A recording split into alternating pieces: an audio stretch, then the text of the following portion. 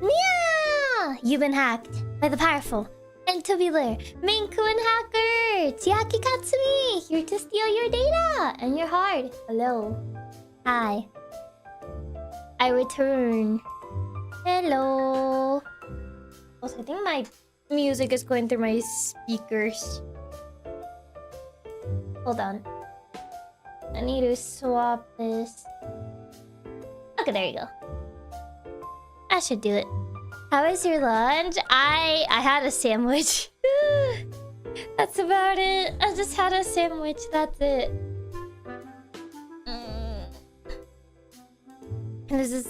There wasn't really much to eat. Not gonna lie, Chiaki, for some reason, I kept thinking the stream was an hour ago. My sense of time is so messed up right now because of the time changes. No, it was 3 hours ago. The other stream was 3 hours ago. Another one with a sandwich. Hey, another sad sandwich? What do you mean another sad sandwich? It was just a ham sandwich with mayonnaise. Hopefully the sandwich was at least yummy. It was fine. It was okay, but the bread was not... It was not super soft, but it was fine. A ham sandwich is okay. It suffices, as they say. Stale bread? I don't think it was fully stale, no, but... It was a little bit tough around the edges, but it wasn't fully stale. Fresh out of Pokemon Scarlet and Violet? What do you mean? Oh, because of the sandwiches in Scarlet and Violet? I mean, I don't know if they're, like, stale in there. I was the last Ace Attorney. I had blocked up ear that day and nothing to clean it. I couldn't hear. Ooh.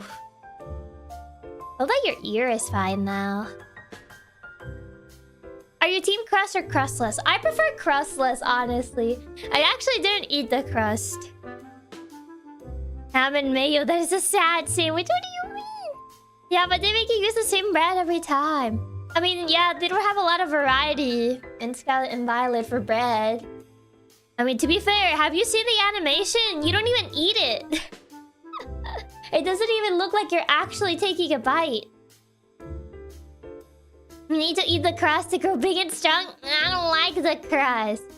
Next you'll tell us you also don't eat the pizza crust. I actually do eat the pizza crust. But I don't like the sandwich crust. No crust. Also, baby. What do you mean, baby? Tiag and I are polar opposites. She's Team Kyogre and I'm Team Groudon. She's crustless and I'm Team Crust. It's just opposite. Hi, Chiaki. Hi, Tarifa. Welcome, welcome.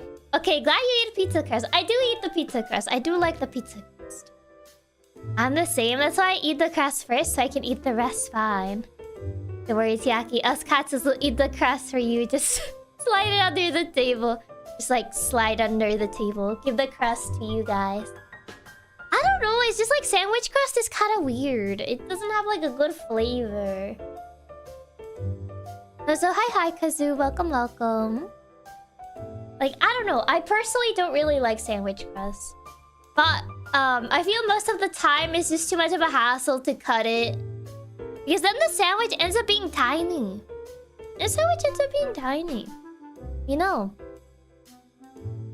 Been seeing you on Twitter, I got pulled for your adorable model. Ah, thank you. Honestly, I actually don't care much for the crust either. I just don't like wasting it. I mean, is it really that much of a waste? It's just crust.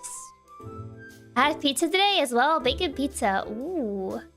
That sounds like a nice pizza. Toasted bread or not toasted? I like both of them, but I usually don't toast it. Yeah, sandwich bread in general doesn't have a taste. That's how you feel it. You feel it with tasty stuff. I mean, the crust itself. That's fair. If you cut off the crust, sandwich becomes teeny tiny. Exactly. Exactly. If you cut it, you get the baby sandwich. I don't know who that is. I don't know who Cup Kitsune is. I have no idea who that is, honestly. I wouldn't mind eating the crust for Aki. That's why perhaps Katsu should invite Aki to some really good sandwich. basic sandwiches are fine. I wouldn't mind eating the crust for Aki. Something I learned today is that if you type the word awesome FMV in a YouTube video, except when typing in text boxes, the progress bar will flash rainbow. Wait, where did you figure that out? Does it work on the search bar? Crust is 20% of bread though. Throwing it away does feel a little wasteful. Then just make it into... what's it called? Compost? Yeah. Sometimes you just want to munch on soft bread. Exactly. Crust isn't my favorite part either, but I'll finish it. I mean, I'll eat it if I have to, but like, I'd rather not. Breadcrumbs or compost, that works. I mean, compost is hard to maintain though. I mean, if you're talking about like not wanting to waste it, you can just make it into compost. I did like Papa John's mozzarella crusts. I think Domino's has like the cheese-filled crust too, doesn't it? At least from what I know. I like the regular crust though. I don't really eat the cheese-filled crust that some pizzas have. But I prefer regular crust. At least for pizza. Yeah, but it's also annoying to cut the crust off every time. Exactly. If you throw your bread crust out in your yard, you'll become a pigeon's best friend. Speaking of pigeons, there's actually like a pigeon nesting in my backyard. She gets startled every time I like go outside to the backyard because she's like right by the door. There's like this like high pillar by the door, and every time I open the door she gets startled. You've been feeding them? No, I've never fed her. She just kind of keeps making a nest over there. Why compost? Why not just breadcrumbs and coat chicken batter and make fried chicken? I mean, yeah, I guess you could technically use it for that as well. I hate stuffed cheese crust. Okay, I hate cheese stuffed crust. I literally have PTSD about them. Wait, really? You're a cat, of course is startled by you. Touché. No, take it so quiet. The birdo keeps getting you startled. I mean, to be fair, they do say that I have had a lot of people say that I'm a very silent walker.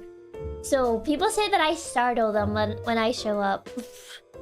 Because I would just like walk and then like be at one place, and then like a minute later I'll be in a different place. And people will be like, wait, were you just like there like 5 minutes ago? And I was like, no, I just walked. Now I'm here. A bird making a nest next to a cat's home. What a strange bird. I know. The cat hacker tried to eat the pigeon. That's why it's startled. I'm not trying to eat it. Literal ghosts sneak up and hack their hearts. Yeah, when I was a kid, they had cheese stuffed crust pizza at school one day, and I got major food poisoning. Oh, that's really sucky. To get food poisoning from like pizza crust. Chiaki's so stealthy. People think she's warping. I mean, I did mention in high school, people thought like they called me like Ghost Girl or something like that, and I was like, what? Like, I remember like meeting one of my friends, and she was like, "Oh, you're the Ghost Girl," and I was like, "The what now?" I'm the what? I've never heard of that. Fun brand. Yeah, the cat knows where it is because it knows where it isn't. Yeah, like I remember the first time I spoke with her, she was like, "Oh yeah, you're the Ghost Girl," and I was like, I don't know what that. I never heard of that before. That's insane to be called that by a complete stranger. I know. The fact they knew you by that name before your actual name. Yeah, I was just like, who started that nickname? The urban school legend, the Ghost Girl. Yeah. Also, hi Rapture Queen, hi Oris, welcome. Have you ever seen that Sherlock Holmes game where they didn't bother animating Watson walking? So instead, they would just teleport in behind you whenever you turn around? I don't know which game that is. I don't think I've seen that game before. It's just like, you know what? We're not gonna animate him. Just teleport him. Oh, Halloween got time on the clock. Who knows what you could be by then? But I'm not a ghost, I'm just a fast walker. And I don't really make a lot of noise. And like, I even startled like family members. They're like, what? When did you get there? And I'm like, I just walked. What do you mean? Like, what? Do you want me to like stomp like a giant every time I like am walking across the room? Just like, don, don, don, don. That way you can hear me. Like, what do you want me to do? It's really odd how it's spread. A lot of people are quiet when walking. I guess so. Oh, so hi, Peter. Welcome. Back in my home country, it's a super fast-paced place. You zoom around at normal pace, and then your friends call you a ninja. I'm just in general like a fast walker. I power walk. Chiaki has to wear the cat bell, so we always know where she is. Gotta get one of the cat bells so people can hear you walking around. You're not the first one to make that joke. I think someone actually told me before, like, oh, we're just gonna get you, like, a necklace with a bell around your neck. So that way we know when you're, like, actually, like, walking. And I'm like, I refuse. Sorry, Chiaki, but from now on, you're legally obligated to yell like a siren to tell you're going. Sirens don't yell. Unless you mean, like, the alarm siren, not, like, the actual creature. But I don't think either... What, am I just gonna go, like, whoop? Maybe not a ghost fan Enderman. Maybe Watson didn't have a walking animation. That's why somebody did a silly video like a creepypasta. I miss Chiaki. I feel like I can hear her spirit. A lot of people walk down with the heel down first. It makes a louder sound. Is that what it is? Chiaki really is solid snake. I'm a snake eater. Ring Roger. Who's Roger? I walk fast, but a lot of it because I'm tall. Hard walking. I've not heard of that game in ages. Megamind? The alarm sirens.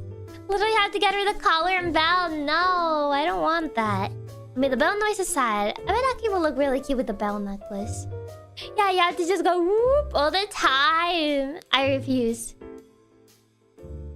The reason why sneakers are called sneakers is the rubber is quiet, so they naturally make you sneak. Kinda true. What bit of your feet lands first and cushions the sound? When that Snake Eater remix comes out, we need to get you to play it. What's it called? Solid Snake Triangle. Because at the time, I didn't know that the triangle meant delta, so it's just like, oh, that's cool. I want to play Solid Snake Triangle. Not the triangle. Metal Gear Solid Snake Triangle. Ooh, not to be Solid Snake, you have to be walking using a cardboard box.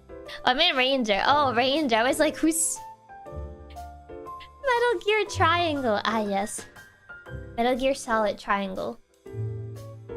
Basically, it's called Delta, so it could be Metal Gear Solid 3 Triangle. I just think Triangle is a funnier name. Metal Gear Solid Triangle, my beloved.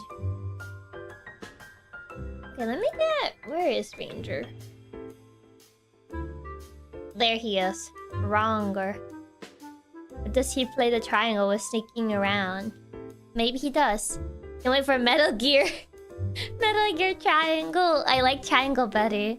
Triangle is funnier, and no one will know what we're talking about. Exactly. I just think it's funnier. It's a funnier nickname, if anything. Also, I feel like I mentioned this before, but, did you know?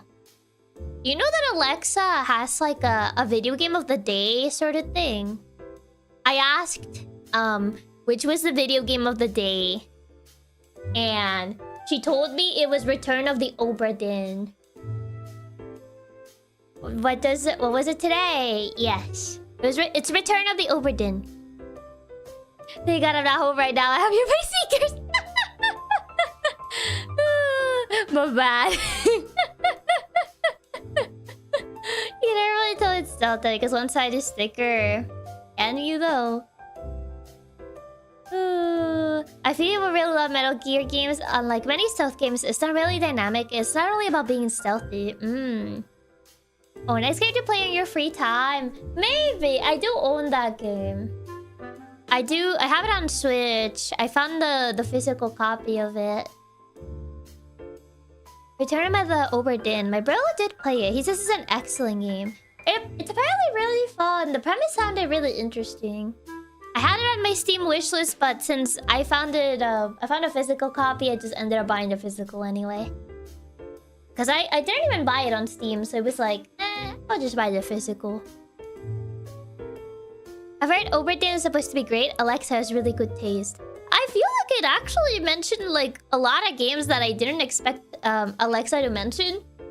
I remember one of the days was what's it called? They mentioned Sea of Stars one time. Another day I know Alexa mentioned No Man's Sky. I'm trying to remember which other ones that it has mentioned. Because I keep asking Alexa whenever I remember. I know, yeah, it also mentions Celeste as well. Alexa's gonna be designing the games now. You're buying the physical? Yeah. I see someone play Oberdin. It's okay-ish. I mean, it's like a very detective-ish type of game. Like, if it's not your type of game, then yeah, you might not like it, but it looks interesting. Game database is actually pretty big. It is, yeah. Detective mystery game probably will be your thing. Yeah, that's initially why I bought it, because it was a game that I already had on my radar. So I was like, oh yeah, I'll just buy it since it's here. Yeah, you're going to use Alexa to figure out the next game. I mean, no, I didn't ask Alexa. I made a poll, actually. I made a poll to decide the game for Thursday. Because I couldn't decide. I was sitting there and I was thinking about it and I was like, I don't know. I suppose Alexa has been fed a lot of information with good games. Maybe that's why it's not recommending games such as Fortnite or Roblox. Yeah. Sea of Stars is pretty interesting. It's one of those games where all the games by Adept share the same universe. I remember hearing a lot of hype about that game, but I never got around to playing it. Yeah, I think Oberdin's one of those games you have to play properly to enjoy them. As an spectator, it loses half of the experience. I feel like maybe it's one of those games that it's better to play than to watch. I don't know. I did not see Family Feud. That's because I already added it on the schedule. I wasn't even... Oh god, that was loud. Something fell. I was not asking about adding Family Feud. I am adding Family Feud. It's not even a matter of a question. It's a matter of I'm doing it anyway.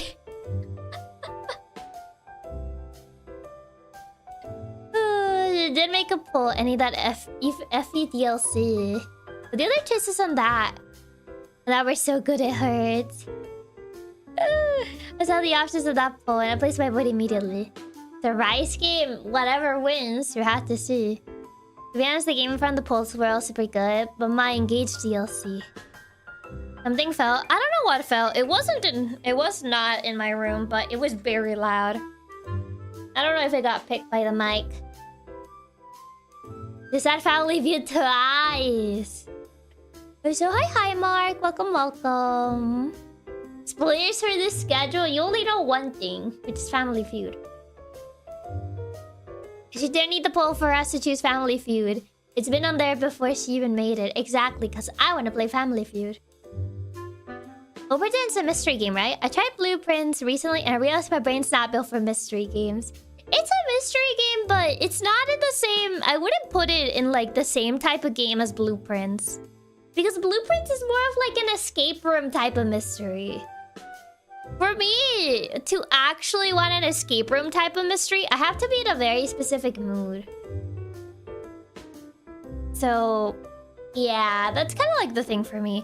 So, I kind of prefer more like investigation type, like actual detective stuff, rather than just like, yeah, escape room. Yeah, Blueprints is escape room, not a regular mystery game. It's not the same type of game, so I wouldn't put them like in the same category. Family Feud and whatever wins the poll. So we know two of them. I suppose. Oh, okay. You actually... Yes, actually, this stuff is easy for me to wrap my head around. Yeah, it's more detective rather than escape room. I mean, escape room normally have a theme or story. Is that a puzzle game alone either? But Blueprints is literally just escape room without really, like, a story. It's just like a roguelite set of rooms. My bro played also Blueprints, but it's really not only an escape room. It's more roguelike where you have to strategize your path and you'll take.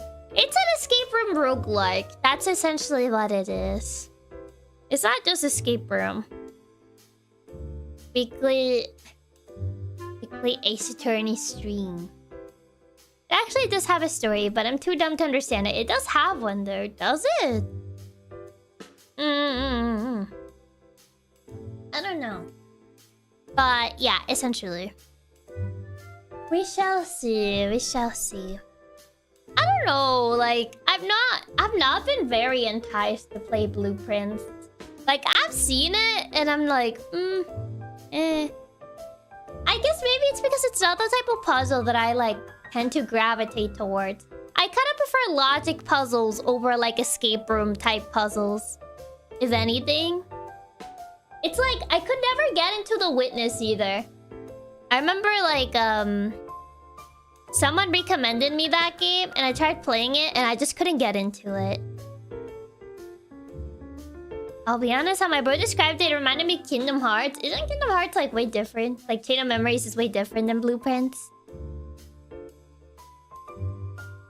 I've seen Blueprints, but the roguelike stuff and escape room puzzles are not for me. That's fair. Also, hi Christian, welcome. I'll be real, I tried it because my roommate had it on his Steam account so I could borrow it for free. Okay, yeah, well that's different, yeah. Have you ever played the Zero Escape series? There's also escape room puzzles. I haven't, but I do have one of the Zero Escape games. Kingdom Hearts mention. Yeah. I hated The Witness, it was so tedious. I only did a few puzzles and just said nah. Yeah, I only did a few of them and kinda just... I couldn't get into it. That's fair, it may not be your type of thing. I think something like 999 Zero Escape. Yeah. Are you playing The Witness? Will be very funny. It's not. I don't think it'll be very entertaining though. Instead of The Witness, play The Looker. If it's the same style, I feel like I won't really like it. Escape room puzzles are very hard to solve. Oh yeah, they're supposed to be challenging. Zero Escape games are escape games, but they're very different. I've heard lots of good things about Zero Escape. I own one of the games on Steam, but I never got around to playing it. Have you played Yakuza? No. I've never played the Yakuza series. I own like one of the spin-off games? Or at least that's what I'm told that it is. I own Judgment. I have Judgment for the PS4. But I haven't played it yet. Someone said like it's like a spin-off of Yakuza, or it's set in like the same universe as Yakuza or something like that. So I need to play Judgment so badly. I need to get around to playing it. After the Monkey Ball streams, Chiaki has a vendetta against Kazuma Kiryu. It's in the same universe. The Looker is a game that makes indirect fun of The Witness. But yeah, I feel like games like The Witness are not really like my type of game. Zero Escape is half the end, other half is puzzle solving. It's really good. I went through the first game.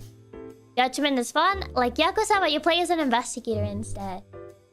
Yeah, I like the premise of like Judgment, so I was like, oh, I want to play Judgment. Also, hi Yam, welcome. Can't stay but have fun playing Ace Attorney. Thank you. Hope you have a good rest of your day or night. But yeah, I don't know. It's not really something that I am particularly interested in playing. I know you would really like Judgment since you love the investigating parts and getting to just throw hands. Exactly. Getting to just throw hands. That's the one thing. I feel Chiaki would really enjoy the silly moment of those games. Yakuza type of games are both serious and hilarious. I've heard lots of good things about it. And I've had a lot of people recommend me Yakuza too, like the Yakuza series. And it looks fun. I've seen gameplay from it, and it looks really fun. So funny hearing escape room talk, because I just did one today with some friends. Was a blast. Ooh, really? Like, it's as if you could just start punching it von karma. You could just start punching von karma. Imagine. You could just throw hands with von karma. The Yakuza games are a ton of fun. The newer games are turn-based RPGs now, but they're also really good. You be goons and then you help the citizens. I see.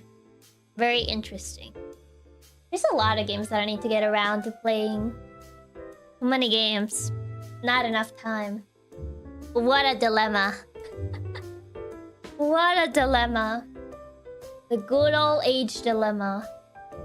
Too many cool games to play and not enough time. Yeah, I can finally achieve our dream of shaking Edgeworth.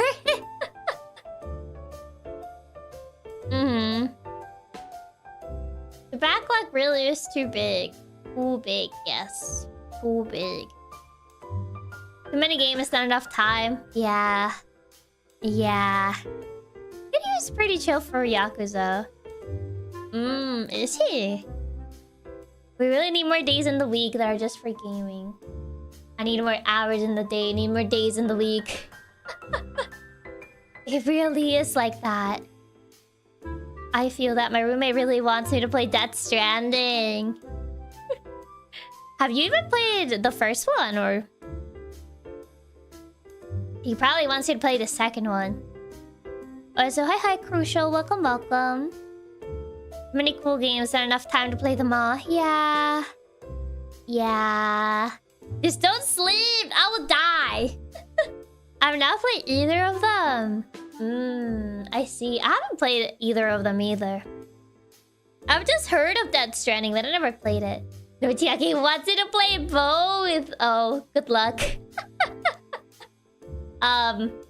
Good luck getting through both. How long even are the Death Stranding games? You already don't sleep. That's not true. That's not true. That's not true. This is a lie. So, ohayo, Karakuta. Welcome, welcome. I already don't sleep. There's still not enough hours for gaming time. Man. I haven't played Amazon Delivery Simulator either, but I know Pekora's in the second game. Yeah, I know she is in the second game. For sure. If Kojima likes something, Kojima will add it. Oh god, apparently just the first game is 40 plus hours? Jeez. How many of those are cutscenes? How many of those are actually cutscenes though? That's the real question.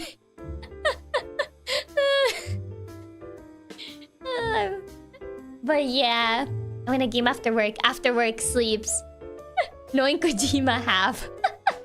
I played Death Stranding and it was really nice. I didn't complete it because other games, but it's not only a boring walking sim. There's a lot of action parts. Probably 20 of them are cutscenes. I see. I see. 20 of those hours are cutscenes. The other 20 is game. That's attorney. Do you like logic? I do. I looked it up. 11 hours? Oh my god. That's a lot of cutscenes. 11 hours worth of cutscenes. My guy really did wanted to make a movie. Well, Aki, it took like an hour or two to start playing the game because cutscenes. Maybe it wasn't a joke when they mentioned he really wanted to be a movie director. Bro, I could watch like all of Attack on Titan in that time. Bro made multiple movies. I know he wanted to be like a movie director, like a proper movie director. Wasn't that like the thing with Kojima? At least that's what I heard. What have I signed up for? Good luck. Good luck. That's all I can say. I wish you the best of luck. That's not a movie, that's like several seasons worth of cutscenes. Movie 11 hours is worth half a TV series season. Yeah, Kojima was heavily inspired by directors like Guillermo. Kojima does whatever Kojima wants. I mean, Kojima adds whatever he likes in the games. That's why Pecora is on the second one. The second Death Stranding. Chiaki's no joke. Metal Gear Solid for cutscenes is longer than what it takes to beat the actual game. You just wanted to see feet. Good luck, Chiaki's condemning me to my fate! Yeah, that's where like Kojima made a trilogy of movies. He wants to put a VTuber in his game, he'll put a VTuber in his game. He puts whatever he wants in his games. He doesn't hold back. If he wants something, he's gonna put it. I mean, based. If I made a AAA game worth millions of dollars, I'd put Chiaki in it too.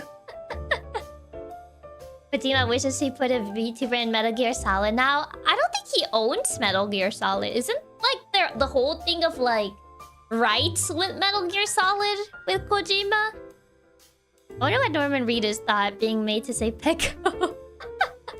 I wonder what went through his mind at that moment in time. No, Metal Gear Solid is owned by Konami. Yeah, I don't think Kojima can do like anything Metal Gear Solid related. Because Metal Gear Solid is Konami's IP. Yeah, no, that's why I wish. I do remember hearing that there's a character that essentially looks a lot like Snake. But obviously for legal reasons, like, it's not Snake. But I do remember hearing something like that in one of Kojima's games. There's a character that looks a lot like Snake. But, like, obviously he can't say it's Snake because, you know, legal reasons. And because, you know, IP reasons. It really is just off-brand Snake. I feel Kojima's way of making games is pretty unique and innovative. I like how he tries new ideas, but like 50% of his crazy ideas get shut down by his own team. I remember seeing like an interview of like someone that worked with Kojima, and like they mentioned how it was like really interesting working with him because of the ideas and like his thought process for things. Honestly, considering how many snakes, yeah, I would not be surprised he did that. If you think it's a snake reference, it is one. Has to call him Snick. Exactly, just Snick. The give. Colonel, I'm trying to sneak past the guards, but the sound of my ocean starting scream keeps alerting the guards. Oh my god, the give. I've heard Kojima's wild, yeah. But thank you for the tip, Raps. Thank you. I think Ranger's not set up. Yeah, I think I forgot to fully set him up. Instead of Metal Gear, Kojima can just like Metallic Cog with main character Condensed Cobra. I feel it'll be so on the nose, but I don't know, like, if he would be able to get away with that. I mean, I guess if he got away with that other snake reference, because it's legally distinct enough, maybe he can get away with that, but I have no clue. I have no clue what he could get away with if, like, he tried. If he really wanted to try. Kojima's considered to be eccentric by some others. Some of the stuff that gets cut is really interesting. The Metal Gear Solid 5 Phantom Pain wasn't actually only 75% complete. Interesting. But yeah, I have heard that apparently he is definitely quite an interesting person to work with. From like what other people have said that have worked with Kojima. I feel there's a big difference between the small reference versus him just making the games again with a different name. Yeah. I mean, if he really wants to try redoing Metal Gear Solid, he could totally do a legally distinct version with his current team. I mean, I guess, but I feel like that's not what he wants to do though. You know what I mean? Introduce Kojima's new OC, Salad Sneak. Salad Sneak. Wasn't Metal Gear Solid 5 the one where the true ending was only unlocked when every player online disabled their nukes in the multiplayer? Is that a thing? No way, right? Kojima sort of reminds me personality-wise of Yusuke from Persona 5. I feel like he wants to make new stories. I feel like he just wants to make new stories, not just rehash the old ones. Yeah, I feel like that's the case as well. Yeah, I don't think he even cares about doing something like Metal Gear now. Yeah, I don't think that's the direction he's going towards. I'm pretty sure it was a thing, which is why it took years to unlock it. That's actually crazy. That's insane. That does sound like a thing he would do, though. Honestly, I could see it. There was a thing, it's like 100% real. It was more of a special ending. You know, if you told me that someone else did that, I wouldn't believe you. But since you mentioned it was Kojima, I would believe it. It is crazy, but it's the exact sort of crazy that Kojima would do. If I could put my Oshi's voice act in a game, I'll make her say tubular, don't explode in... That's the Dale Pitbull style. Kojima isn't very interested in Metal Gear anymore. Yeah. I mean, it makes sense. It's not like he can do anything about Metal Gear. He no longer works in Konami. So... And I don't think he wants to go back to Konami anyway. He already has his own studio. He's already making his own things. So I don't think he cares about Metal Gear anymore. Oh, it's Kojima? Yeah, that sounds about right. I could see it. I could see it coming from him. I can see the vision, if anything. It only happened in 2020 where they finally disabled all of them despite the game coming out in 2015. So it took 5 years. It took 5 years just to find that out. That's actually insane. That's actually insane, man.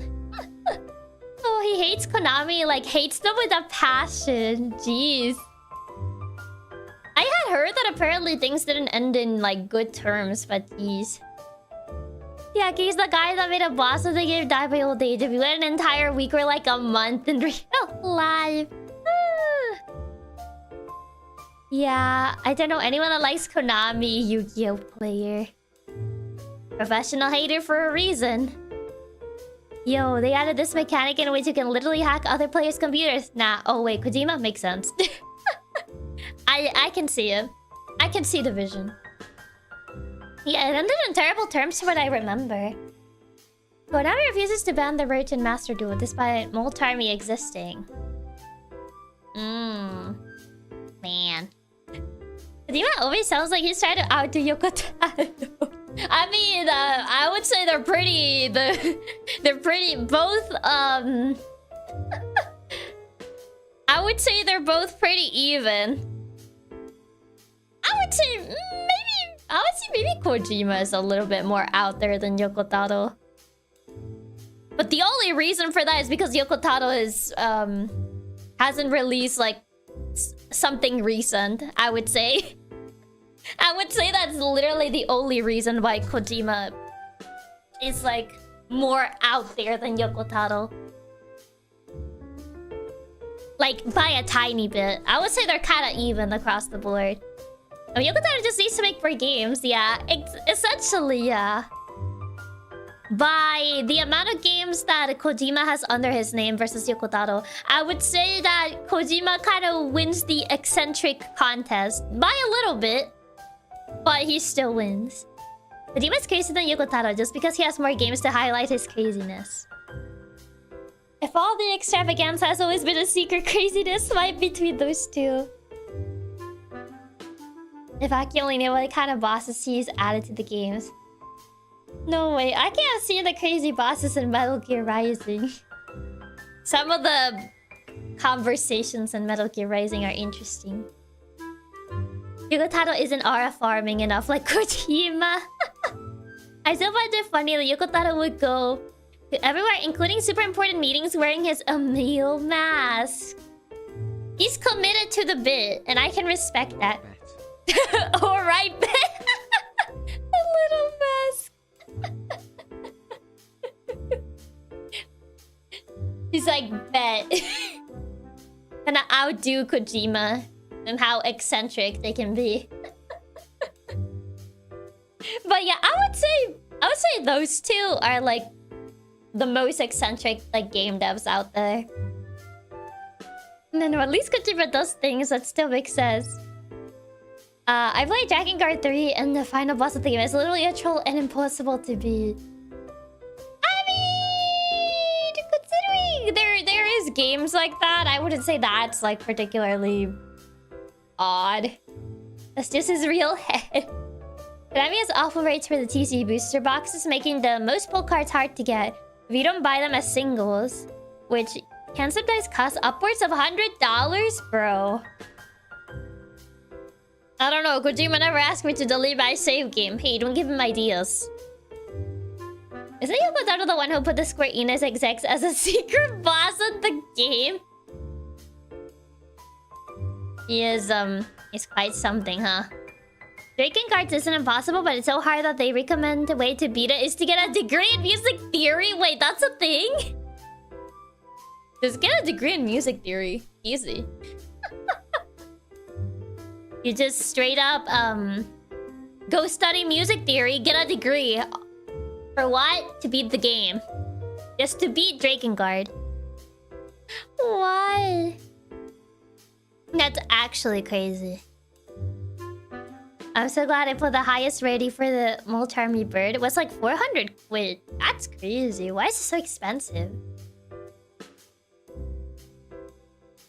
Drakengard might be almost as confusing as Kingdom Hearts. So you're saying I'll have an easy time with Drakengard? I mean, if you have a music theory degree, yes. Me, when I decide my college degree based on wanting to beat a video game. So you beat Drakengard, you're legally entitled to a music theory degree. Maybe. You activate the Drakengard song waves after the screen fades to black. Yes, it's literally the way to beat it, since they switched it to a rhythm game out of nowhere and have the screen go completely black at one point. Now to literally guess where the note is by sound. Man, that's actually crazy. That is actually crazy. What even? Okay. It's game time. It's 80s gaming time. Game time. Bow, bow, bow.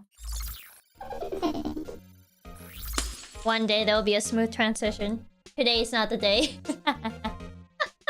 Today is not the day. One day I'll figure out a smooth transition. But today's not the day. It's lawyering time. I think we did talk to this lady, yeah. There might be something still in this area to look for. Is there? Doesn't seem to be. Yeah, it literally went, it's gaming time and gamed all over. Exactly. That's essentially what happened. Oh, I can go to the High Prosecutor's office. And Aki lawyered all over the place. We're just talking to the dangerous woman. We did. A single mistake, I had to start over and the whole thing is like 8 minutes. Jeez.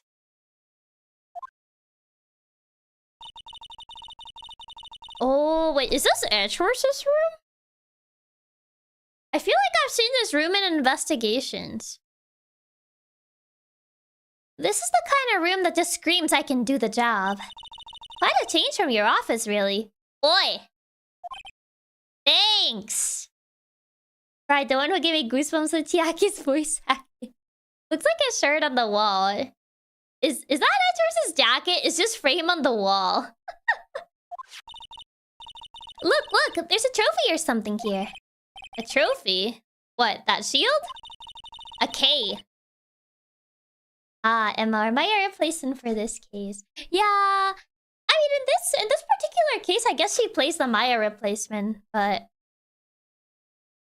in other games, she doesn't really play the Maya role. But I guess in this one, she kind of does, huh? Oh, those quotes in the wall seem very Edgeworth. Only Edgeworth would be so full of himself that he frames his own outfit. Bro. Takes real nerve to display stuff like this.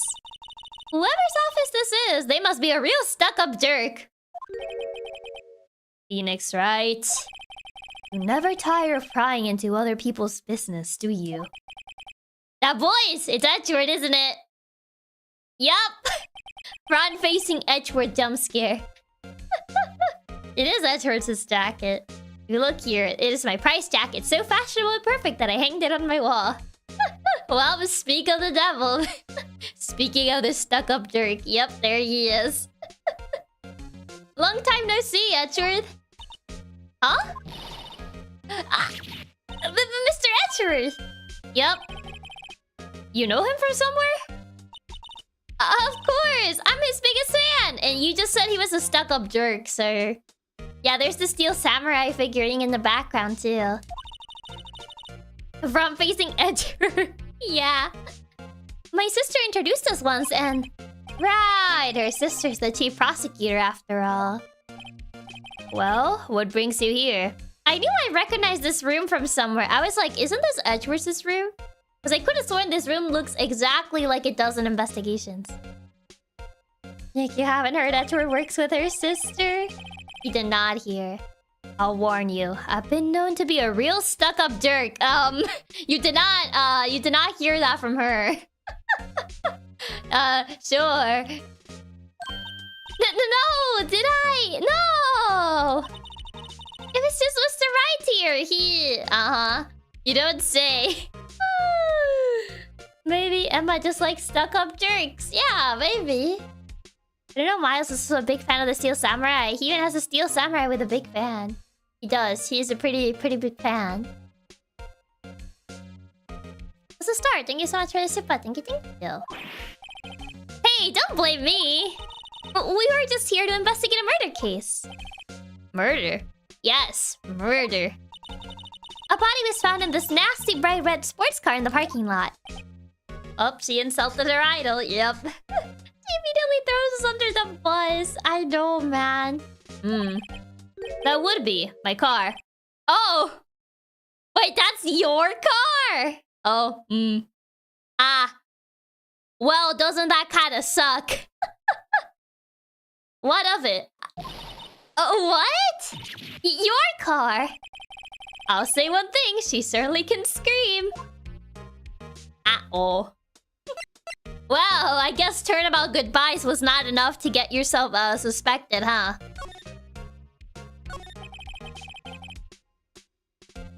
MG Miles, can you not be a suspect? I guess he wants to take Miles' record. So, the body was found in your car? Go ahead. Say it right. Man, Edgeworth, you did it again. You think I did it, don't you? Bro, do you have such low faith in me after I defended you in court? Bruh. Edgeworth really goes through it constantly, yeah. Why are you looking at me like that? He's like, So smug. After you went through all that trouble to help me last year, no less.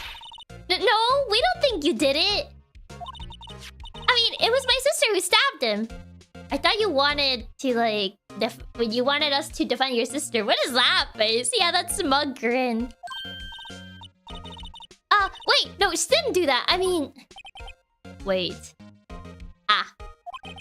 So you're the chief prosecutor's little sister, then?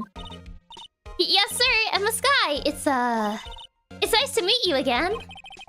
No, that didn't sound worst at all. What's with Edgeworth's look? He's smug. He seems to be done this time. To be fair, when you defended him, he was also saying he was the killer. Yep, he was. Emma, you're not helping your sister's case right now? Now I remember. You've really grown. I'll admit it was a surprise for me too. Thinking that my own car would become the scene of a murder. More surprising still, I'm being forced to prove my superior's guilt. Yeah, that is true. Well. Wait, that was last year, so does that mean Emma's actually even younger than Maya? She is, I think. I think she mentioned she was like 15 and Maya's 16. Or something like that. Like, she mentioned she was gonna turn 16, so I think she's 15. She's 1 year younger.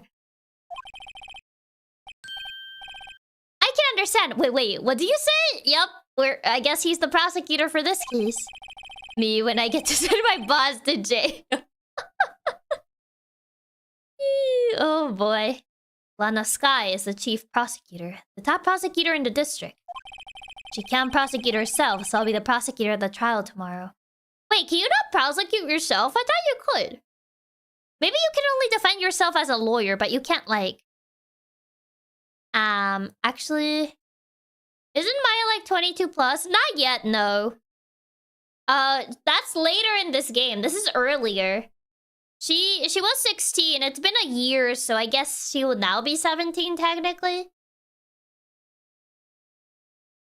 You better help us this time, Miles. Yeah, exactly. You? Mr. Edgeworth. Edgeworth. No, you can only defend. You can only defend. You can't incriminate or prosecute yourself. I see. Yeah, since prosecutor represents the state, you can't represent the state while you're the culprit. I guess it really works for attorneys to, like, defend yourself.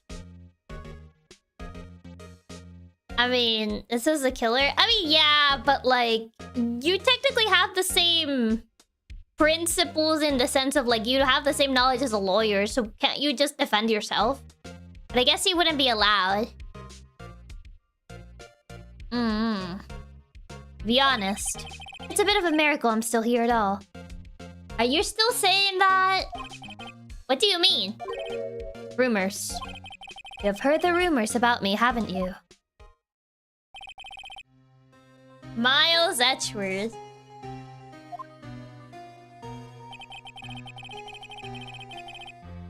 It's hard to remember a time when there weren't rumors about this guy. What rumors? I'm assuming, like, the rumors that happened, when he was essentially suspected to have killed that other guy. Bro, Edgeworth, it's been a year, man. Yeah. What rumors? I know your secrets, Miles. Maya's still 17 here, I believe. I think she turns 18 between here and the next game. Didn't she mention being 16? I could have sworn she mentioned being 16, not 17, though. Look at him doing the finger thing. Forging evidence, arranging false testimony, illegal searches, you name it. Oh, that right, because he was under Von Karma.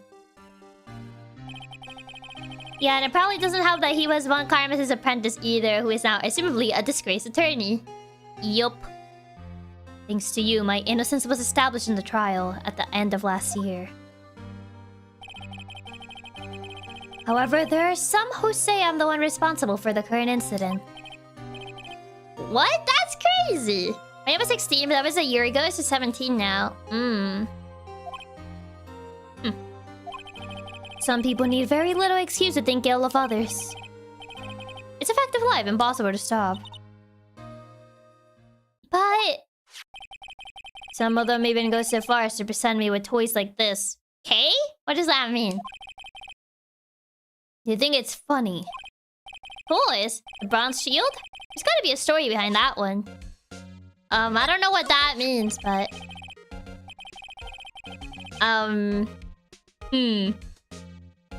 Yeah, what is the K exactly? Kilobyte. I don't know. What sort of insult is behind the K? Chief Prosecutor Skye. Yes, we first worked together in a case 2 years ago. I met at Edgeworth. You just wanted to show off that trophy to us. Totally, that was his rumor. That was his intention all this time.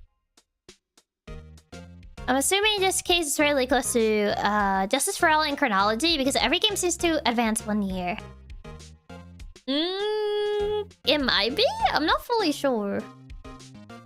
Kilogram! I said kilobyte, not kilogram. The KB's Katsumi and he stole it from Chiaki. It was my first big case. That's right, I remember.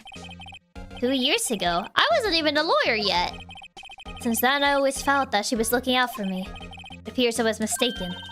Mistaken? Why? Why? I mean, I know she's not the warmest person. But I'm sure she felt some responsibility for you. Then, why? It all comes down to why. Why did she stab someone in the trunk of my car? You know, your car just happened to be the nearest one. Nothing personal. Oh, so, hi, Sabiaru. Welcome. So I'll be lurking. Hello, Fox. Hope that your birthday's been going well. Not only that, she stabbed him with my knife. Okay, maybe it is personal. I was gonna say, maybe the car thing wasn't personal because, you know, it just so happened that your car was the nearest one. But if she also stabbed him with your knife, you know, maybe at that point it is personal. Okay, I'm trying to think it might have been personal, actually. Never mind. I take that back. It might be personal. Oh, what? Mr. Edgeworth, your knife was the murder weapon. Next, he's gonna say she used his hands to stab the guy, too. Makes it seem like she's trying to frame him. Yeah. It's not looking good. Oh, God. I ate 300 grams of chicken. Still pizza and cake for the night. Ooh, that sounds really good. Okay, 2 things having to do with him. Maybe it's too much of a coincidence. Maybe someone actually hates Miles in the office. Maybe so. I'm starting to think maybe it is personal. To be specific, it was the knife I keep in the toolbox in the trunk of my car.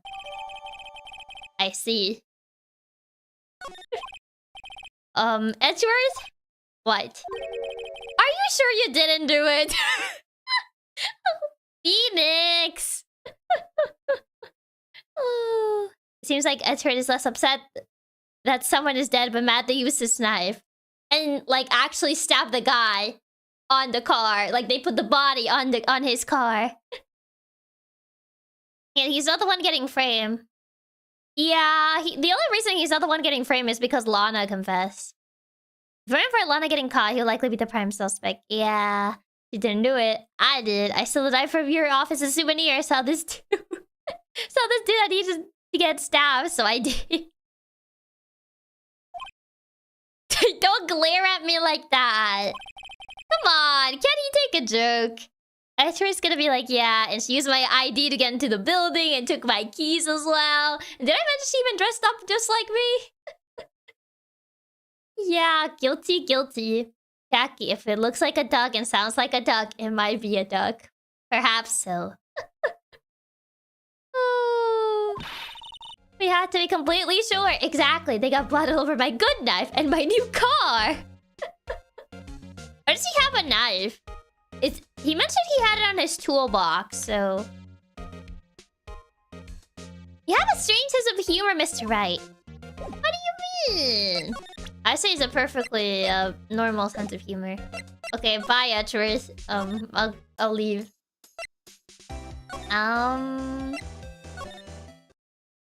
She's not back, so I guess I need to do something else in here. I guess there has to be something else I can talk to him. True. What useless knife has in the toolbox? Phoenix, I think Edgeworth wasn't amused by your silly joke. What if you need to open a door and you don't have, like, your keys? I don't know. What else will you use a knife? Hi, is this yours? Say, Edgeworth, I was wondering about this. Mr. Wright? Huh? What? Are you sure you should be showing that to Mr. Edgeworth? Oh, he'll take it for sure, won't he? Ah, I wish I could be on the same side as Mr. Edgeworth. But then my sister would be found guilty.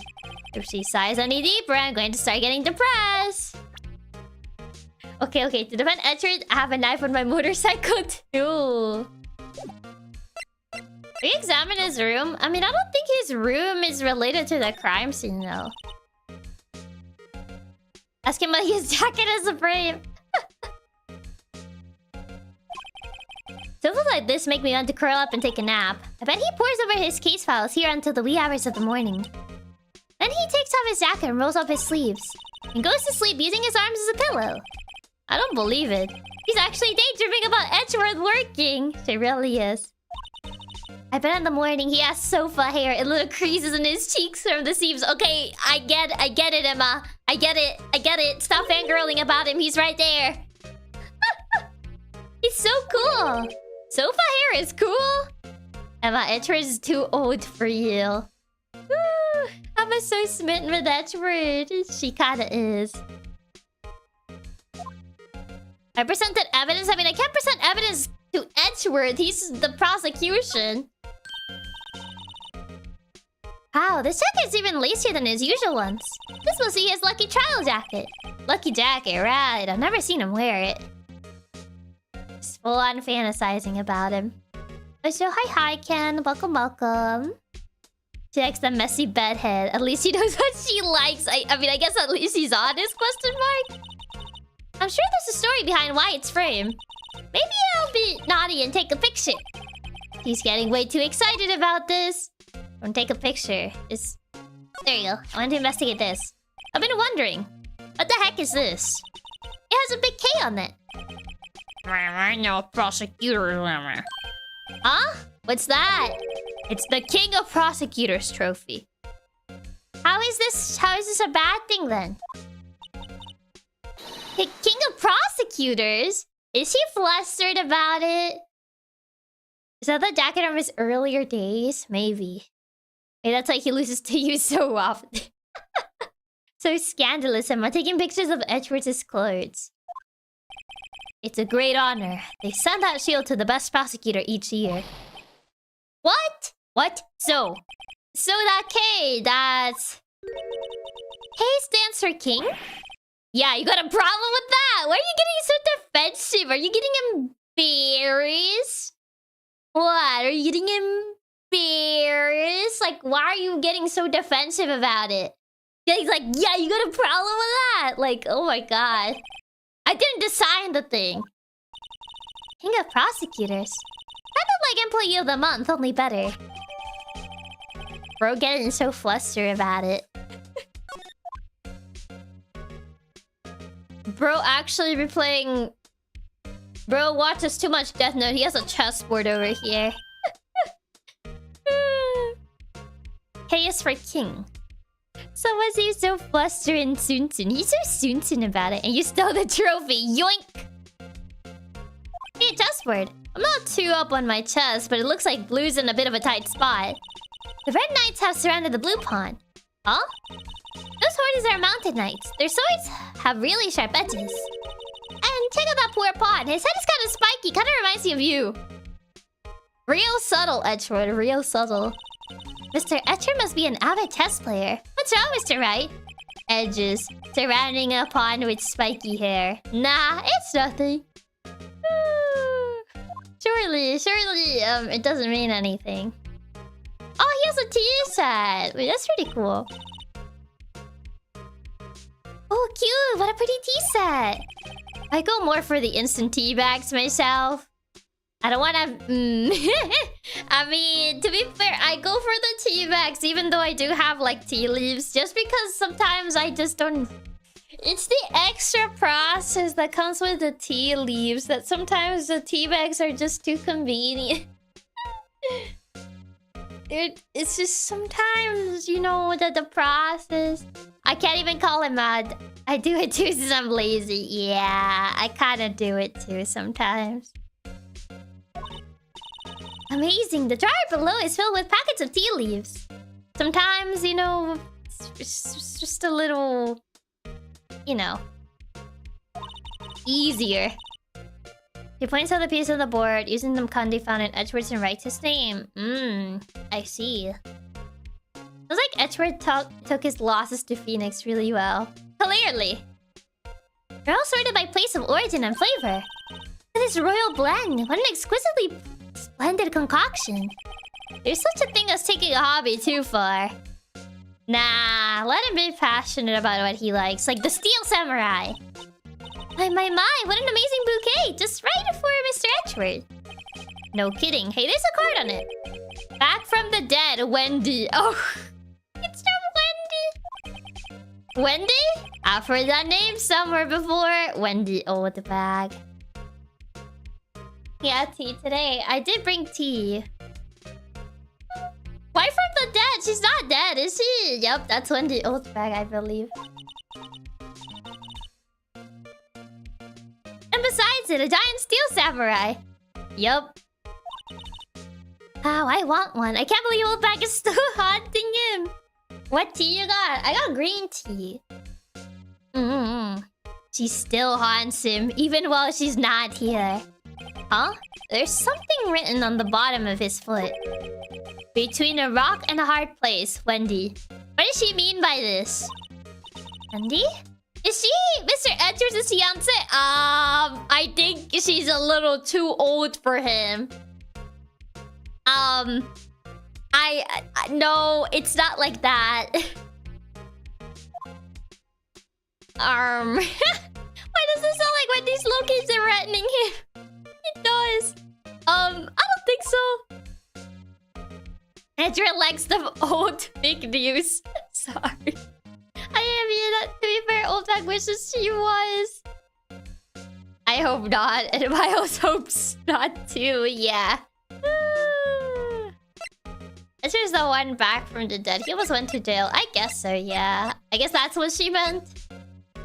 Dude, 10%. So, what do you have to say about this? So, basically, this says you were the best of the best last year, huh? Why does he look so funny like that? You can't take that foolish grin elsewhere, right? Why are you so defensive over this? I lost a day of work to receive that travesty. Huh? Why? Whoops, I skipped it. I had to go to the police department to receive that broken shield. Oh, whoops, that's the wrong button. I was trying to figure out where the log is, because I accidentally skipped the dialogue. I had to go to the police department to receive the broken shield. The police department? Yes, right next to the police station downtown. You have been there, haven't you? Is that like that scene from Meet the Robinsons? There's no log in this remake. Oh, there's no log in this one? I thought there was. No, it's not minus. Where's where Detective Gumshoe works? Yeah. I was wondering something about your shield. Why is it broken? What does it matter? I got more important things to worry about. Why are you so defensive? You don't have a log in this? Apparently not. Accident to switch screenshot. Those are like that scene from Meet the Robinsons. Wait, there's not that? That's kind of lame to not have on the log. I would have thought they would have added that on the remake. Miles, they gifted you an award. At least take care of it. Yeah, like, come on. That's the least you could do. Yeah, the accidental screenshot. Yeah. Oh, right. He doesn't seem too concerned about his award, for better or for worse. Yesterday was a very busy day for the prosecutor's office. Maybe we should ask him more about yesterday? Okay, guess we ask him about yesterday then. Okay, what happened the day of the crime? Could you tell me more about yesterday, the day of the murder? Yesterday was the annual cleaning day at the prosecutor's office. You have an annual cleaning day? Cleaning day? Working with the police department, we sort and file all evidence for solved cases. We call it evidence transferal. Wiping your hands of old cases in other words. Oh, and another thing. The ceremony was held at the police department. He's extra tsundere, I know. I could have sworn I used the log once last time I played it, but maybe not. It doesn't seem like there is. Okay, to be fair, he probably didn't feel like he actually deserved the award after all that happened, maybe. I mean, but did he really have to break it, though? There's so much blood, they need a specific cleaning day. Like, only once a year, though? They said it's an annual thing. There's an annual review and awards for outstanding police officers and prosecutors. And that's when you got the shield? I was at the police department yesterday afternoon. I got back here at 5:12. That's very precise. People like myself and Mr. Etcher pride ourselves on our precision, Mr. Right? No, I place little faith in my memory. Then how do do you know exactly it was 5:12? Did you check your watch? Did you write it down?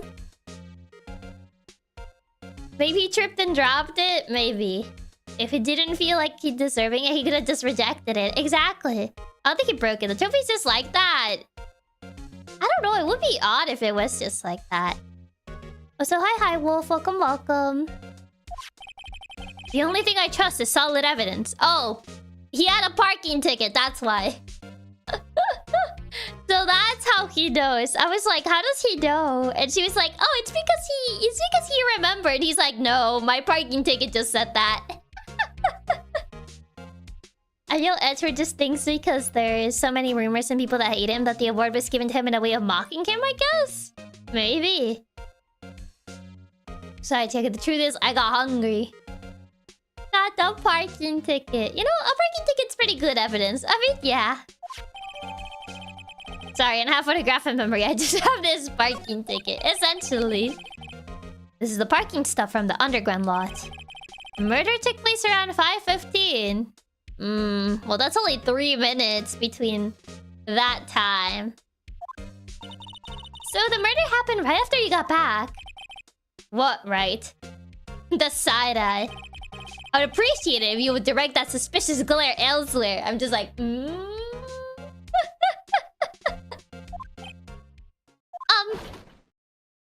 Who's this guy? Excuse me, but is Mr. Edgeworth, anywhere on the premise? I'm Edgeworth. What is it? I'm here, sir. At the request of the chief, sir. I got your report, sir. Report? What? You find new evidence in the case against Chief Prosecutor Skye. Where's this guy? Hey, Trevor, how do you not notice a murder in your car 3 minutes after you got there? It's just casually just a body in your trunk. It's just like, eh. Oh, the music changed. I don't like the way this conversation is going at all. Skye, sir? No, sir. No name of that kind, sir. None in this report, sir. At all. At all. I think I just heard Edgeworth's lid below. Mr. Edgeworth's lid isn't on very tight, is it? I made a clear request to the police department, did I not? I need to focus on the trial tomorrow, so don't bring me anything unrelated. Sir, but, sir... I'm just following orders, sir. They told me to bring this to you. I wasn't aware of the particulars of your arrangement, sir. Give me your name. Yes, sir. Meekins, sir. Officer Meekins.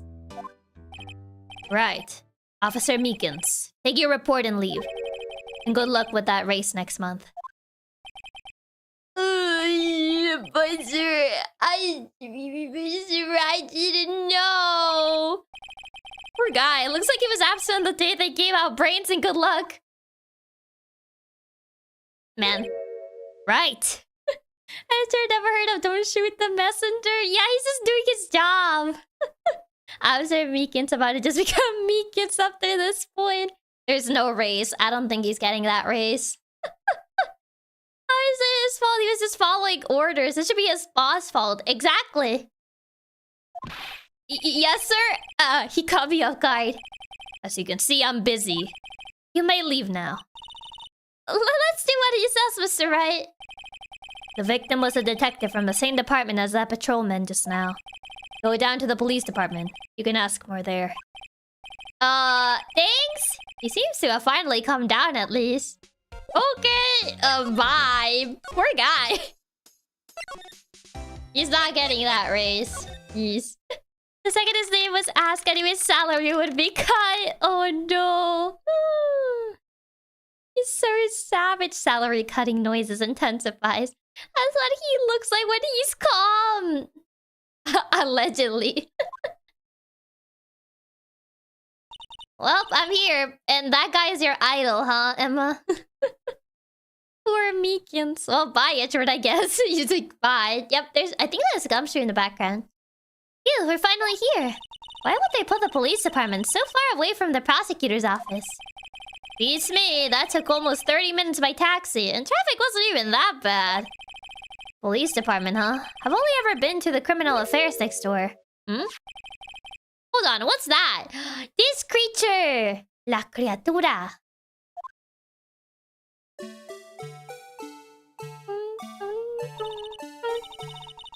disturbing. Why does it undulate like that? Oh wait, I know. This is the blue badger. The blue badger. Dun, dun, dun, dun, dun. Creature. They're trying to make him the police mascot. His music isn't PTSD. Why?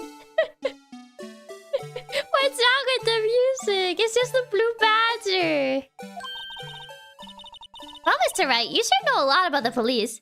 No option to set fire to the blue badger. Immediate 0 out of 10. Why do you want to kill the blue badger? Still, he does seem familiar somehow. So much violence against the blue badger. I love so much the blue badger mascot. Low-key, the music feels like it'll be in a horror game. For wanting to make him the mascot, that's when he's in really bad condition. I mean, it seems like even in Chad, he already has a couple enemies, so... I'm assuming the blue badger also has a couple enemies out there. The blue badger hate. Still, he does seem familiar somehow. Unironically, yeah, it sounds like horror game music. He's just a little guy. Forget the blue badger. Who's that next to him? Someone appears to be dancing with the blue badger. Uh-oh. He noticed me. He sure is running over here fast. Hey, pal! What are you doing here? He was dancing to the Blue Badger song. It just leaves a red handprint on the face. That's my lie detective, Gumshoe. My boy seems he's about ready to cry. Oh, man. Specifically, why were you dancing over there?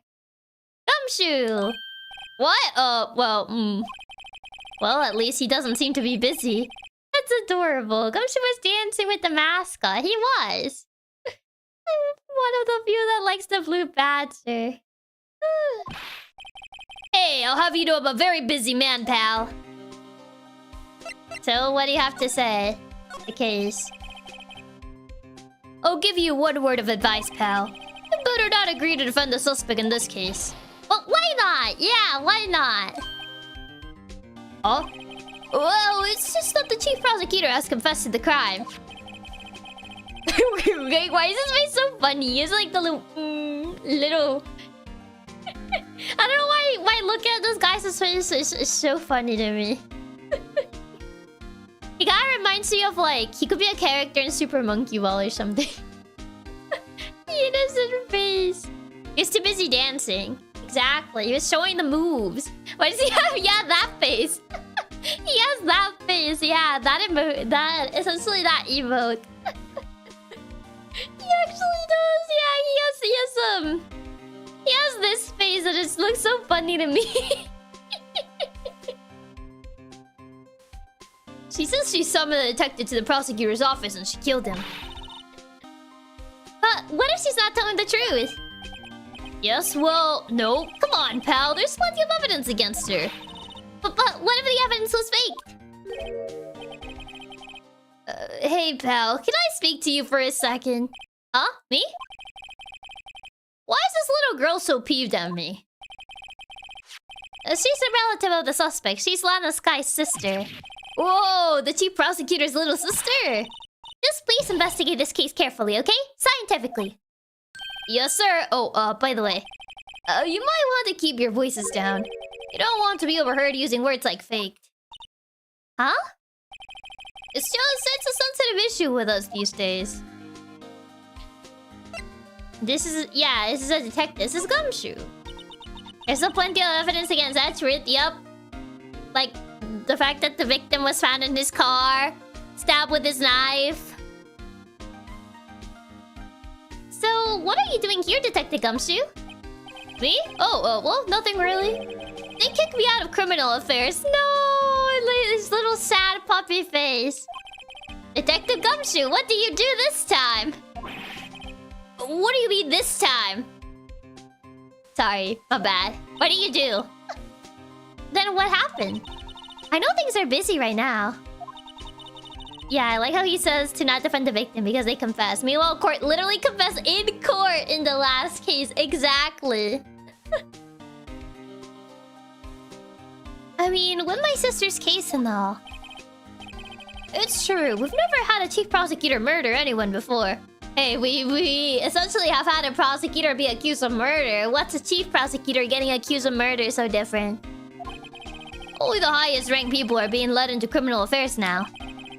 The lowest ranking guy in there is our chief of detectives. They're not letting any of us rank and file detectives in at all. He's so sad. Yo, first time. So that's why he looks so much like a puppy today. He's sad. He got kicked out, and the thing that raised his spirit was dancing with the blue badger. Yes. He really did get his salary cut. Man! None of you? I know this is an important trial, but isn't that a little odd? So anyway, I thought I would spend the day getting the badger dance down pat. He was doing the badger dance. Do they ever show what the badger dance looks like? It'll be really cool if we could see what that looks like. Isn't there anything else he could be doing? No, this is very important. I need to see the badger dance. The official Ace Attorney Twitter should release what the badger dance looks like. Here's the difference. The chief prosecutor isn't Gumshoe. I guess, but... Does Gumshoe don't have friends? Why is he dancing alone? Don't bully him! At least if he loses his job, he'll have a backup as a mascot dancer. Yeah. Can we not see the dance? I need Gumshoe doing the badger dance. He just got the boot. Boy needs all the happiness he can get. Exactly. Let him do the badger dance. Pause everything. We need to see the badger dance. Come on. We need to see what the badger dance looks like. The chief of police himself is directing this investigation, pal. Oh, it's this bozo. I mean, this guy. An Officer Marshall was assigned to the underground parking lot. Officer Marshall? Oh, yeah, this guy. Now that I think about it, Emma did seem to know that Marshall guy. Straight to boys.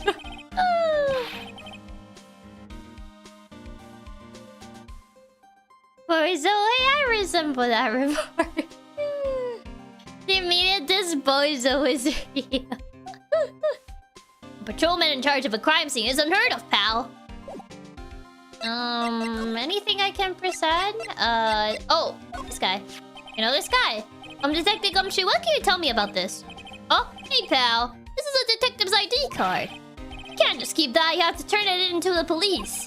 It's people like you that get me into so much trouble all the time. Meaning Detective Gumshoe must drop his card a lot. Let's see. Bruce Goodman. Goodman? Sounds familiar. Nah, my mistake. Wait. But didn't you work together with him in criminal affairs? Whoa, now I remember. I tried finding the badger dance, but this is the best I got. I don't think that's the badger dance. Yeah, I don't think that's the badger dance. Yeah, I think that might not be the badger dance. I mean, close enough. I guess it's the closest we'll get to the badger dance. We're not gonna show us the blue badger dance. I wish they at least made like a short animation of it. Kind of like how Pokemon made like the Piplup dance. Show the blue badger dance. I would love to see like Ace Attorney Twitter release like a little animation of the blue badger dance. Oh, good. But thank you for the tip. Thank you for the tips, Raps. Thank you. I was trying to find the blue badger dance on YouTube. So why did I find a video called The Dreaded Dancing Blue Badger? What did this guy do? They do show you how La Criatura moves, though. Oh, that would have been so cute. But something tells me Capcom doesn't care enough about Ace Attorney to do that. Yeah. I don't think so either.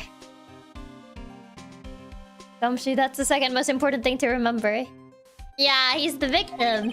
That's what I thought. Can you tell us more, Detective Gumshoe? Maybe now I can ask him about Bruce? Yes, now I can.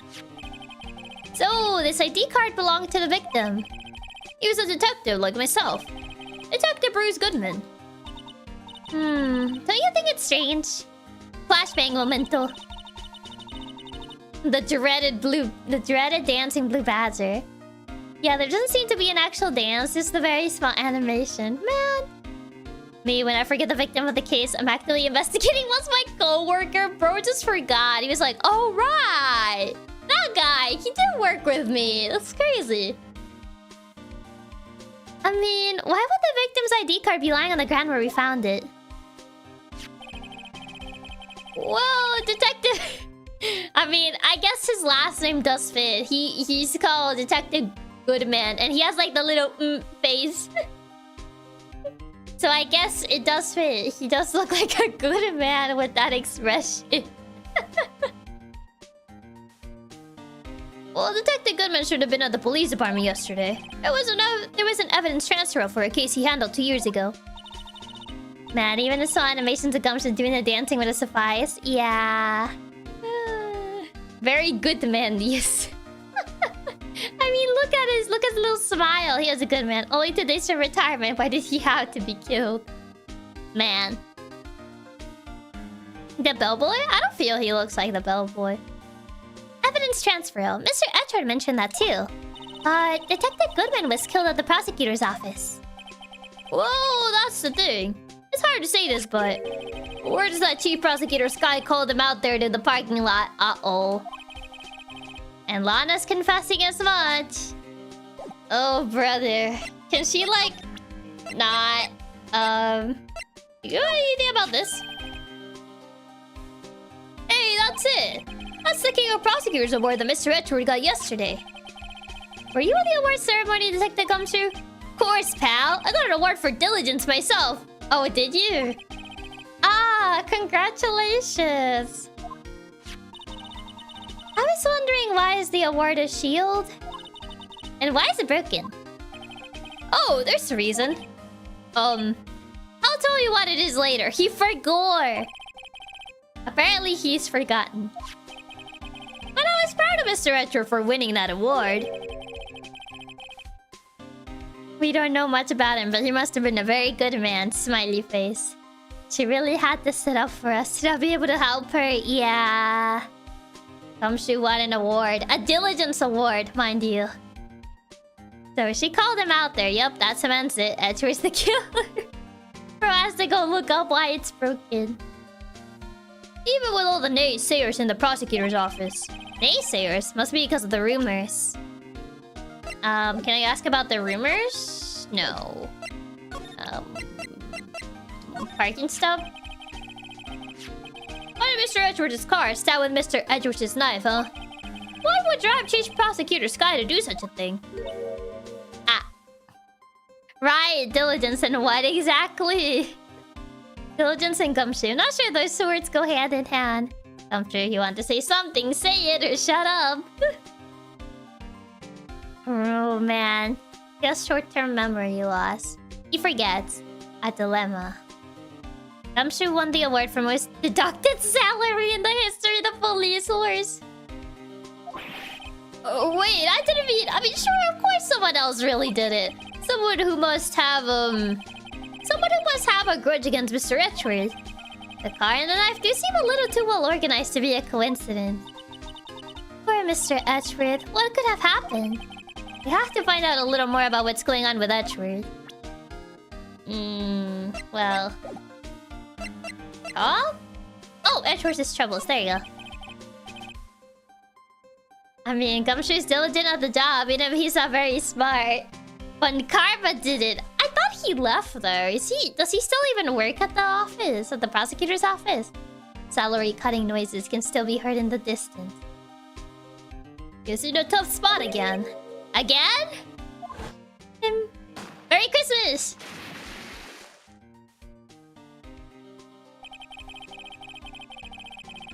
Well, it all started with the murder of that defense attorney, Hammond. Karma's in jail, isn't he? I believe so, yeah. Imagine when Karma broke out of jail just to try and frame Edgeworth a second time. But yeah, he's in jail, yeah. He's in jail for the murder of Edgeworth's dad. Yeah, you can't blame everything on one Karma. I wasn't even the one who brought it up. Did we even knew what happened to him after that case? He just went to jail, yeah. Merry Crumbles. Merry Christmas! This is about rental man in jail. I don't know if he went to jail. But I know that, One Karma is in jail. Literally every single time that frame comes on screen, Chiaki has to go Merry Christmas. That's just how it is. Okay, knowing the context behind that section is just really funny to me. Knowing the context behind the boat and what really happened at that boat just makes that scene really funny to me. Because it just means that essentially the other guy just like shot out the water twice, just jumps into the water, and Edgeworth just stands there like, okay. And then just grabs the gun, and that's how the fingerprints get in. So I don't know if they specify what happened to Yogi. I would assume he probably went to jail. Yeah, Yogi probably went to jail as well since he murdered Hammond. Oh yeah. Always every event in the entire series can possibly be traced back to Von Karma. Knowing it was just a guy shooting the water then diving in is hilarious. The story context just makes that scene funnier. It could be a setup. I mean, it's most likely. Mr. Edgeworth is found innocent. Yeah, having the context of the Christmas scene makes it so much funnier. It is just absurd what happened on the boat. Exactly, it's absurd. Okay, so remembers how dumbfounded Edgeworth looked in that scene? Because then it makes so much sense. Because honestly, like, how do you even react if that happens? I forgot he dives in and nobody dies. I really replayed that scene, but all it is no one dying. Yeah, no one dies in that scene. He essentially just shot out of the water twice. And then he just, like, jumped into the river. He jumped into the lake, and then Edgeworth just grabs the gun like, what just happened? And that's how his fingerprints just ended up in the weapon. It's still probably one of the funniest scenes of the game to imagine him confusing Edgeworth and just jumping into the lake. Edgeworth's POV of what happened, the guy just like into the lake. And Edgeworth's just like, okay. Aight. Oh god, I'm surprised the guy didn't get hypothermia from jumping into like a cold lake. Like a really like cold lake at night. Everyone was confused with respect to the spirit of trying to hunt the cryptid. Yeah. He was confused. Oh god. Listen, pal, there have always been rumors about Mr. Edgeworth. Edgeworth just sitting there watching him dive into the lake like, in winter too, exactly. In winter too, so... Yeah, wasn't it in the middle of winter? Yeah, it's essentially like... during Christmas when he does that. How did bro not get frostbite? So he was just like, okay, sure, I guess. The fact that the lake was probably freezing cold, yeah. Forging evidence, making deals with witnesses. Nothing got right, but there are always whisper rumors. Ever since he was accused of murder, no one's whispering. They're practically shouting. But he was innocent. Yeah, it really makes you wonder how he didn't get frostbite. Yogi just built different. Ooh, in fairness, he did so with the coat on, so it wasn't as cold. I feel like you would still get hypothermia from doing that. Like, you know? Edgeworth was so dumbfounded by what happened, he couldn't help but pick up the gun. Steps to success: 1. Bring guy on boat. 2. Shoot the water. 3. Dive into the water, leaving him confused. 4. Profit? Question mark? I guess. It almost worked. Oh, god. Oh, so it's just the start of winter, not the middle. Maybe it's a national champion swimmer. I don't think so. It was just a bay leaf. But there's no evidence against him. Well, Mr. Edgeworth has always had unusually strong ties to the department higher-ups. Nepo baby. It's only natural that people would be suspicious. Ah. I had no idea he was under the gun. No, you see, Chiaki, Gordy helped him slip to the shore. That's how he survived. Ah, so that's how. It'll be hilarious if Edgeworth hadn't picked up the gun. But he did it, I guess, on instinct.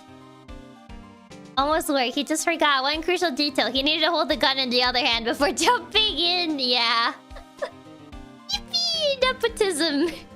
Department higher-ups like Von Karma? Yep.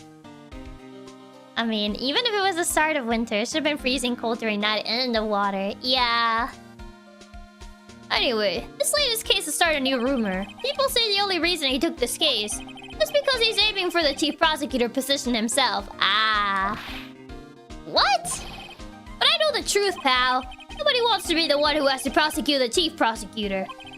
Mr. Edgeworth's biting the bullet on this one. He's doing this for all of us. I see.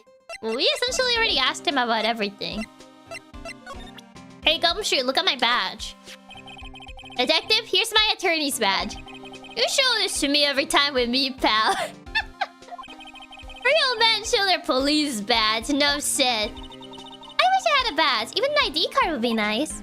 Wait. Speaking of ID cards, I found a detective's card, didn't I? I already showed him that. We already went through that. I guess this is just like if you need the hint to like talk about Bruce Goodman, but we already talked about Bruce Goodman. We showed him the card already. Well, she's not helpful. Maybe detention center? Nope, she's not back yet. Edgeworth's taking one for the team. It's literally canon that Nick shows off his badge to everyone. Yup. You're normally supposed to show the badge first. So that's where that comes from, huh? What else do we need to talk to? Do we actually need to talk to this lady? I guess it's just assumed that the badge is presented to everyone. I guess so. Don't tell me there's a whole who watches the Watchmen, except it's who prosecutes the prosecutors. Maybe. Yes, it's kind of that you're supposed to show the badge to everyone. That's why we kept telling her to do it. Oh, that's why. Hi, my badge. A defense attorney must be able to fight. How about you? Do you think you can win? How about tackling Lunchland's Pickle Supreme lunchbox? Wow, it's really crunchy. A box of pickles? Kind of a sad lunch if you ask me. Okay, I did. She didn't really say anything useful. Don't eat that! She laces those! And yes, it's canon. Who prosecutes the prosecutors. Gross pickles and rice. Chiaki's lunch beef. No pickles. Actually loves pickles, but more. Oh, Edgeworth is gone. Okay. Maybe we need to ask something else to Gumshoe. I feel like we already asked everything. I showed him all the stuff I have too. Yeah, I showed the knife. Yeah, he said the same thing as like when I showed him the parking ticket. So, yeah. Oh, right. I can examine the knife. Wow. Okay. Time to sneak in his office and look around. This must be the victim's blood, right? Either that or Edgeworth cut himself peeling an apple. Yeah, we can examine stuff now. What's Edgeworth doing with a knife like this anyway? Hey, maybe he spends his weekends roughing it up in the wild. Edgeworth in the wild? Think my fruit peeling theory is more likely. Yeah, first case to use a 3D. Yeah, use like the 3D evidence. Yeah, how much blood from just peeling an apple? Did he just stab his hand? Time to sneak in his office and look around. No pickles. Just a bowl of rice. Just plain rice. Are you kidding? I always picture him as an outdoorsman. Edgeworth? You have that wrong man. Now there's a scary thought. Well, anything else on this side? Wow, technology. Okay. That's when I was spinning the knife around. Okay. Wow. Oh, it has a punch. Oh, there's a thing here. Are we talking about the same Edgeworth? Yeah, it truly makes you wonder. Hey, check it out. There's a metal plate here. It looks like the names of all the previous recipients are engraved on it. Wow, one guy's listed a bunch of times. Von Karma! Oh, it goes back to Von Karma. Orthographic 3D. Edgeworth outdoorsman, only in her head canon. Yeah, we're not talking about the same Edgeworth, I don't think. Pretty sure Edgeworth's the type to never leave his room while he just reads books and sips on tea. Behold the mind-blowing power of 3 dimensions. And Karma, no wonder he didn't want the award. Yep. Oh, yeah, that's probably it. Well, wherever he's from, he must have been an amazing prosecutor.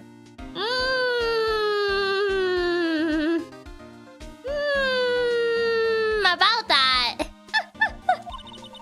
I'd like to read this on Karma sometime. About that. When she says it, his name does have kind of a ring to it. Nobody tell her. Nobody tell her. Who's gonna break it to her? I don't want to be the one to break it to her. Anything else worth examining from here? Oh, it's... not really. Yeah, I don't really see anything else. That's why Edgeworth didn't want it. Investor property of Karma. He's such an amazing prosecutor. He killed a defense attorney so the prosecutors can win more. No, you wouldn't, Emma. That man's in prison. Don't worry, Emma. You can visit him during your normal prison visitation hours.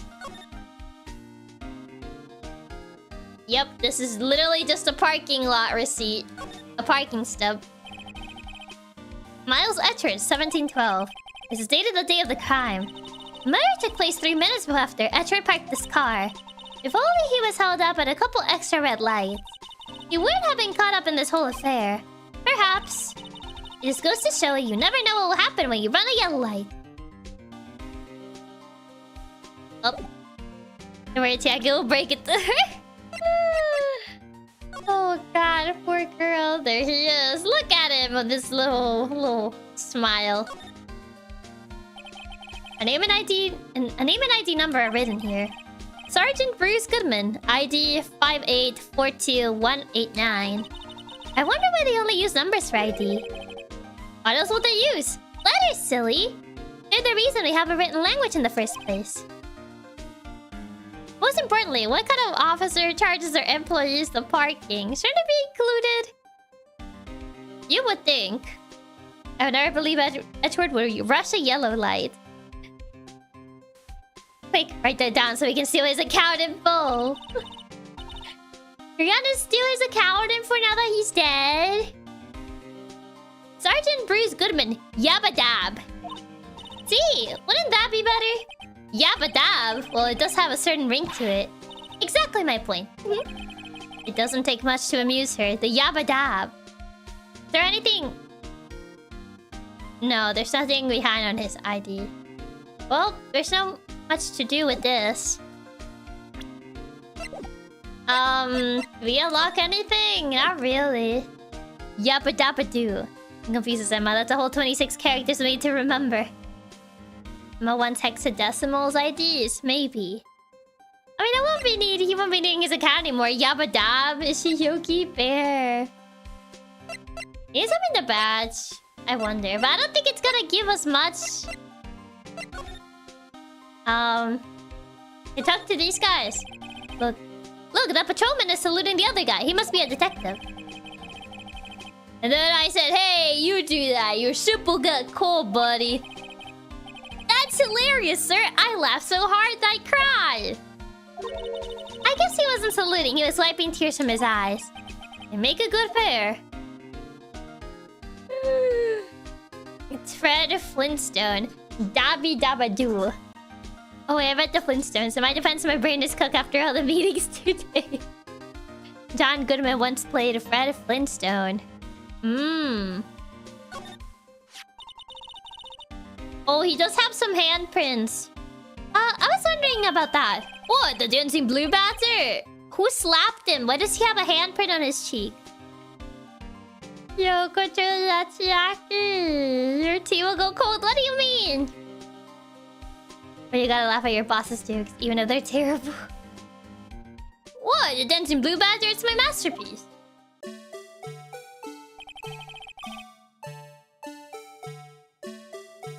Just the handprint. One of his ears is literally pasted with duct tape. Did he get slapped? He has a blue handprint on his cheek. Who slapped him? I never noticed he got a slap on the face. Yeah, it has a blue handprint. It's a little hard to tell, but you can see it. Gumshoe made it. You made this gumshoe. The chief threw together some designs, and I just did my thing, pal. Incredible design, peak mascot, much wow. Nice work! The blue badger, so I found out he was cheating on her. I didn't know blue badge had a wife. It's battery powered, so it can go anywhere. There's no switch, so it just dances until the batteries die. Poor blue badger fated to dance until he drops. Oh, now we got that. And that's all I know about that. I'm not officially on the case, you know. Thank you. Why aren't you handling this case, Detective Gumshoe? We met the guy who is... What was his name? The guy in the parking lot? That'll be Officer Marshall. He was appointed directly by the chief of police. Officer Marshall? Is he some kind of Wild West sheriff or something? No, Jake Marshall's just a regular officer. From West LA. He's from LA. Are they? I don't think they're cowboys in LA, are they? For a moment there, I wasn't sure. Look, pal, let me try to make things a little easier for you. Show them this and they'll let you examine the crime scene. Maybe. He's a fake cowboy. Movie cowboy. The Wild West tells you something. Why does that remind me of that one stream where we talk about dancing fever? Oh yeah, the dancing fever. Someone must have touched the face while the pain was still fresh. Handprint is probably from him accidentally putting his hand in pain and laying it there. Ah. So what was the excuse for Jake Marshall in Japanese? I wonder. Maybe they just say he's American, essentially. That's it. Like, I'm assuming in, like, the Japanese version, they just say he's American. Yeah, I feel Officer Marshall has seen too many spaghetti western movies. Ah, yes, the place all cowboys come from, Los Angeles. Yeah, clearly LA. He's Japanese, the Japanese version. He just likes the West. I see. Receive from Detective Gumshoe. Allow Sparrow to investigate the crime scene. What is that he crossed out? I'll be surprised if this gets us anywhere. Just act like you're supposed to be there. Nobody will look at you twice, pal. Wait, what is the... Percent. Wait, what is that thing he crossed out on it? He's a Westaboo. A Westaboo. He's a Westaboo like Kojima. So he's a cowboy otaku. I see. Hey, look here. It looks like something's in Crest Alley. Maybe it was a letter or something to Detective Gumshoe? Let's see. Annual bonus $20. A whole 20 buckaroos. I think a couple zeros are missing. Wow. Oh god, they really did cut his salary. It's a whole 20 buckaroos. It's also surreal to see people idolize cowboys, having run cattle myself and all. That little, bro. Only 20. No, that sounds about right. At least in that detective's case. Maybe I should rethink my career as an investigator. Man. What is that document in there? Oh, I can't check that. 20 buckaroos, that's enough for a whole pizza. Oh, Edgeworth when Samurai Showdown on Gumshoe's salary. Well, somebody is getting clearly not rich with that bonus. 20 buckaroos is, not a lot of money. Looks like the investigation's still going. I have to be getting back to the shop. Sorry, looks like I'll be stuck in this pit till the sun sleeps. I'll see you in my dreams tonight then, baby. Oh, is this...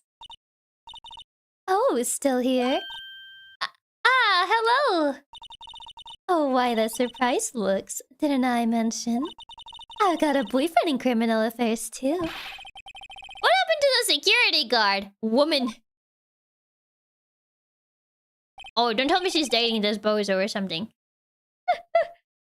Emma's reaction is everyone's reaction when they learn the initial salary in any career. The fact that it's crossed out so he didn't even get his $20. Man. Hey, what's wrong, Bambina? You're looking like a doggy that's lost its herd. Wait, they're dating? I hope this is not the guy that she means. Oh, God. Jeez. Jake Marshall, huh? Strange guy to put in charge of a crime scene. Don't tell me, like, this is the guy that she was dating. Okay. A victim. I hope this isn't the guy. Me too. Woo. I really hope so. Oh, sir, that's a weird question. Don't ask me that. Can you imagine if she was dating the Westerberg guy? There's something I wanted to ask you. The scene of the crime, a cold grave for men who have lost their dreams. And me, I watch over them as they sleep, dreaming of the desert's harsh judgment. Oh, you look... Why so serious, huh? He's asleep! Oh, he's asleep? I thought he was doing like the dramatic look down that they do in movies. With the hat covering their eyes. Well, should we show this hopeless case something to catch his interest? Let's see. This. Would you mind reading this for me? What's this? I warn you, fan letters to me go right in the spittoon. He's just so asleep standing up. Oh, God. Gumshoe. Ah, that old cow dog. He holding a birthday party or something? Huh? Look, where it should say letter of introduction, it says invitation. Ah, I think he just miswrote it. Wait, why am I getting all defensive here? No worries, this proves it's from Detective Gumshoe better than a blood test. He's sleeping, standing up. I don't know who is really sleeping, honestly. Guess I'll better let you in, then. Thank you, Officer Marshall! Oh, that's right, he's a patrolman, not a detective. Which reminds me... Hey, wait a sec! Isn't a crime scene supposed to be handled by a detective or higher? Well, folks... The clues are calling. Welcome to our gold strike. Be like the settlers, strike out for lands unknown. Manifest destiny, let's have a hootenanny. Note to self, police investigations are like settling land. Oh, Mr. Wright, what do you say? I feel like it's... not like that. I say I won't be needing this anymore. No! You discarded it! It's $20! That was his 20 buckaroos! No! Gumshoe's 20 buckaroos! Okay, the victim. Officer Marshall, could you tell us more about the victim? Good men always die young. Remember that, partner. Could you be a little more specific? There goes Gumshoe's doubloons! His doubloons! Gumshoe just reuses bonus paper to write an invitation. Not only discarded but crumpled too. The disrespect. Man. What even is a hootenanny? I don't know what that is. That was his entire salary gun. Man, it's $20. Bruce Goodman. He was a detective, right? Well, well, aren't you a feisty doggy there now? Detective Goodman was stabbed here at 5:15. The smiling Madonna told me the tale. I think he means the witness, Miss Angel Star. Hootenannies are parties? Oh, is that what it is? I see. One stab to the chest, a fine piece of work. This here's the autopsy report. Death due to loss of blood, one knife wound, died within an hour and a half. If he keeps shaving his chin, he's gonna have a huge bald spot. I mean, I guess he doesn't want to grow a beard. Please give my good boy a phrase. Also, is I expecting Chiaki to say hootenanny in a southern accent? Stay alive for that long. Was my sister involved with the victim in any way? Funny you should mention that, Bambina. Chief Prospector Skye and Detective Goodman had nothing in common at all. Wait, so they didn't know each other? He mentions honky tonking and I'm punching through the screen to shake him. Nothing in common. They apparently worked together in a case a few years back. So there's no motive. Goodman wasn't a particularly gifted detective. That's one reason why he didn't do much work with the chief prosecutor. But my sister called the victim here on the day of the murder, right? Here? To this parking lot? So it seems. Like calling an unarmed man to a shootout at noon. I don't know. Actually, how quick does his beard grow? He's shaving it with a knife in every scene. Really makes you wonder. I don't mean any offense, but... Officer Marshall, you're a patrolman, right? Not a detective? You calling me out? They shoot you for that in Texas. I thought they said he was from West LA, not from Texas. Is he actually from Texas? Huh? I was one of them fancy shoot detectives till 2 years ago, to tell you the truth. Oh, really? Now he tells me. Well, he's from West LA. You're not even from Texas, bro. Quit capping. They said he was from West LA, not from Texas. He's a Texaboo. Dude, you're not even from Texas. Cowboys are from Texas, but he's not from Texas. He's from West LA. He lies to sound cooler. I mean, he can be from LA, but that can still happen in Texas. How would he know? Also, hi Vaporwave. Welcome. You're a patrolman now, so how can you be in charge of a crime scene? Nothing gets by you, does it, Bambina? So, why are you in charge? He's a Texan at heart, I guess. Maybe. No reason. We're just short on hands right now. I'm keeping an eye out in the meantime. That's odd, though. Detective Gumshoe was saying he had nothing to do. Nothing important, at least. He's nothing but a sad old cow dog that can't find his tail. Maybe it's because he runs with that Edgeworth, eh? Edgeworth? That cow dog's being kicked out of his cattle run by order of the chief police. Just he don't realize it yet.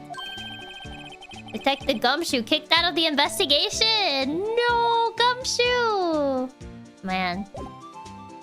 Poor guy. Do you know anything about this? Alright, compadre. Huh? You gotta do that if you're going to draw evidence on someone. That's what we do in Texas, oh god. I don't like Texas, but this guy really likes Texas there. This guy saying Texan phrases is literally the Western equivalent of the white dude and the kimono. Is it because Gumshoe would solve the case in 5 minutes? He's a huge cowboy otaku. Remind me never to visit Texas!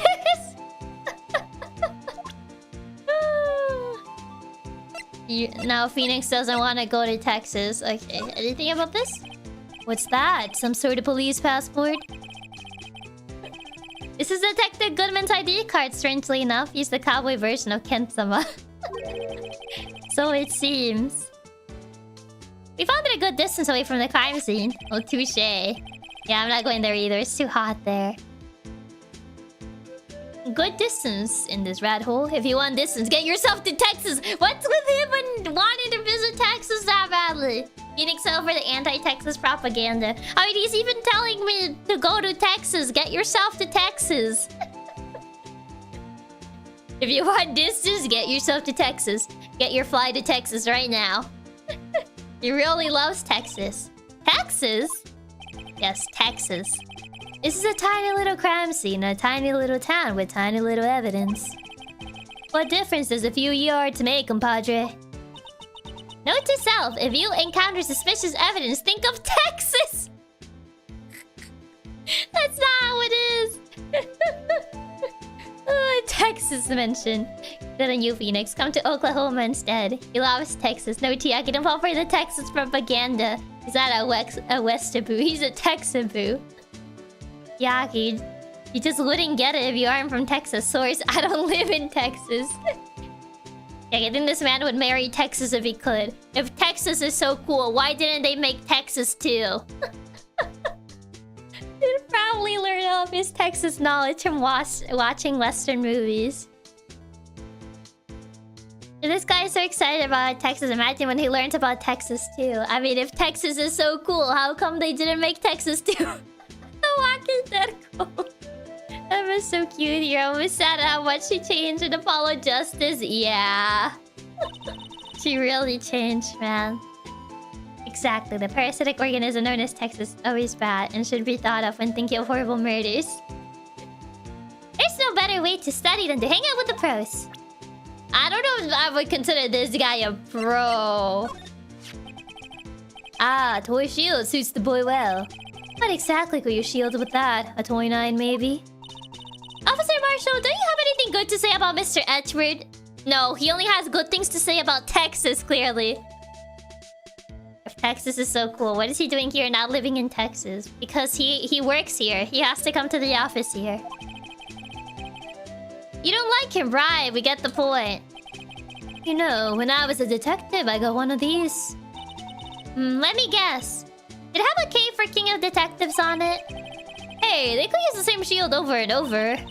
Notice how the prosecutor's office in criminal affairs are surprisingly cheap. Edgeworth is more UK coded. That's the opposite of Texas. Yeah. This guy's the exact opposite of a pro. Literally just a sham of a cowboy. You know it. They've gotten cheaper with every passing year, I tell you. What about the knife? No, he doesn't have anything to say about the knife either. Okay. They're so cheap. They reuse the same trophy. It'll be horrible like the Texas Chainsaw Massacre. I really think he got it from Texas. Okay. Can we investigate? No. Do you have anything else we can present this guy? I mean, I already presented everything, I feel. See your badge, looks pretty round. Our badge is a star, a lone star shining in the nighttime sky.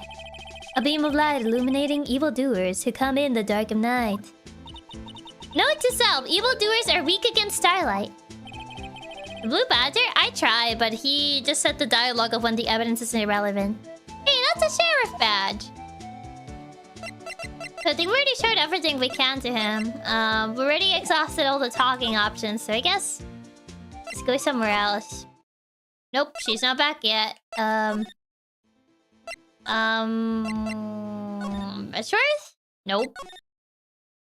Because I feel like I already presented all the evidence too. This department? No. I know you can examine the crime scene. That's what I was trying to do, but I don't think it allowed me to. Oh, maybe... nope, I still can... oh, I can slide now. There you go. Yeah, now I can slide. This looks like a cell phone. Scientific analysis would suggest this belonged to the victim. I was wondering where the slide... because it wouldn't allow me to just move, but I guess I just have to, like, examine and slide. I can't think of anyone else it could belong to. What's so scientific about that? Should we check it out? Yes. Right, let's check it out. Okay. Oh, it's automatic. That's why it's so slow. I was gonna do it. Not gonna lie, I didn't even realize I could slide the screen in this game. Okay, zoom in. Wow. Phone. Oh. There you go. Man, what a boring strap. What's wrong with it? Everyone has different tastes, you know. Chiaki taking private conversations. We need to see. This is important. Here, check out mine. It's a pink princess strap. These are hard to come by, you know. I see the series is as popular as ever with the kids. Can we even open the phone? Yeah, I already examined the strap, but... oh, there it is. Power button. Oh, well, more like the opening button. Technology, I mean science. Nah, Emma's right. Bro has a boring phone strap. Needs to get a Chiaki one. I mean, do you guys use phone straps, or do you just not have, like, any straps in your phone? This one's still on the redial screen. Redial? Mr. Wright. Most phones keep a record of all the calls you have made and received. You just press the blue button to display the last number you called. Convenient, isn't it? I'm surprised you didn't know about it. Sorry to disappoint you, but even I know about things like redial. Huh? Oh, I'm sorry. It's just you never know with people from your generation. Whatever, let's check this phone out. No straps here. Now, my phone is plain as day, no straps or anything. I literally modified my phone case to force a phone strap. They're actually useful. Really? You know how old this game is when they use a flip phone? Yeah, for sure. She's calling Phoenix old. She is, yeah. Now, to see who the owner of this phone called last. Note to self, a defense attorney doesn't think first. He just pushes the button. Beep. Dun, dun, dun. Is this Steel Samurai theme? Hey, that song! I know that! Isn't Phoenix only 22? Yeah, he's like 22. Use a flip phone and they call it the young people phone. Did Emma seriously just went okay boomer? She did. Emma is literally not even a decade older than you. Exactly, he's not that old. Oh yeah, my jam. Hey, what's going on over here? No, he turned it off. Oh, sorry. I see you, partner. You pressed redial on that there phone, didn't you? Well, yeah. Whose phone is this anyway? It was on the ground over there. Phoenix is older 22. Okay, I'll go back to my coffin. Ah. Man. Turn off the music, bite him, get him. Get that man. Whose is it? That belongs to Chief Respect Skye. What? It's my sister's? She apparently dropped it when she was taken into custody right after the crime. Look, the last call was made right when the murder occurred. Looks like she was fixing to call someone. Except she only spoke for a few seconds according to this. No, the Texas guy stopped and needs Steel Samurai BGM. Exactly. I'm not old. Sent from my BlackBerry. Jax is 22 is old. I'm having a midlife crisis. Your sister has good taste in ringtones. That's a nice ringtone. Let's buy this sheriff badge. Next he's gonna tell us that they don't use redial in Texas or something. You see, they don't have that in Texas, maybe. Who did she call? No idea. Sorry, partner. Now I got a question for you, partner. I heard a phone ring just now. One of those new-fangled ringtones. Fangled? This fangled man. Oh? That? Oh. I'm sorry, that was my phone. What? Your phone? Yeah, it's kind of strange, but... Someone called me right as we picked up the other phone, a wrong number. What? I hope you're not lying. They shoot you for that in Texas, partner! Phoenix's son is really old. What? They shoot you for lying in Texas? Is that how it goes? Wait, don't redial in Texas. We just use carrier pigeon. Wait, was that Phoenix's ringtone then? Maybe. I think that was Phoenix's. They shoot you for answering the phone? No, they shoot you for lying. Uh-oh. I'm inside of the wrath of Lone Star Patrolman. Yeah, apparently that was Phoenix's phone, not Lana's. This rope, is it... Yup, they laid it in the outline of the victim's body. So wait, the victim must have died when the killer closed the trunk on him. You have got to be the only person I know that would come to that conclusion. So it seems, yeah. Steel Samurai being Phoenix ringtone is having such a good taste.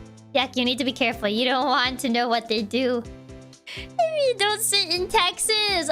I mean, I'm not in Texas, though. What's this? Looks like a note of some sort. Look, something's written on it. 675. 12 divided by 2. Oh, that's a 7S. I thought it was a 5, but that's an S. You're right, let's see. 6, 7S, 12 divided by 2. There's a name printed on the paper above that. Goodman. Maybe it fell out of his pocket when he was killed. Please say it or else the Texas will get you.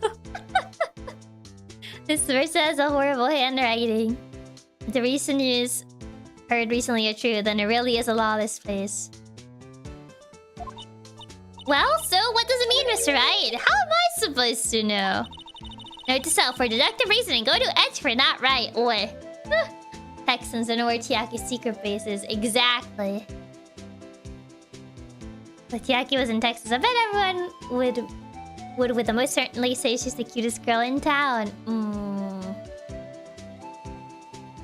Why did they got the car up in the ceiling? Probably a second floor parking lot. So is 6 minus 7 x as equal 12 and 12 divided by 2. We need to solve for s. I don't think it's algebra. Marshall is sounding a lot like Chiaki and Family Feud gun. It looks like one of those elevator parking places.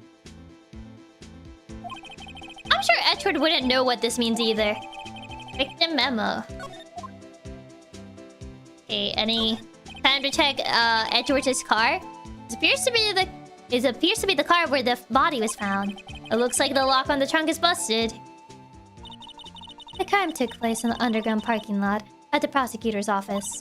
The body was found in the trunk of my subordinate's car. Bro, I'm not solving math equations right now. My brain is too cooked for that at 8 p.m. Quite a luxury car. It just screams I have money to burn. I mean, I guess Edgeworth does have money to burn, huh? Yeah, prosecutors get the big bucks. I see. Naruhodo. B block is through here. That's our visitors park. It's literally 0 out of 7. I can see the lunchtime car over there, far in the distance.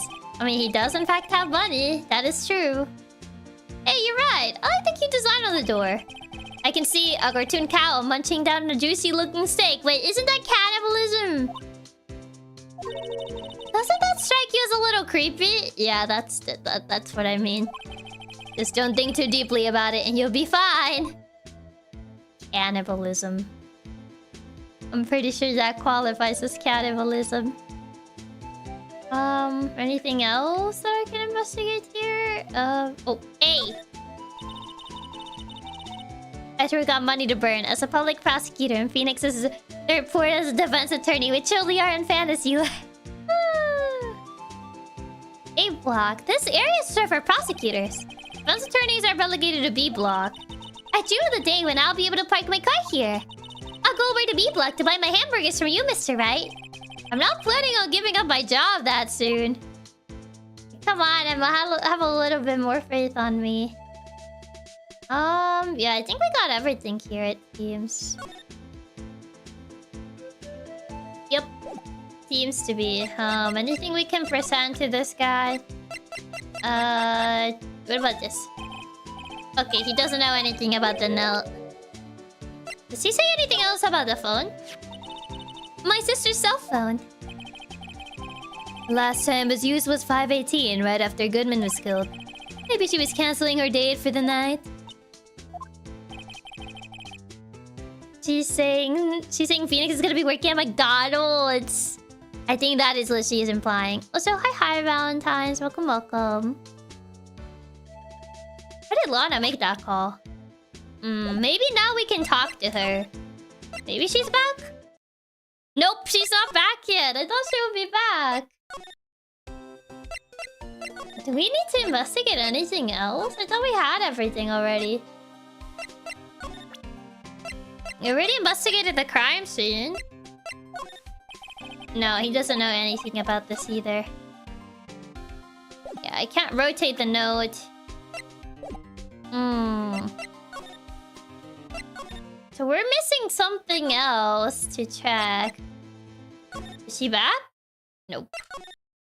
Oh, they're interrogating Lana. Yeah, what are we missing? We investigated the crime scene. Yeah, we investigated the crime scene, so I don't know what we're missing. There isn't really much to present to this guy. I already presented everything. So I'm like, did I miss something to examine, maybe?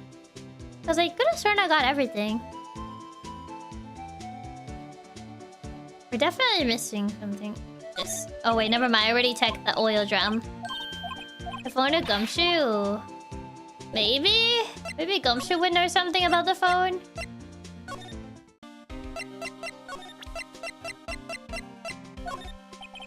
Nope! Never mind. He doesn't know anything about the phone. Okay. Yeah, he doesn't know anything about the phone. So what am I missing? I thought maybe the phone could do something. I already showed the phone to Marshall. So I'm like, did I miss something in here? Man, Ghost is so useless. Yeah, he doesn't say anything, unfortunately. But there isn't really anything in this area that I haven't... Oh, no, I already have the check mark there. Yeah, and sliding just goes back here. Maybe Marshall has something new to talk about. Oh, Lana Skye, he does. So there's no connection between Detective Goodman and my sister. That's correct, but there's a gold mine of evidence against her. And the prospector tomorrow is none other than Edgeworth himself. I'm afraid your sister's fate is decided, Bambina. Many condolences. I thought for sure the next step would be to talk to Lana. Yeah, I guess we needed to trigger this flag before we can talk to Lana. Officer Marshall! Yeah, Bambina? How can you say that? You and my sister, you were... Is there something between this cop and her sister that I don't know about? Oh my god, don't tell me they were dating! Uh-oh. Wait, no. Don't say that. No. I apologize, Bambina. Something must have gotten to me. Maybe it's that dry wind that's blowing through the prospector's office. Bro, you know he's been waiting to accidentally call a prosecutor prospector for years now. There's something between those two. That's even worse. No way. Man, Marshall got a lot of riz. Why does he keep saying prospector? I don't know. He's too much into his Texas roleplay, I guess. I don't know. Dry win or ill win? Someone's up to something here, but who? Office atmosphere. Suspicions about Mr. Edgeworth have been flying around for nearly 2 years now. Forged evidence and arranging testimonies, you mean? You got the cowboy from West LA, Riz? Apparently.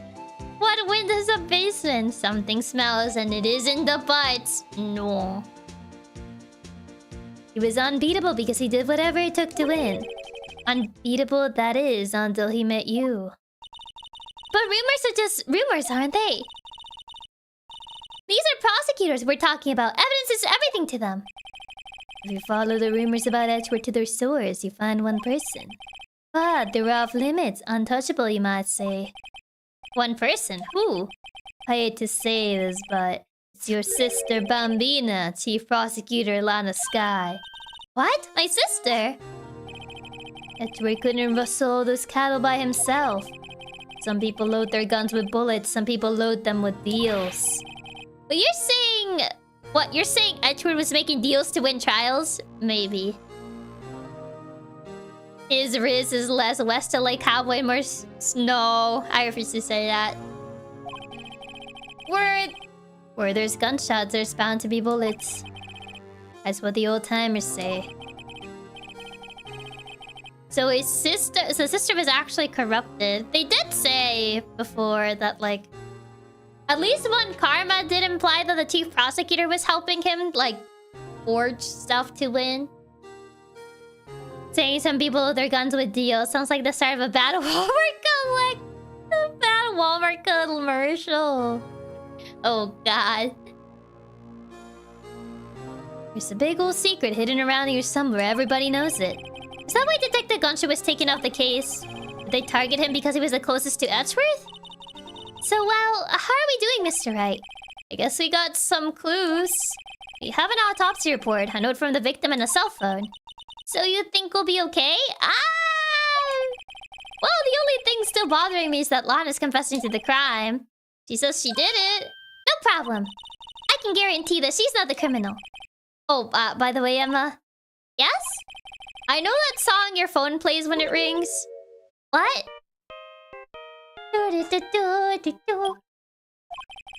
It's the Steel Samurai theme song, isn't it? The popular TV show for kids. The phone that rang earlier wasn't mine. It was yours. It was hers, so we lied. Well, when we commented it, that was, what, 15 years ago? How old would Lana would have been? I mean, we don't know how old she is, so... At this rate, the whole attorney department will be found corrupted. Oh, the prosecutors. Oh, so hi, Ark. Welcome, welcome. So we lied it was Emma's? Yeah, we lied. At 5:18, just after the murder took place, your sister called you, didn't she, Emma? I'm sorry. You told me what you talked about. She hung up right away. I see.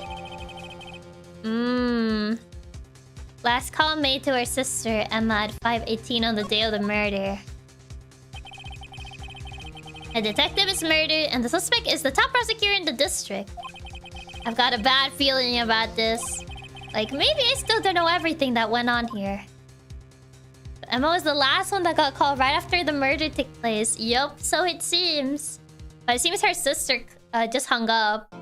I might doubt that she hung up right away. Yeah, I don't think she hung up right away either. I feel like there's more to it. Enter character ages in the core record, if I remember right. I don't know if you do it in the first game though. How did the investigation go yesterday, Mr. Wright? Frankly, there's still a lot of gray areas. Yeah, you can do that. Wait, profiles, there they are. She is... Oh, there she is. She's 29 right now. Foreshadowing is a literary device. It is. Yeah, she's 29. Edgeworth's 24. She's 30. Lana Skye is 16. Well, right now she's 16, I guess. Angel Star's 31. Jake Marshall's 33. Goodman is 36. 29, 15. So Lana is still a teen. She older than Phoenix. She is, yeah. Frankly, you could be more helpful, Lana, with the investigation. Why does everyone we're trying to help defend have to lie to us? They're just making your job harder. I know. So she would have been 14 when Karma got busted for using forged evidence. It seems to be, yeah. Or rather, the whole thing is one big gray area. This is my thing. It really says Goodman was a good man. Smiley face. It says on his name. Don't worry about me. No matter what the outcome, I'm ready to accept my fate. Is this a thing that runs on prosecutors or something? Because Edgeworth was essentially the same. He's like, oh, well, I guess I'm doomed. I guess I did kill the guy. Even though he didn't kill the guy. And he was just essentially giving up. And, like, this girl's also giving up. Like, is this just a prosecutor thing? I believe in you, sis. Mr. Wright, let me offer you a word of advice. Yes? A defense attorney should never believe their client. How dare you go against my mentor's words to always believe in my clients? You take that back. You even look like her and you dare say that. Yeah, I said prosecutors are the biggest doomers around. Yeah, to be able to be a prosecutor, you have to make an oath to take the blame whenever possible. Prosecutors are just very melodramatic and pessimistic, apparently. That or complete psycho. That's a good question. Maybe it's a prosecutor thing. How dare she say that with Mia's face? You even look like her. I guess the prosecutors have such a guilty conscience that once they're accused, they give up. A defendant is called to trial because they are suspected of wrongdoing. Never forget that. Yeah? You think people can't be mistaken? Miss Skye, you remind me a lot of Mia. Mia would never say that. But there is one decisive difference between you and her. And that is... you're not a defense attorney. I believe it's almost time for the trial. Mia without the acid. And I mean, she has the exact opposite personality of, like, Mia. Like, Mia would essentially told us to believe in her clients till the bitter end. Meanwhile, she's telling us to not do that. Chiaki wouldn't get it. It's a prosecutor thing. Good luck, Mr. Wright. Wait, we shouldn't believe her client. She's saying she did it and not to believe her, so that means she didn't do it.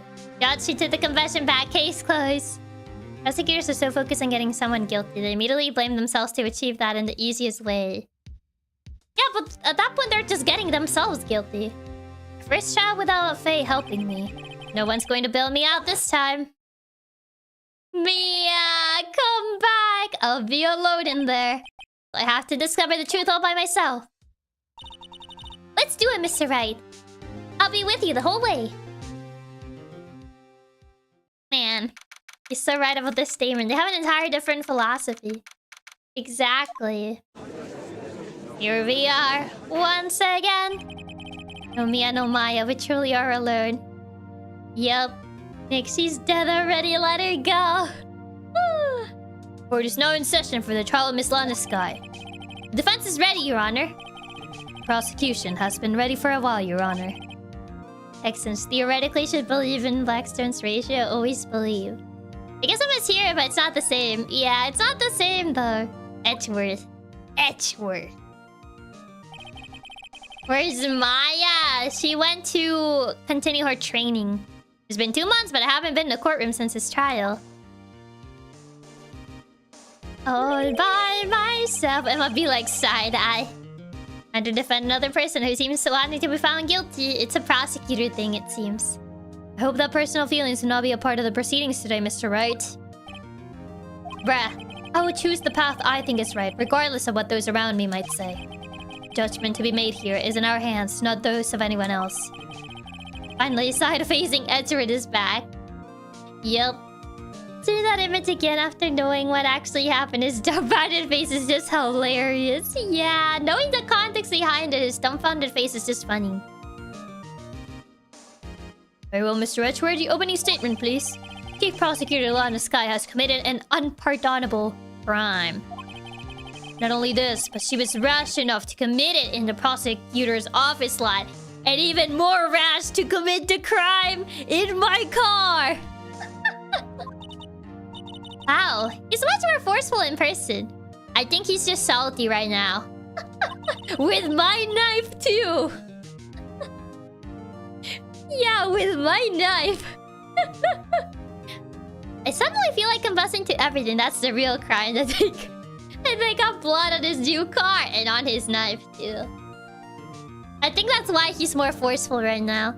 He said no emotions, but I think he's letting his own emotions. However, she will now pay for her rashness with her life. There was a witness to her crime. Professional witness. Professional witness, sure. It's not over until proven guilty. My car, Edgeworth, yeah. He's just angry that his new knife and new car got dirty. Well then, call your first witness, Mr. Edgeworth. The prosecution calls its first witness, Miss Angel Star, to the stand. She's the professional witness, the cuff-up queen? It was Lana Skye with my knife in my car. You don't get it, Chiaki. Getting blood on someone's new knife is a criminal offense in Texas, but we're not in Texas. As professional as the other witnesses. Wada. How would I see you somewhere? You ordered the caviar lunch, right? Oh, caviar! I've never eaten caviar before. The judge is really wolfing it down. Oh boy. Miss Angel gives you so much bad juju. Chilling the lunch, yep. She's chilling her lunch boxes. Ah, and for you, I have a fiesta bowl. Thanks. Will the witness state her name and profession? Ah, and you, sir? Did you order the fingerprint lunchbox? It is too early for lunch. Your name and profession, please. Ah. Well, Your Honor, how does it taste? Oh. Well, Your Honor, how does it taste? So, this is why everyone raves about caviar. It's so tasty it hurts. I mean, I would say it's more that, like... It's not that it's tasty, it's expensive. To be fair, the bento boxes do look yummy. She laces those, don't trust them. Angel decided to say voice. My bad. I always thought caviar would taste like pickled tapioca. What the heck? heck does pickle tapioca taste like? Good question. Name, profession, now. Me? The name is Angel Star. Don't go forgetting it. I find myself running Lunchland these days. Is that what you wanted me to say, Mr. Edgeworth? Very well, witness. Please describe the incident to us. Your Honor, trial is in session. Please don't eat. Pickle tapioca is a war crime. I don't even know. What would pickle tapioca even taste like? Oh, so hi, Ruby. Welcome, welcome. The prosecution will wait. I'm not finished eating. Hurry it up. Very well, Mr. Edgeworth. As you know, we usually call on the police to provide a description of the crime. Your Honor, as Mr. Edgeworth has said to the court, I am a professional. Huh? What exactly does that mean? Until 2 years ago, Miss Angel Star was a special investigator with the police. She was a first-rate homicide detective. This girl? Well, what? Miss Star was a detective? Pretty sure food isn't allowed in the courtroom except maybe water. Yeah. No eating allowed. Dutch is hungry. Gotta give him time. He hasn't had his breakfast yet. I take your voice job for Angel is just way too good, even though my crunchy latte seeker's giving me shivers. She's an ex-detective. She's professional in selling lunchboxes. Aha! I know who you are. Cough up! Cough up Queen, Angel Star, Your Honor. Long time no see. Very well. You may continue with that description, Miss Star. Just who is this lady? If I might have the court's attention over here.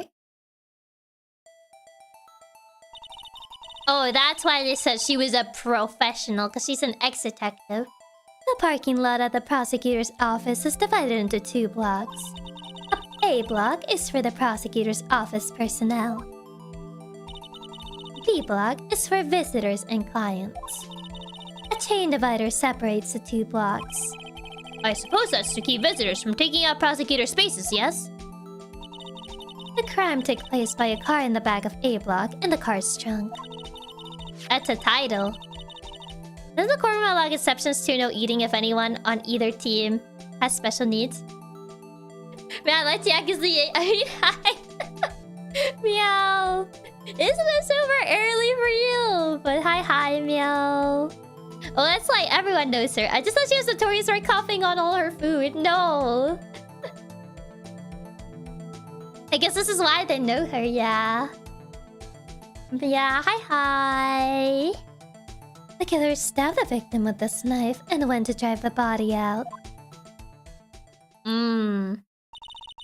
Unfortunately for her, there was a witness, and an arrest was made on the spot. And who was this valiant witness? Oh, why? It was me, Your Honor. Of course it was you. Been a long time I wasn't able to catch your stream. I set up an alarm. Aww. That's so sweet. Thank you for stopping by, meow. You also base waking up early in the morning to hear Chiaki's VA. You don't call themselves an ex-detective. I mean, they are an ex-detective. Witness, do you see the very moment of the crime? Of course, Your Honor. Immediately after that, I apprehended the chief prosecutor. Wait, she was the one who actually apprehended her? I still find that ignorant cuff-up queen really silly sounding. It does seem rather cut and dry, doesn't it? It's never cut and dry. That's a lie. Well, Mr. Wright, I can't agree on principle, Your Honor. Your Honor, I can't agree. I need to defend my client. Wait, she apprehended her. Chiaki, how are we gonna get out of this? It seems that some poor losers are unwilling to accept the truth, Your Honor. Shall I proceed to crush what little hope they have remaining?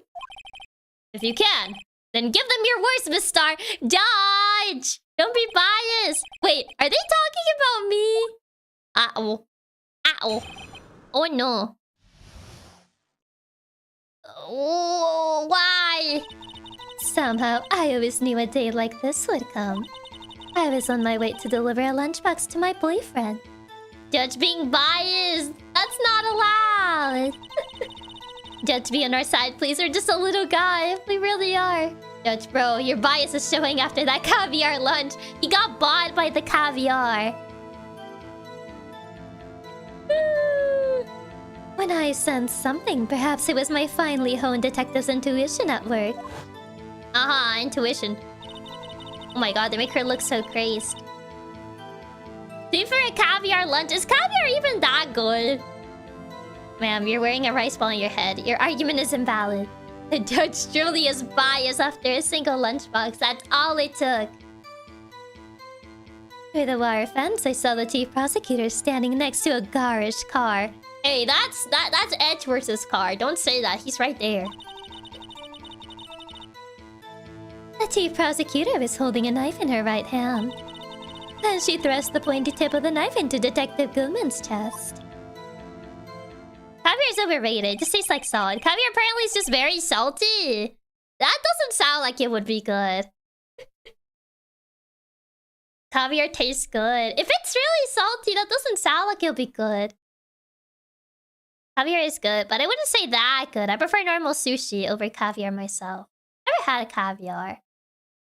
Cause I've heard, like, apparently it's always like super praised, but I don't know if it's just because it's expensive. Is it caviar expensive? It is, yes. Yeah, from what I've heard, it's just pure salt. Bringing a lunchbox to your boyfriend. How touching. So you can see, there's no room for doubt. The key point of your testimony seems to be nothing other than the point of the knife which you saw being stabbed into Detective Goodman. So, how does it feel to be so utterly crushed? I'm still thinking about that. It's merely a flesh wound, Mr. Wright. Very well, Mr. Wright. You may cross-examine the witness. Is it just me, or is it 30 pretty ladies tend to be psychopath, or just emotionally dangerous? I feel like there usually are psychopaths, yes. I feel like it usually leans towards that. That's my way to deliver with my boyfriend. I mean, I feel Marshall is probably the boyfriend in question. Okay, what do you have to say? Now I think of it, isn't caviar sturgeon's eggs or something? I believe so, yeah. This boyfriend, he's the detective. Not that boyfriend, the security guard. That boyfriend? You have several! She has many! Yes, this boyfriend, that boyfriend, and the other boyfriend. Care to join? Girl? The yet another boyfriend position is still open for applicants. I'll stick with the one who stinks. Note to self, the judge had to think before replying. That is true. Why did he thought about it? Oh my. Don't fall for her, she's dangerous. Don't care if I do. No! Can I join? I mean, what? Don't fall for her! She's collecting a harem. She's seducing the judge. A security guard room is in the lodge in A block. Oh my god. We need a new judge. She's seducing the judge. And adding the judge will be another boyfriend for the file. Why does she have several? Even Miel has fallen for her charms. It's so over. Apparently she's too charming. It's up on the second level, so you can see everything from there. That would be the room with the security sign in all caps. She's a red flag, but red is a very appealing color. No, not like this. Incidentally, did you bring your lunchboxes by car? Since I'm a visitor now, I parked in B block. So, she was in B block when she witnessed the crime. So it seems. She might be a red flag, but we doggos are colorblind! Dogs are not even colorblind! They just can't see like a wide range of color, but they're not fully colorblind. That's a myth! Through the wire fence, the chief prosecutor standing next to a garish car. Me falling for her in front of Chiaki? Nah. Unbelievable. By garish car, you mean Edgeworth's car. Mr. Edgeworth's car, yes. You dare say that when he's right there? Mr. Edgeworth's? Incidentally, the knife with which the victim was stabbed was also Mr. Edgeworth's. Wasn't it? He's like, no comment. Indeed it was. Don't worry, I prefer blue Chiaki. We'll fall for the red flags. I don't know, guys. I might... Wow, rude. Is the help bot always there? Yep, always. What in all cases is? And the person you saw, you're sure it was a defendant? I saw her from no further than 30 feet away. I'm certain it was her. If she's telling the truth, we're doomed. Let's just do what we can. Even if we don't have any proof, we can always nitpick. We're dealing with Edgeworth here. I need something more substantial than that. Can you tell us what the suspect was doing when you saw her? I see. Edgeworth just standing there. Yeah. In her right hand, and she just pointed to put the knife into Dick's chest. It's not on the tip though, it's on the side. Yeah, the blood is not on the tip of the blade. It's actually on, like, more, a little bit towards the side. The tip is actually clear. That's weird. That's suspicious. No, I guess I need to actually do something else here. I need to press her. They don't allow me to present the knife, even though the tip is already, like, notorious, I guess. Yeah, I guess I need to press first so I can get a more specific statement. Tell the court why you didn't try to stop this crime. You did see her raise the knife to strike, no? The defense has a point. Unfortunately, by the time I realized what was going on, it was already too late. Too late? Yes, the next moment. The chief prosecutor brought down the murder weapon. I see. It's only a flesh wound, Mr. Wright. We can make it. You said that before. Anything else? Scientifically speaking, Miss Starr's testimony is flawless. Sounds pretty fatal to me. What do we do? Is this a hit? Is my sister guilty? Let's just keep her head cool and press the witness a bit. For some reason, having her panicking next to me makes me feel calmer. Every time I see a face of her, I just see Aaron from Attack on Titan. Not Aaron. Don't smile like that. Yeah, I guess we need a specific statement. Because, like, she mentioned the tip of the knife, but the tip of the knife doesn't actually have any blood on it. So... I feel like it's something else. Maybe this. Tell me more about this knife that the suspect was carrying. Well, I would say the blade was about 4 inches long. Is that right, Mr. Edgeworth? Is this your knife after all? Yeah, that's about right. Prosecutors are by nature well versed in the location of a man's vital organs. Why would a prosecutor know that? That's weird. I'm sure it was easier than boiling an egg for my egg salad surprise set. You can't testify as to her ability to kill an egg. I mean, a person. Perhaps a chicken salad set would have been a better metaphor. So, the defendant was holding a knife. What then? The vital organs, yeah. What? Are they also doctors? Yeah. Or so, hi, Milk. Welcome, welcome. How would she know that? I saw a chief prosecutor standing. Yeah, Edgeworth's car. I'm assuming yeah, this. You sensed something, so you're saying you had a premonition of the murder. It felt like... How would you say? Oh, yes. It was like the feeling you get when you view a pumpkin chock full of seeds. I have no idea what that means. Me neither. Speaking of a detective's intuition, wasn't the victim Mr. Bruce Goodman also a detective? Oh, yes. Well, he was like a young cheese. What does that even mean? A young cheese? A pale white cheese, not yet tangy with expertise on the streets. A greenhorn. No experience, I guess. Then I must be hard, yellowed, and sharp as a tack. What is she saying? Yeah, with the odor of an old cheese to match. Emma, the judge is right there. He wasn't even young, he was even older than her. Exactly.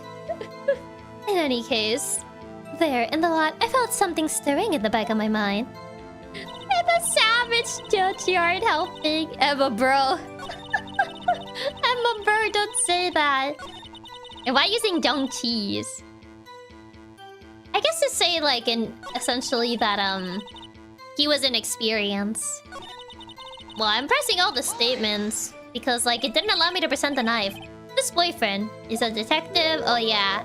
Yeah, this is where she mentions her boyfriend harem stuff. Yeah, this is that part. Because her mentioning the tip of the knife feels like a contradiction. Maybe I need to, like, actually examine the thing again. Even though I already examined this before, but maybe I have to examine it here? This must be the victim's blood, right? Either that or Edgeworth cut himself eating an apple. What's Edgeworth? Yeah, this is just the same dialogue as before. Is there anything else? Because we checked this before. Personally, 40 and a young cheese. That means some barely even milk curds.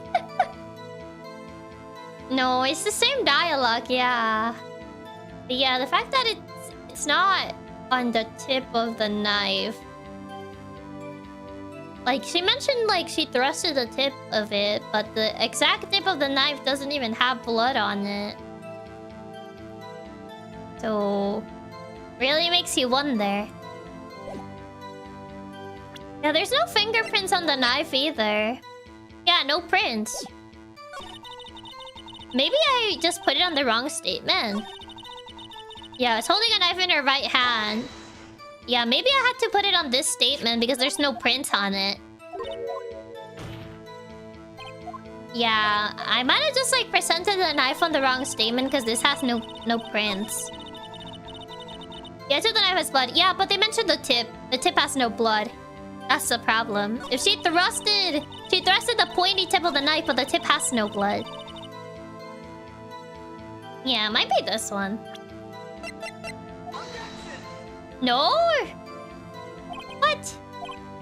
They aren't. There's no prints on it. How is she holding it on her right hand? What?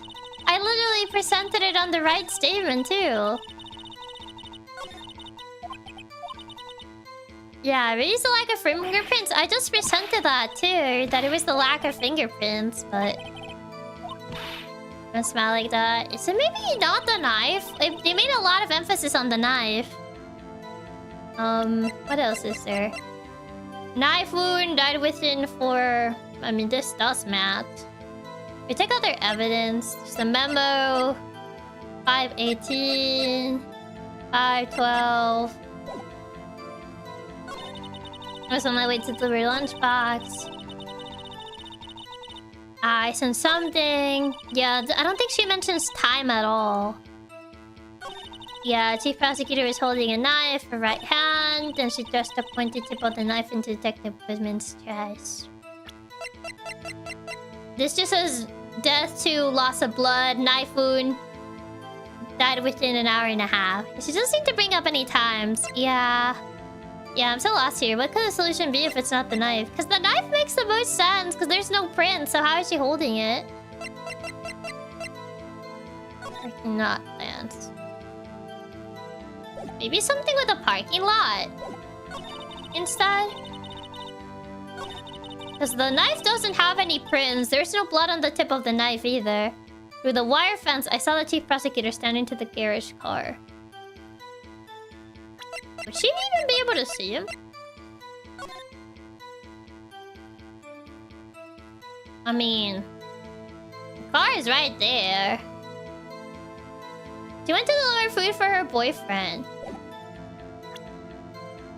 She did, yeah, but we essentially don't have any information about that. And the security guard place was on the 2nd floor, so she would be able to see it. I could have sworn I pressed every statement already. They keep telling me to press, but... yeah, I already pressed the intuition one. I did press the boyfriend one, because this was like... the one where she talks about the harem. Shouldn't go make it so you're blocked by the car. I mean, if it's on the 2nd level, yeah. If she's on the 2nd level, she could see. So it doesn't really add up. We tried pressing the wire fence statement, I don't remember. I think we did? Let me see. The wire fence is the prosecutor. Yeah, the garish card, because that's when she insults Edgeworth's car. Yeah, my garish card, yeah. She mentions his Edgeworth's car. It says she saw him through the fence.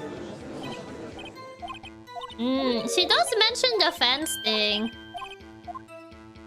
But I'm like, would presenting the layout even like count? The US security office should be able to see the crime. Yeah, essentially.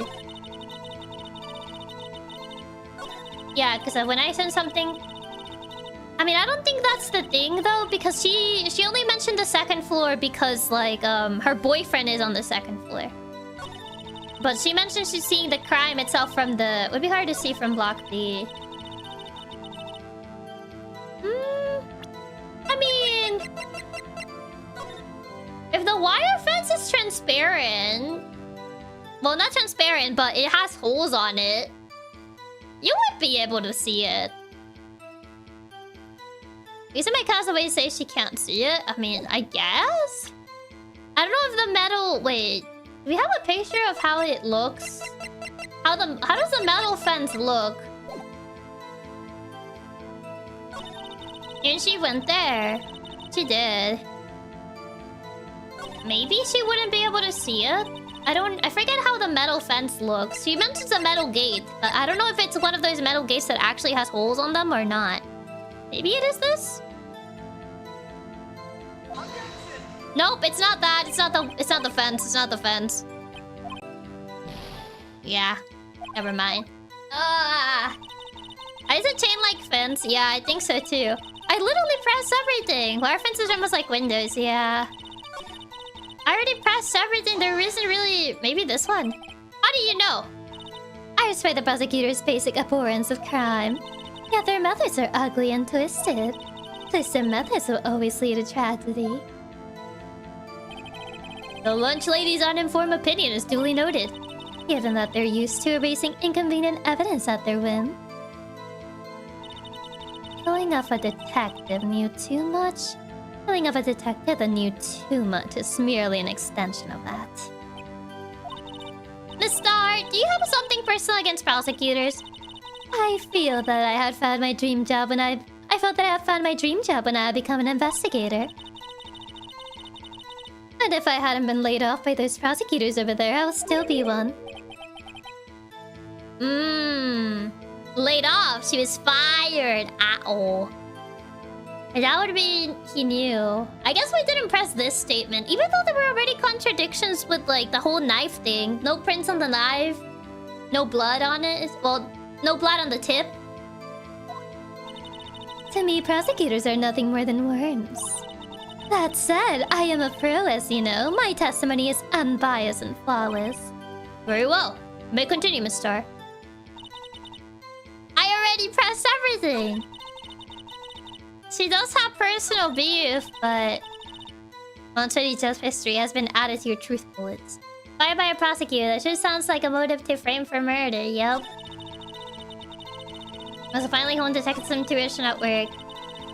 Well, it doesn't really tie with anything, though. Even if I already, like... Yeah, so really could have something against Lana. Yeah, but essentially none of the evidence points to anything. Yeah, I still like press every statement. Still got no clue what the answer could be. Yeah, like I already pressed everything. For some reason having her panicking makes me calmer. You pressed it by her right hand? I believe we did, yeah. I think we did. So Chief Prosecutor sent us a career card. Chief Prosecutor was holding a knife in her right hand. Tell me more about this knife the suspect was carrying. I would say the blade was about... Yeah, she mentions the blade here. Yeah, there is a hole, yeah. Because I mentioned some of the things that are just weird. Prosecutors have been well-versed.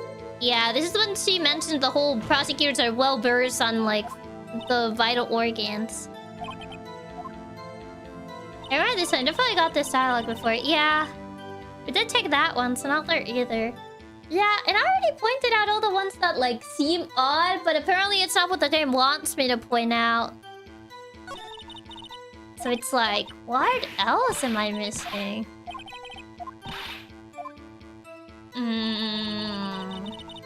So hi Small, welcome. Like, I'm clearly missing something here, but I don't know what it is. So how about good night, Dreambird? Thank you for stopping by. Has to be evidence. Goldman's ID. Investigator's ID. Prosecutor office.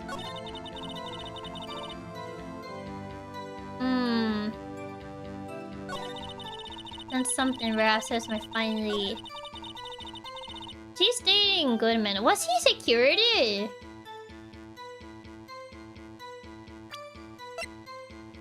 Is this an investigator, though? He wouldn't be on security, would he?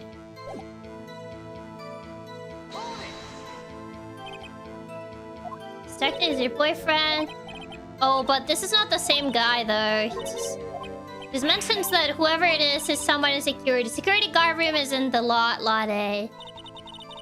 It's Goodman her boyfriend. It's on the second floor. You can see everything. Security room. I'm a visitor. I parked in B. He was in B block.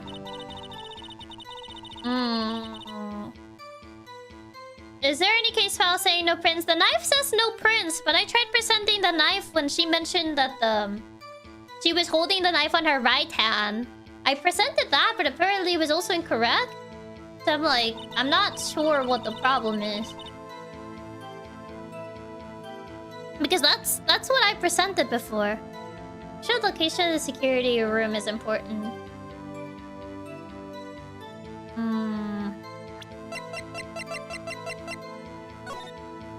Security room is up.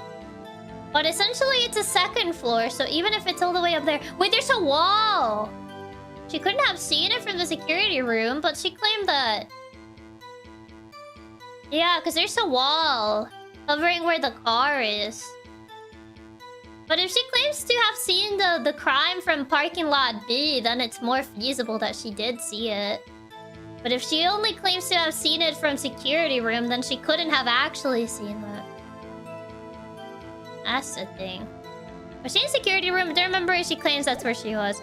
She just said, like, I came to see my boyfriend who was in the security room. But she essentially says, I was watching it from parking lot B. Yeah, she says through the wire fence. I saw the chief prosecutor stand next to a garage car. Yeah, then she says she was at the parking lot B, though is the problem. Yeah. That's the problem. She only mentions the security room, but, like, she doesn't mention that she saw the crime from there. She claims she saw it through the wire fence. Yeah, which that is, like, more feasible, if anything. The wired fence is way more feasible. If she claims she had seen it from the security room, then that wouldn't make a lot of sense. Yeah, this is the one that stands out the most to me, but essentially the knife doesn't have any prints, and I already tried presenting the knife. So I'm like... Do I have to, like, investigate something else on the knife? Because I already examined it. I'm like... I'm not sure. Yeah, the right hand is suspicious too. Where she get to security room, the fence is in the way. I mean... People would still be able... Probably she'll go around, I guess? Did you press the wire fence statement already? Hopefully get straws. I think we did, yeah. Because it's the garage card statement, yeah. She's already in security room already, and she's out through the wire fence, and that's a contradiction. I really don't know. Yeah, we pressed it before. Yeah, she just talks about Edgeworth's car being garish or whatever. Yeah, it's the car statement. She isn't she being on B when she has to go to A. Yeah. May take her some time to go around. You would think so, yeah. Because, like, she says, I was on my way to deliver a lunchbox to my boyfriend. But I don't think showing the layout would actually, like, prove anything. Like, even that in and of itself is a contradiction. But, like... showing the layout doesn't really... prove anything. Because I wouldn't be through the fence, essentially, yeah. Because if she's at security, there is no wire fence at security. The fence is back in the parking lot, so that's the weird part here. Who is that? Where to show it? Yeah, she can only either be at security or the parking lot. But yeah, the timing doesn't really match up. That's the thing. And I have like 2 tries. 2 tries before they essentially like... I'm trying to double check this statement.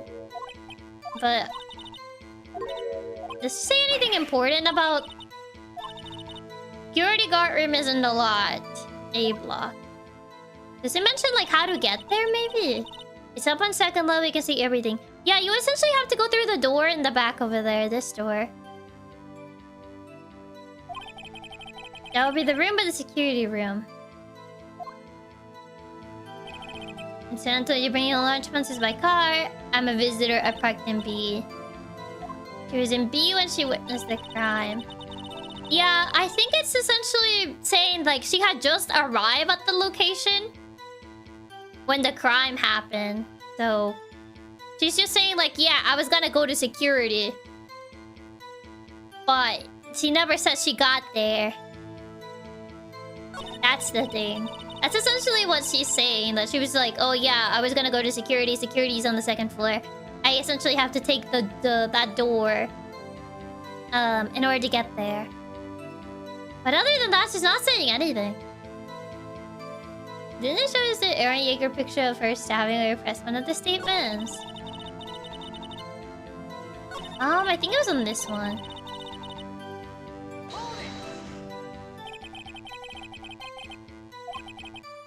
Saw her raise knife on the plane. By the time I realized what was going on, it was already too late.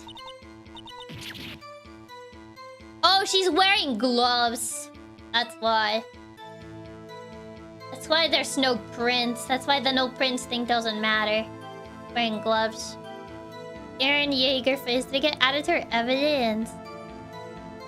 The Eren Yeager. I don't think it got added. I see. Oh, so the prints won't help us? No, she's wearing gloves. I wonder if somebody kind of rigged herself inconsistencies. For some reason I'm panicking. Yeah, it's just telling me to keep pressing. Yeah, she's got gloves on. I'm trying to see, maybe I'm trying to re-go through all of them to see if maybe there's something that I might have missed. The pumpkin, yada yada yada. They're essentially just normal gloves. Maybe there is something to press. You can remember statements. I mean, none of the evidence really matches anything. That's the problem. So I'm trying to go through her... essentially through her statements, because nothing really seems to match anything. Wire, that's just about Edgeworth's car. Holding a knife in her right hand. Prosecutors, yada yada, know how to find vital organs. I never sure it was the knife, but that didn't work. Yeah. Because they mentioned like the tip of the knife, which I already tried to point out, but essentially the game doesn't allow me to point that out.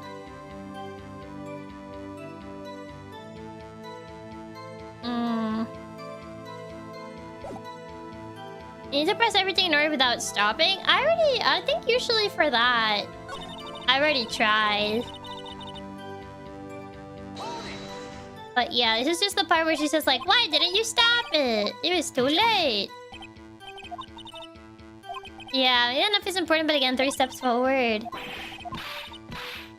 Yeah, where the order you press can matter. I feel like it's not that. I feel like it's not that, honestly. Like, the only statement I had not pressed was this. But this just kind of shows that she has a grudge against prosecutors.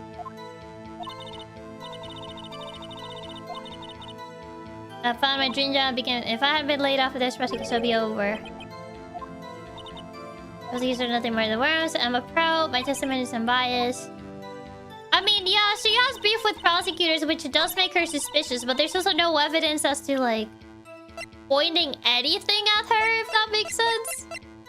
675, 12 and a half. We haven't reread in a minute. I'm just throwing things out there. The order press can matter for like 1 or 2 lines in the entire series. Yeah, like... Yeah, her entire beef with prosecutors is weird, but we also don't have any evidence that kind of marks that. There's also the King of Prosecutors trophy, but it's completely unrelated right now. So, I don't think it's tied to this entire thing.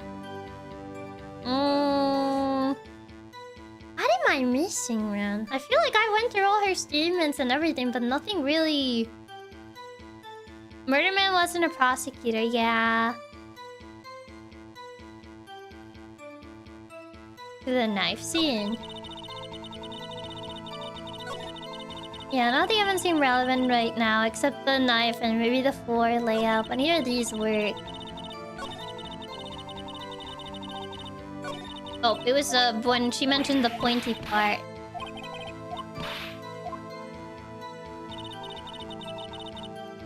Yeah, I gotta go through that. Maybe the floor of any others work. Yeah, I presented the floor layout. I presented the pointy part of the knife before too, when she mentioned that. She's holding a knife in her right hand. Basically don't have evidence to be her prosecutors. That's what I'm saying. This is a point. By the time I realized what's going on, it was too late. Yes, the next moment the 2 prosecutors were down their weapon. I mean, yeah, the knife is clean. She hasn't killed the guy. It doesn't look like it's aiming, like, at him, if anything. Looks... The trajectory doesn't look right. If she was aiming at the guy, wouldn't the guy need to be a little bit more centered? It looks more like she's aiming for the car. Her aim's a little off, at least in this image. Got nothing. Even if this has some details, it's not our evidence we couldn't use as info. Yeah, there's also that too. It could be a perspective thing? Yeah. I thought it should be a perspective thing. You're supposed to kill the guard at the guy. Yeah. What am I missing though?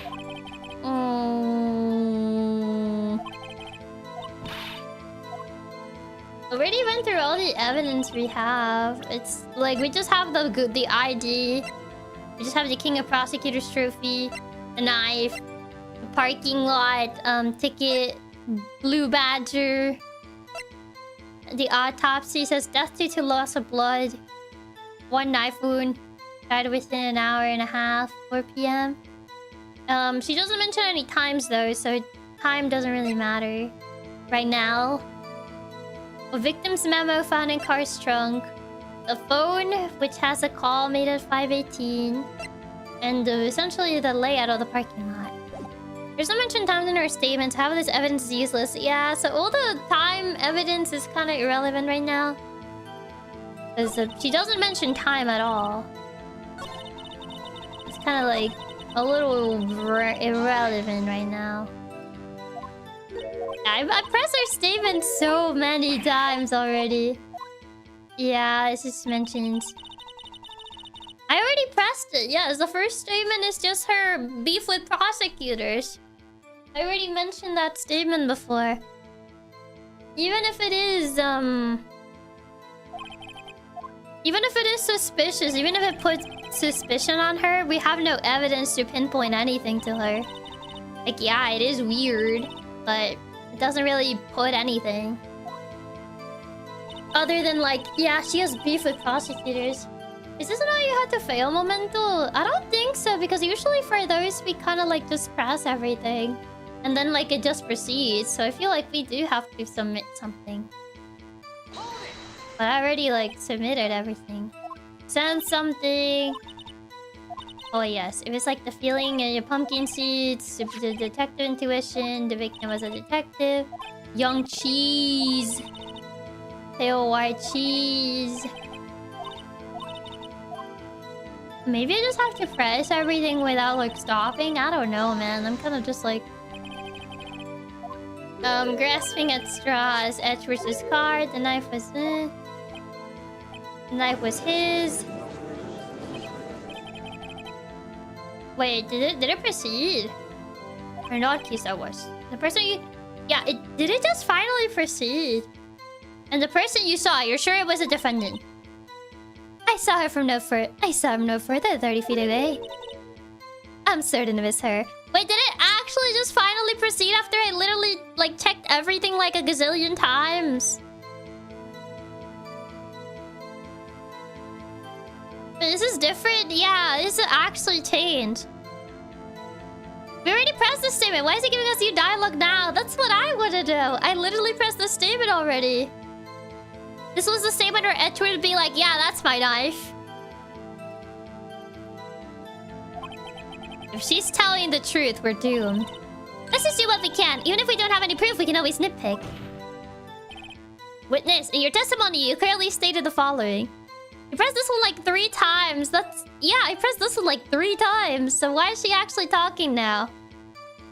You clearly stated, prosecutors are nothing more than worms. Ergo. You're a biased witness. You might want to keep those silly opinions to yourself in the future, rookie. Is it because I didn't press them in order? Is that it? I had to press them... yeah, I had to press them in order. I essentially had to press everything in order. There it is, the beef. We did press that statement, though. We pressed the first statement before. I guess we just had to essentially press everything all over again until we actually got here. I'm crashing out right now over this. I am crashing out. I lost so many points over this. You need her to say nothing more than worms first. I did. We got that line. I did already like press the first statement where she said that.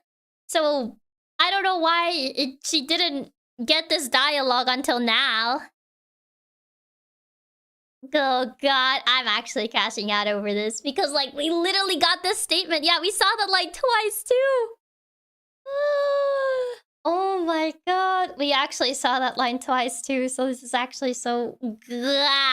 It's another Von Karma moment. It's probably the order. You literally press every statement like 5 times already. We did. Yeah, we pressed all of them. It's just another Von Karma moment where I just lose a bunch of points until like the plot decides to finally let me go.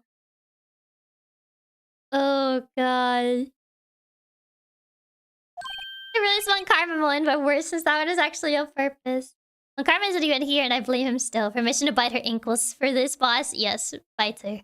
Our health bar is destroyed now too? Yeah, because I got plot again. Huh? Rookie? Unless you're willing to risk the consequences of doubting me. I'll fry you like a fritter. Crispy on the outside, chewy on the inside. That was inspiring. I believe I've heard that tagline elsewhere. You could cry plagiarism. I may be relegated to the lowly post of lunch lady, but my instincts are honed. Oh. Well. Photographic evidence. Your Honor, I plead Photoshop. I'm crashing out so badly. The only thing that's giving me sin is Chiaki Katsumi's voice acting. I'm crashing out after losing almost all my health. For this. Man. A photograph? You took this? The moment I witnessed the crime, my reflexes took over and snapped. I took a picture. Didn't you say you couldn't do anything? In fact, one of my lunchboxes is rigged with a camera. I suppose that's more exciting than just hanging it around your neck. And now she shows the evidence. The crash out is real. Your Honor, I claim Grok made this. It's AI generated. She had enough time to take a photo, but not to help the victim. The photo, yeah. Tossed the body in the back of the car. Yep. I mean, that's where the body was found. Yeah, so she said she couldn't do anything before. Witness, why am I only seeing this photograph just now? You think I'll show it to you, a prosecutor? Think again. My boyfriend works in the photography division of criminal affairs. Whoa, this is most certainly the defendant. Ah. That's an awful lot of blood in that coat. That is, yes. Uh-oh, that is unmistakably Lana Skye. So, what was the defendant doing at the time? And it continues on! And she's just supporting her. And it keeps on and on and on and on and on.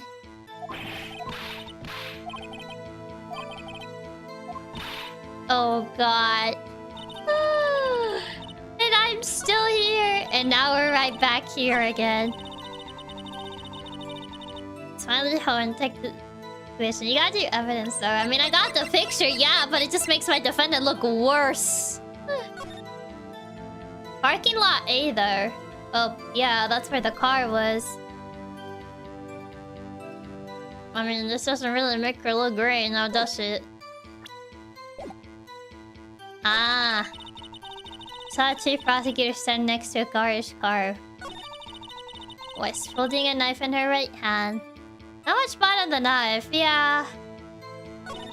That's the thing that doesn't match. But, like, the problem is, like, where would that even go? There's actually a wall between the security and the car.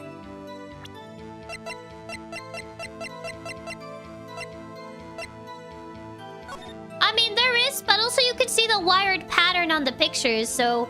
It does match with what she said, that she watched it through the fence. You can kind of see the shadows of the wired fence. So unfortunately, I don't think that helps her case that she did see the girl. It has to be used for something. Throw it at her and shut her up. Unfortunately, it does kind of match with what she said.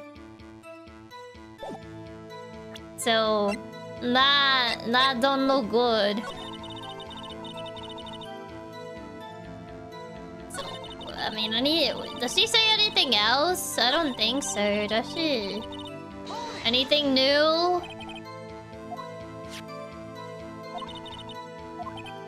Yeah, this is when she just talks about the... Yeah, prosecutors, yada yada yada. Knife.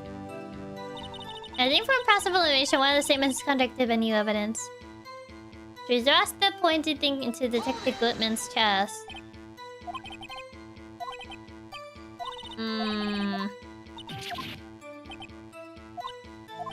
I mean... Was she?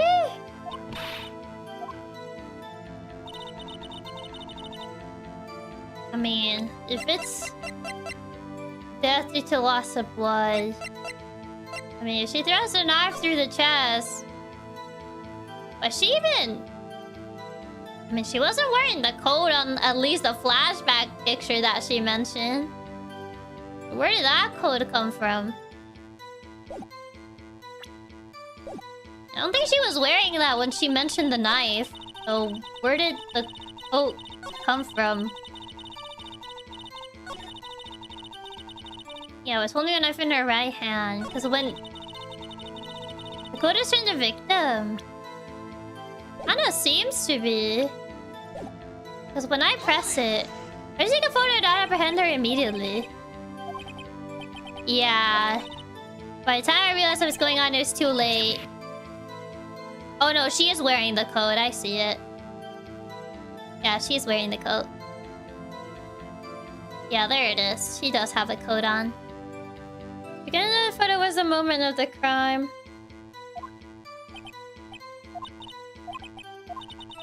I mean...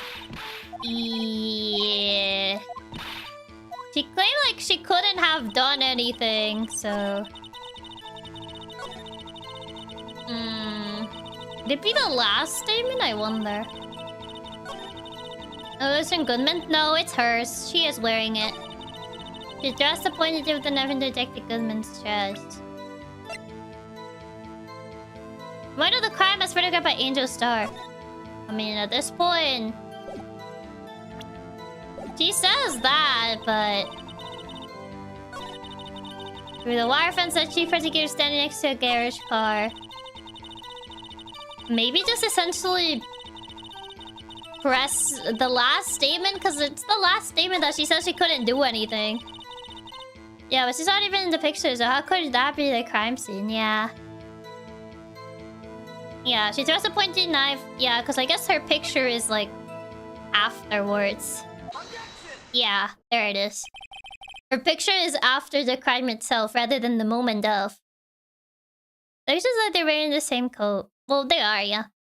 Your Honor, objection to this point. The car clearly isn't garish. Yeah. And you witnessed this? You saw Miss Skye stab the victim with the knife. As I've already said, yes. I swear on my finest salmons for a lunch. I'm sure that is a fine lunch. But isn't that odd? Look at this. Look at this photograph. Here it is again. This is the photograph you took of the very moment of the crime, is it not? Then why is Miss Skye not holding a knife? She just put it in the car. Mr. Edgeworth, your thoughts? Objection. That had to be the weakest objection ever, Edgeworth. Josh quit being tempted by lunch. He's weak to the food. Yet it was still stronger than your ever feeble mind, Mr. Wright. What do you mean, Mr. Edgeworth? This photograph was not taken the moment before the stabbing. This was taken the moment after the stabbing. And how can you tell that? Blood splatter. Huh? See the dark crimson stains of the chief prosecutor's coat? But it's a black and white photograph! Ah, yes, it's hard to tell, but this could be blood. Well, Mr. Wright, I see no problem here. No problem except you. Mr. Wright, are you going to just sit there and take that kind of abuse? You got a better idea? Objection. So I'd be excited to miss the blood on it. Edgeworth didn't even need to yell objection, just objection. Wait, that contradicts what the witness said in her testimony. Namely, that she took the picture the moment she witnessed the crime. Well, it seems I was slightly unclear. My apologies. Ah. But that's it? If you run out of lunch, you order seconds. Problem solved. If you don't like, try ordering the jumbo-sized lunch from the get-go. Good advice. I'm not sure I understood it, but good advice. I didn't have time to stop her. Prosecutor Skye was cold, calculating like a robot. She killed without pain or remorse. It was premeditated murder. Premeditated? How do you know? Look at the chief prosecutor's hands in that photograph. Well, are those gloves? Surgical gloves made of thin rubber, most likely. Why would she have those on? Jackie did an adult. Another lying witness. Because we sacked these two. That was actually terrifying. If it was not premeditated, she would not be wearing those gloves. What? Man. Those gloves do seem to tell a tale of premeditation. Premeditated murder is a serious offense. Witness, add this to your testimony.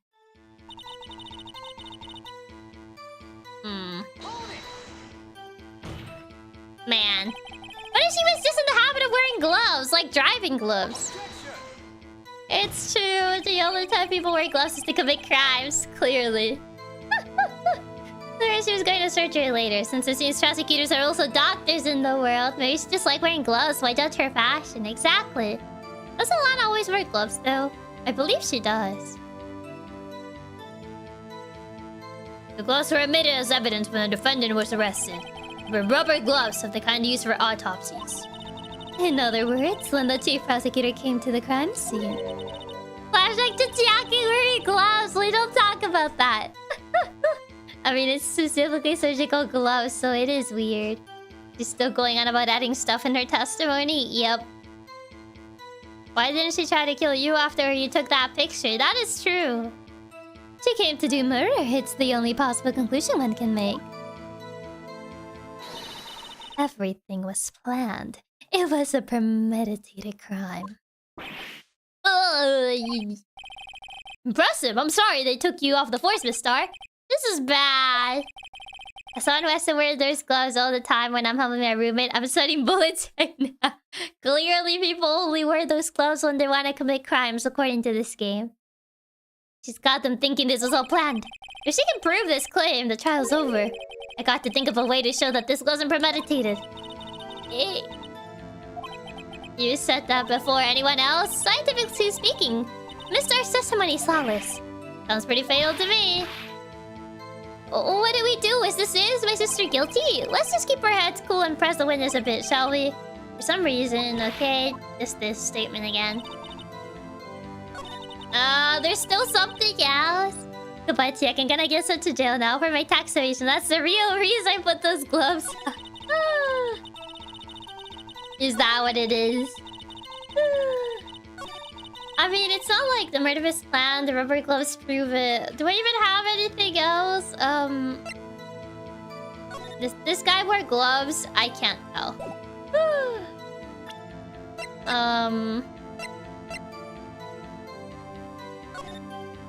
He's just a little guy.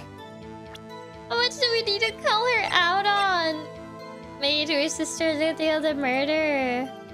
I mean, a call wouldn't really prove that it's, like, not premeditated, would it?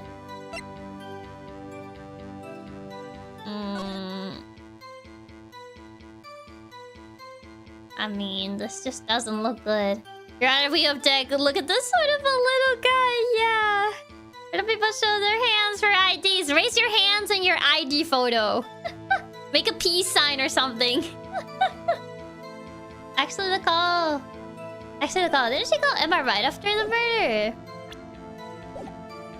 Just be like, hey, I did a crime, bye.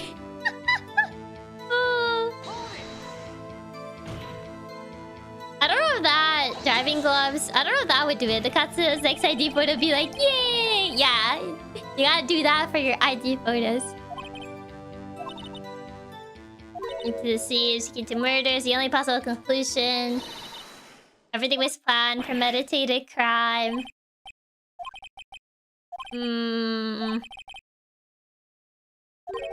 We gotta think that this shows this wasn't premeditated. I don't know if the phone will do it.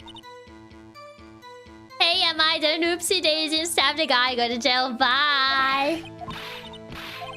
I mean, if it was premeditated, what would you call your sister and be like, hey sis, I killed someone, bye. Like, that sounds like the one thing you wouldn't do. So maybe that. Is her dead boss some new advice? I mean, Emma did say it was a short call. I mean, maybe this is a stretch, but like, if you're killing... I feel like if she was actually premeditated that she was gonna kill someone, she wouldn't call her sister and be like, hey sis, I killed a man, bye. You know? I feel like she wouldn't really do that, but I don't know if this is the logic that the game wants me to do. But I guess it's about as much as I got, so maybe I have to make a jump in logic here. And just say it wasn't premeditated because she called her sister after the murder. Because I don't think we have anything else, really. Because what? We have the King of Prosecutors trophy, but this was given to Edgeworth. We have a knife that has no prints, which just kind of makes it worse because of the gloves. Edgeworth's parking lot ticket. The little guy. Autopsy, which doesn't really say much about this. This memo that we still don't know what it means. We have her phone. And we have the picture that makes her look really bad. Maybe the phone. It wasn't the phone! It was not the phone! Oh god. Yeah, it was not the phone.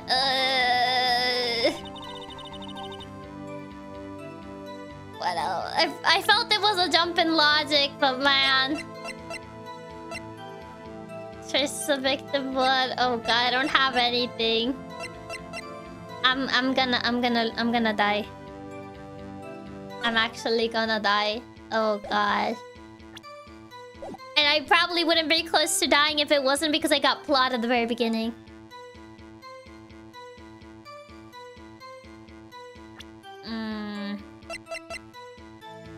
Maybe because it's Edgeworth? I mean, you would think she'd bring her weapon she planned to kill someone. I mean, not really though. If she wanted to frame someone, she would just take someone's weapon though. How would she even know that Edgeworth's a knife in his car? I mean, if it was premeditated, yeah, she would know about the knife in this car though. Wouldn't Edgeworth be an accomplice because it all happened in his car? How did she know if Edgeworth had a knife? I mean, if it's premeditated, she would know, yeah. That's the thing. So I don't know if this will do it. I realize the game's held because of the dub. You have to press every statement in specific order thing. Yeah. But like, I feel like if it's like if she's planning to kill someone, I mean if she wants to frame someone, wouldn't it just make more sense to take Edgeworth's knife? Having her own weapon would just make it like far riskier, if anything. Edgeworth did arrive just before the murder, yeah. I mean, if it was premeditated, she would be accounting for Edgeworth arriving at that exact same time. But she would have to do an insane amount of math. That's fair. If she was the boss, she probably would know about Edgeworth's knife, so she could incriminate him. This brings up the no prints thing, and that feels important for the glove statement too. Yeah. But she knew that Edgeworth would have the knife to pin the crime on him. I mean, it would essentially give to the tie that is premeditated. Might I say before giving evidence? I might, yes. I'll save. We're essentially running on 1 HP. I guess my cute Leah said the clock and it's kinda late. A little tired from celebrating today, but wish Aki good luck with the case. He got this, almost there. Thank you. Otherwise, it's curtain for us. Yep. So, hi, Daya. Welcome. Diane Bonbons. Thank you so much for the raid. Hope you guys had a fun stream. I'm currently in a pickle here. I guess the knife is essentially the one thing that could be. Even then, I feel like it's still a stretch, but also the phone thing was a stretch too. But maybe this is what the game wants me to pick. So, nervous sweat. Yeah, for the people that may not know me, I'm Chiaki Katsumi, the powerful and tubular Maine Coon hacker, and we're currently playing Ace Attorney. This is a DLC case. If it was premeditated, she would have also have to know Edgeworth was running late from the parking lot ticket. Hey, there's... If you've seen, like, Criminal Minds, there's people that actually, like, go that... They actually think it through. A lot. But... Okay, it is a knife, thank God. Witness, do you know what this is? A knife. Are you trying to test me? I sell box lunches for a living, you know. I'm new here. Welcome, June.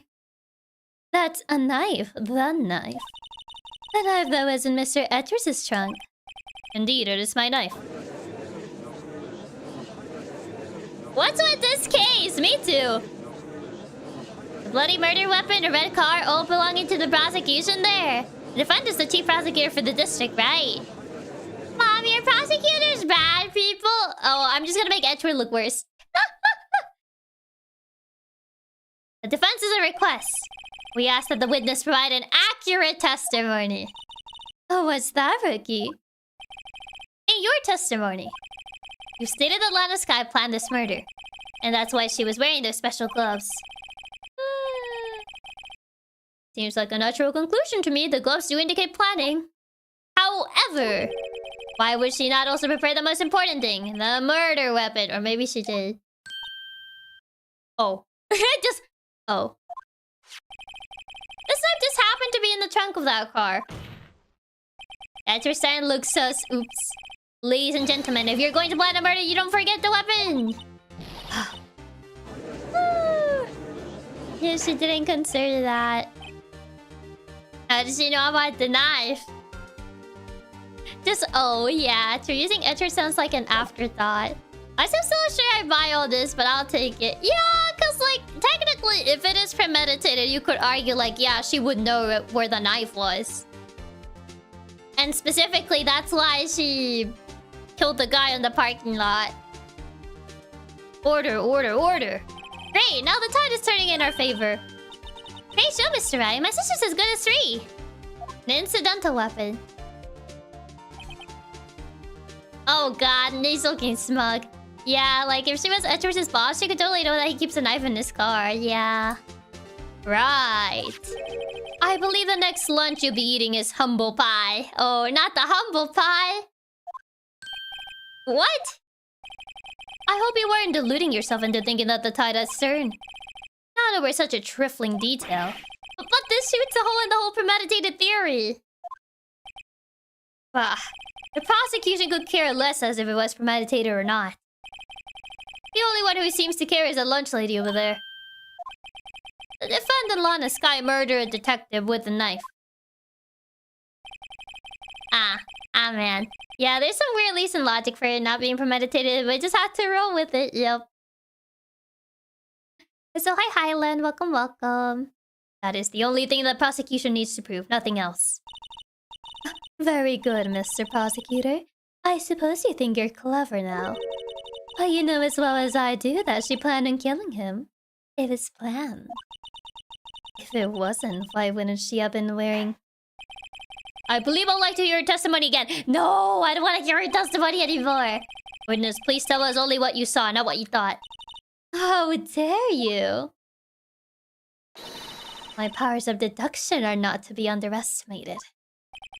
Really now? Really?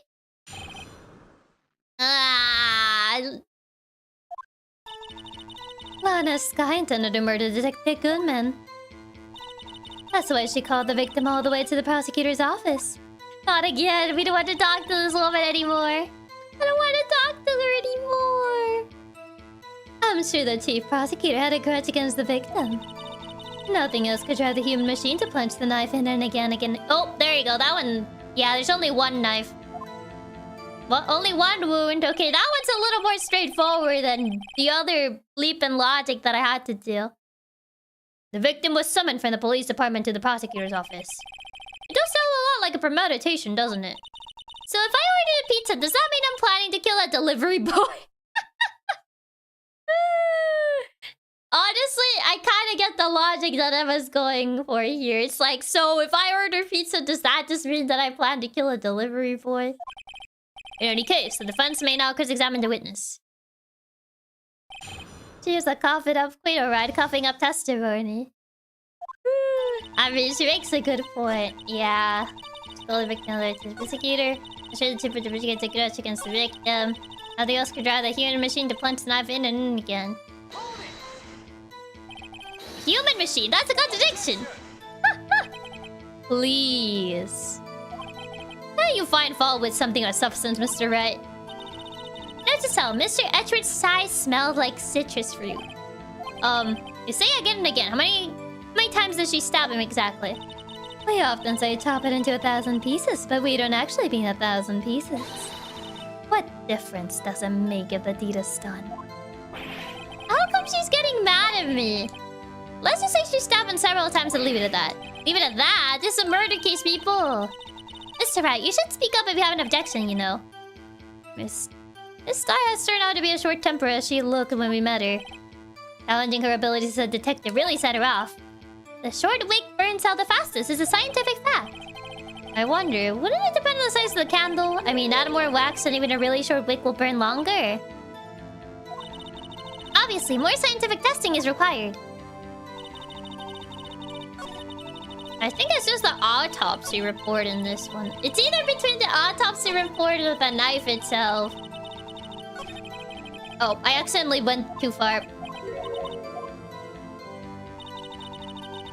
Am I ready to learn about the candles? Yeah, probably just a report. Yeah, chief prosecutor has a grudge. Got the human machine to plunge there. Again and again and again. Yeah.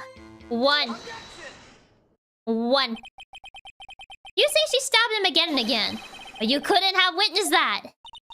Are you testing me? Then I will test you. Ha! 1! With my moss surprise. I'm afraid the moss is growing under her feet as we wait, Miss Star. Oh, she's glaring daggers at him. No pun intended. What do you mean? I shouldn't have to explain this, but take a look. The autopsy report states that the death was due to loss of blood from one stab wound. Aha! You're right! Good show, Mr. Edgeworth. What a hunk! He's my hero, really! What about my objection? No one noticed? She's so bad on Edgeworth, yeah. Well, witness? Emma, calm down. She's fangirling. I see what you did there. Staring daggers and the murder weapons tonight. You got the crime scene set, right? Thanks. I always believed that no one could ever mistake ketchup for blood. And now I realize that such mistakes are possible.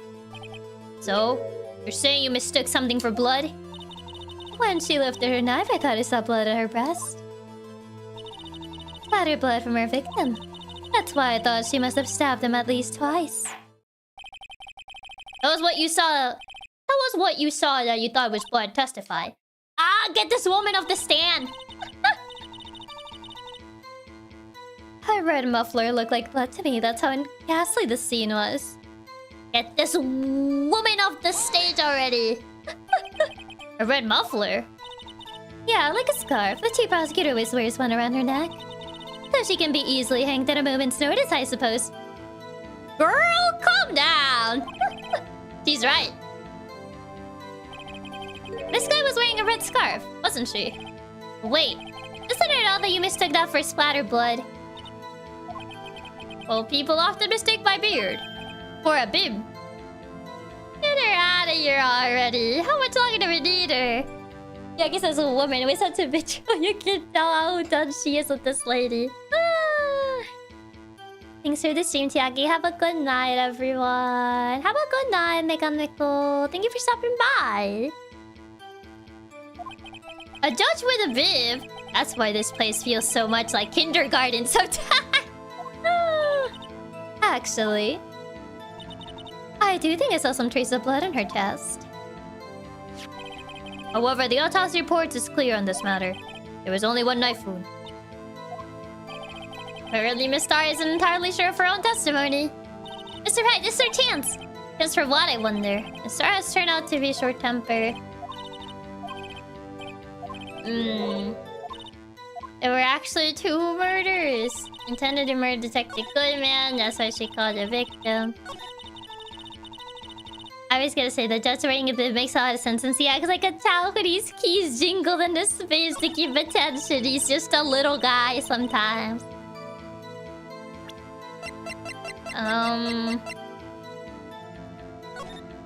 She's not even wearing it. Yeah, she's not wearing the thing that she mentioned, her muffler. But I'm gonna save just in case. I'm saving just in case. Okay. There you go. Yeah, she's not wearing it. Star, I demand explanation. The witness is clearly not suited for detective work. What? Why is Edgeworth stealing my thunder? The suspect was not wearing a scarf or muffler of any kind when she stabbed the victim.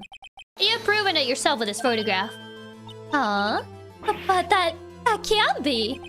Only a professional lunch lady could be so utterly clueless. Edgeworth stealing our job, yeah. Which side are you playing on? Congratulations. Perhaps you finally found your true calling in life. Harsh words, but good. He does not like her. In the end, Mr. Edgeworth prevails. What was my objection? Chopped liver? But it was there. A scarf. No, not that. But something red, really. Whoa now, where were we? The witness has given us an entertaining interlude, but back to business. What? Very well, witness, continue your testimony. You saw the crime and apprehended the suspect. Tell us about that. Very well. I do remember some things accurately, at least. Ultimately, we couldn't shake the most important part of her testimony. The most important part where your sister stabs the victim. This next testimony might just be the moment of truth. How many more testimonies do I have to hear from this woman? We're just doing our jobs right now. Yeah. After the murder, the suspect attempted to run behind a partition off to her side. I quickly caught her and explained her rights to her and arrested her on the spot. Ah yes, when I arrested her, she mentioned the muffler. That's what had me confused in my earlier testimony. The chief prosecutor made to escape, but against Angel's Star, persistence is futile. I'm probably gonna have to press. Nothing really jumped off. Like, we're stuck here with this woman. You're quite determined about the scarf, aren't you? I strike like a snake and bite like a cobra. That's me, Angel Star. That wasn't a very good metaphor. First of all, a cobra's kind of a snake. Don't bother me with details unless you want to get bitten. No thanks! Note to self, Mr. Right is weak against poisonous snake bites. The chief prosecutor tried to resist, but her efforts were in vain. She knocked my hands aside and kicked over an oil drum. An oil drum? Hard to imagine. Oh, she's beautiful, but deadly a predator, this one. A leopard woman. Rawr. Oh god, I hate that part. Oh god. Very well, Mr. Right. Your cross-examination, if you will. Oh god. Not the roar. Oh jeez. Oh my god, this woman. Okay, so Spigot tends to run behind a partition. I'm just gonna press everything because nothing really stands out from the get-go. So where is this partition on the floor plans? I'm sure she means this wall next to the car. That's right. That one. I think it should be the last time. I refuse. I'm saving that, sorry, but it was way too good. No! Whew. There was a wall there about 6 feet high. She was obviously trying to hide herself. Quite a natural thing for a criminal to do. And what do you do then? A partition. Okay, explain her rights. You say quickly. Were you close to the suspect? As I just said, I was only 30 feet away from her the whole time. Maybe I should press her. No, wait, not leave her a note. I guess I could just look at the picture and find out. No, I need to press that. I need to press that. I don't know why the first option was to leave her alone. No, press.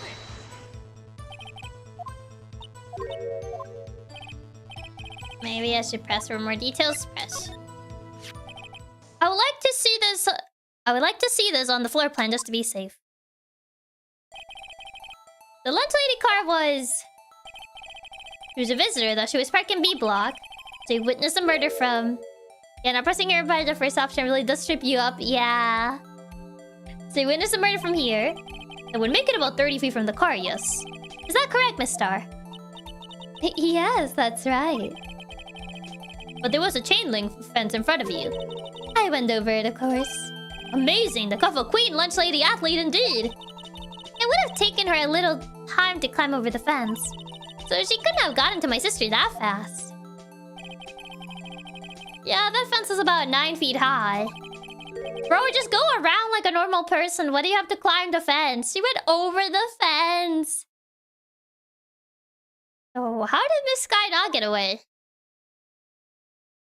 You mean over it? She can climb with that outfit. Exactly. It's just like, what? She mentioned the muffler. What exactly did she say? If I remember exactly, I would have told you in the testimony. Tiki. Anyways, all I heard her say the word muffler. Is that one word? So, what you heard wasn't the suspect talking to you, but to someone else. Yes, the chief prosecutor was talking on her phone. Her phone? She can't mean. Ask further. Yeah. A phone, do you mean? The cell phone discovered by the crime scene. Yes, ultimately. Oh, so this is where the phone was in. Yeah, we brought up this issue earlier, but it wasn't relevant yet, man. Ultimately? My memory. It's like a salmon heading upstream, you see. No, the court doesn't see, Miss Star. The chief prosecutor first attempted to use the phone hanging on the wall. Oh, so it was more like the call was cut short because she got arrested. And her phone fell off. On the wall? That's right. Near the car, there was an emergency phone on the wall. Apparently, it was out of order.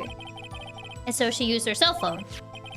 Chiaki one's literally 10 steps ahead of this game. The call, yeah. She mentioned that the call essentially got cut off. Indeed, the emergency phone was out of order that day. Good witnessing, witness. Good witnessing? Whatever happened to good testifying? You should, of course, add this to your testimony. The things I do to please this rookie defense attorney. Word muffler was heard during the call. Side has tried the phone on the wall, but you had to call her cell phone instead. Do you think you could restate your testimony for the court? I'll only say this one time, rookies.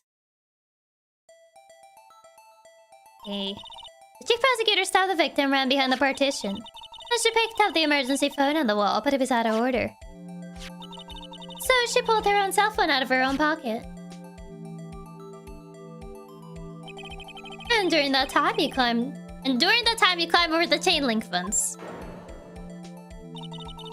Oh yeah, she essentially just like... Then, when I boldly grabbed her arm, the chief prosecutor hung up her phone. Oh, I see. And you saw her doing this. What is it, Mr. Wright?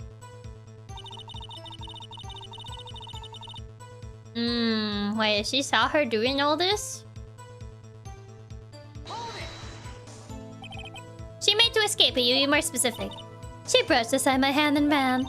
It was a terrible sight to see, like a dollop of lard in a pate of foie gras. Huh? She even kicked over an oil drum at me. An oil drum? There was an oil drum lying on the side of the scene of the crime. It's strange. What's that? If she wanted to escape, why didn't she run the other way? The other... Parking lot entrance. That's right! Doesn't make any sense that she would run from behind the partition to the old drums. Excellent, more mysteries. I wish you could solve a few before finding more, though. This guy tried to run? I'm sorry my sister's so suspicious, Mr. Wright. Not as sorry as I am. But she didn't do it, you have to believe me. By running through the car, yeah. Attempted to jump to the partition. When I arrested her, she mentioned the muffler. I saw it all, how she tried the phone on the wall but had to use her cell instead. I mean, how would she see it with the... the thing on the wall? If she was essentially on the... She couldn't see it because of the wall, though. It was like the partition right there, but I'm gonna save because I'm at 1 HP. Yeah, there's a giant wall. I'm honestly just saving just in case. I'm at 1 HP at a dream, so... So it should be the parking lot floor plans. Yeah, to play risky, we have 1 HP to dream. Yup. Yeah, she can't be for sure she tried the phone before the cell phone. Yeah. Miss Star, I have to conclude that you have a personal grudge against Miss Lana Skye. Also, Christian, thank you so much for being a member of Nelina for 4 months. Thank you, thank you. Thank you for the 4 months of being a Katsu Chiaki. I hope this finds you in good spirits. Now solve this case, Detective Chiaki. Thank you. I will. I'm doing my best.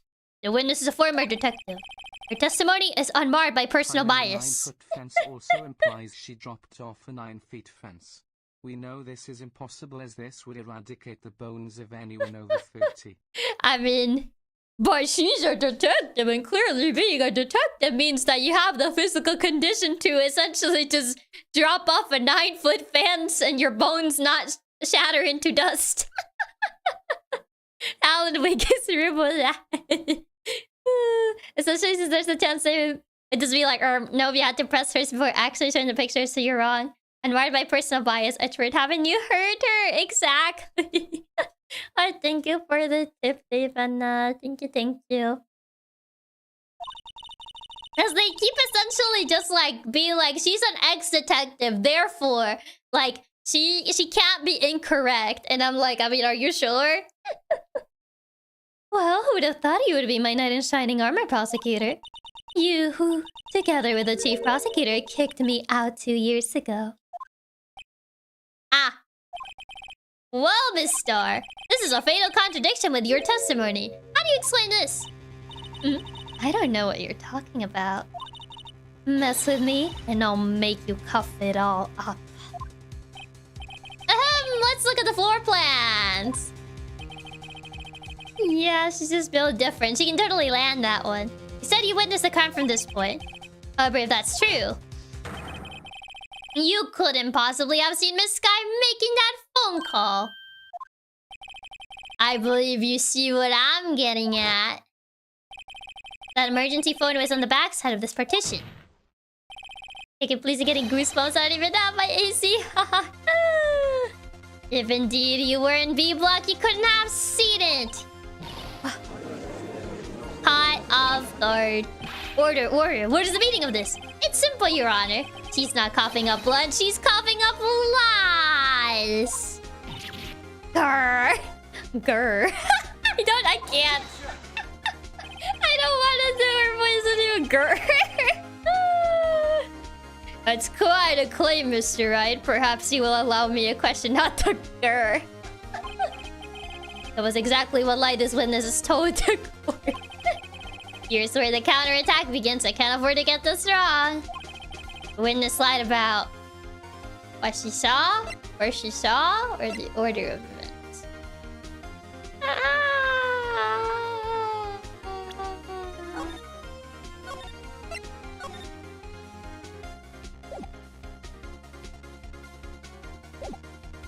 Where she saw the crime for, I would say. Didn't see it from B. Yeah, I would say from where she saw it, because she definitely saw things. The order of events I don't think is incorrect either. I would say where she saw it makes the more sense. So... probably where she saw it. It's gonna be from where she saw it from, yeah. This Skye tried to use the emergency phone, but it was out of order. What is significant about this fact? Nothing. Therefore, it would be pointless for Miss Star to lie about it. Pointless to lie, I see. But say the witness did actually see Miss Skye using the emergency phone. What would it mean? Miss Star witnessed the crime from a different location, from security, yeah. Different location. Now that's a pointless lie if I ever heard one. Or you call my lie pointless. At least let me tell it. Let me ask you a question to our clever wordsmith, Mr. Wright. Just where was the witness when she saw the crime? Well, the testimony we've heard until now points in one direction. The place where Miss Star witnessed this crime was here. Has to be the security room. Rather than being, like, here. Because she was not here. Has to be the security room. I can't save you. Okay. Well, we can slide. Yeah, we can slide. For security, she can't see the car. Yeah, but she can see the phone. That's the thing. I mean, she got a lot of details wrong about the car itself, but she can see the phone. So, I think it's security in theory? I hope I'm right. Woo! No, I'm not right. It's not security. It's the only place where she could have been. Security guard room. Wait, I'm correct. Never mind. I am correct. I didn't see the thing go away for a bit, so I thought I was wrong. But no, I am correct. Sure, she got a lot of details about the car wrong, so her being in security makes sense. Yeah. Indeed, the security room in the underground parking lot is well positioned. It's built on the second floor, so you can see the entire lot. She would have been able to see the emergency phone from there. Yeah, since we're talking about the phone, she would be able to see the phone from here, but not the car. Why there? There are many other places where she could have seen the phone. Not in this case, Your Honor. The witness not being part of the prosecutor's office couldn't park in A block. The only place where she could have seen the crime in the back of the partition is here. Okay, remembering your testimony, you said you brought a lunch to your boyfriend in the security guard room, yes? Yeah, the game really made us think we got it wrong for a minute there. Yeah, Chiaki was too scared. Didn't wait to know him for sure. Yeah. Well, Miss Star, how many years have I been getting the better of men? Do you think that the tables could be turned? Today a man has got the better of Angel Star. That would mean the photo might actually be Photoshop. Order, witness. What have you done? You used to be a detective. You should know better. I'm not turning back. The guilty will be punished. And I'll do what I must to make sure justice prevails. The guilty? Is she talking about Miss Skye? Mr. Wright, doesn't this strike you as odd? Why did Miss Star lie? It doesn't make sense. Huh? She could have just said she saw the crime from the security guard station. It wouldn't change anything. Exactly. This photograph tells all. It was a defendant who stabbed a victim. The truth still stands. It still stands. I disagree, Mr. Edgeworth. What? If a witness is found to be lying, they're guilty of perjury. She knows this. She wouldn't risk that without a good reason. Imagine if they make a new Ace Attorney game and Phoenix has to tell if oh my god. is generated or not. I mean, to be fair, I feel like Ace Attorney games take place, like... They're always, like, a bit... Well, not always a bit behind on times, but I don't think they're, like, that modern either. Be like, you gotta tell if the evidence is AI generated or not. But imagine. Yeah, but oh god. But thank you for the tip, Devana. Thank you. So tell us what her reason was, Mr. Wright. Huh? Me? Who else? Mr. Wright, let's review what we know. You can prove that by looking at the hands. AI is bad at hands. The Phoenix goes grok. Is this true in court? Not the grok. Is this true? Miss Star witnessed the crime to the security guard station. But she lied and said she saw it from B block. It must make a vital difference. But what? What would change? Angle of view to the crime. Distance to the crime. Difference in lighting.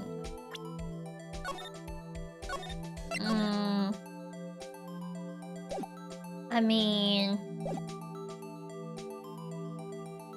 Seeing it from... up there...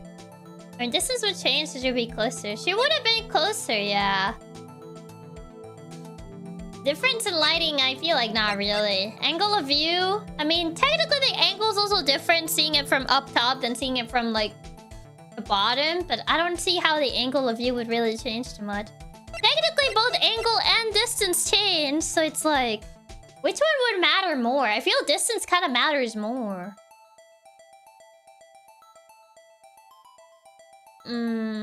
Like, if her distance is, like, farther...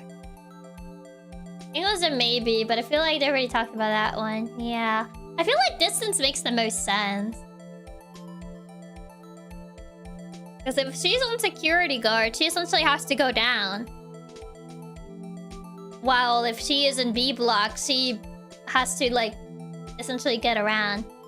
Her route changes, no fence to climb over. Yeah, essentially. Technically, both of these two change, but I feel the angle doesn't really matter too much.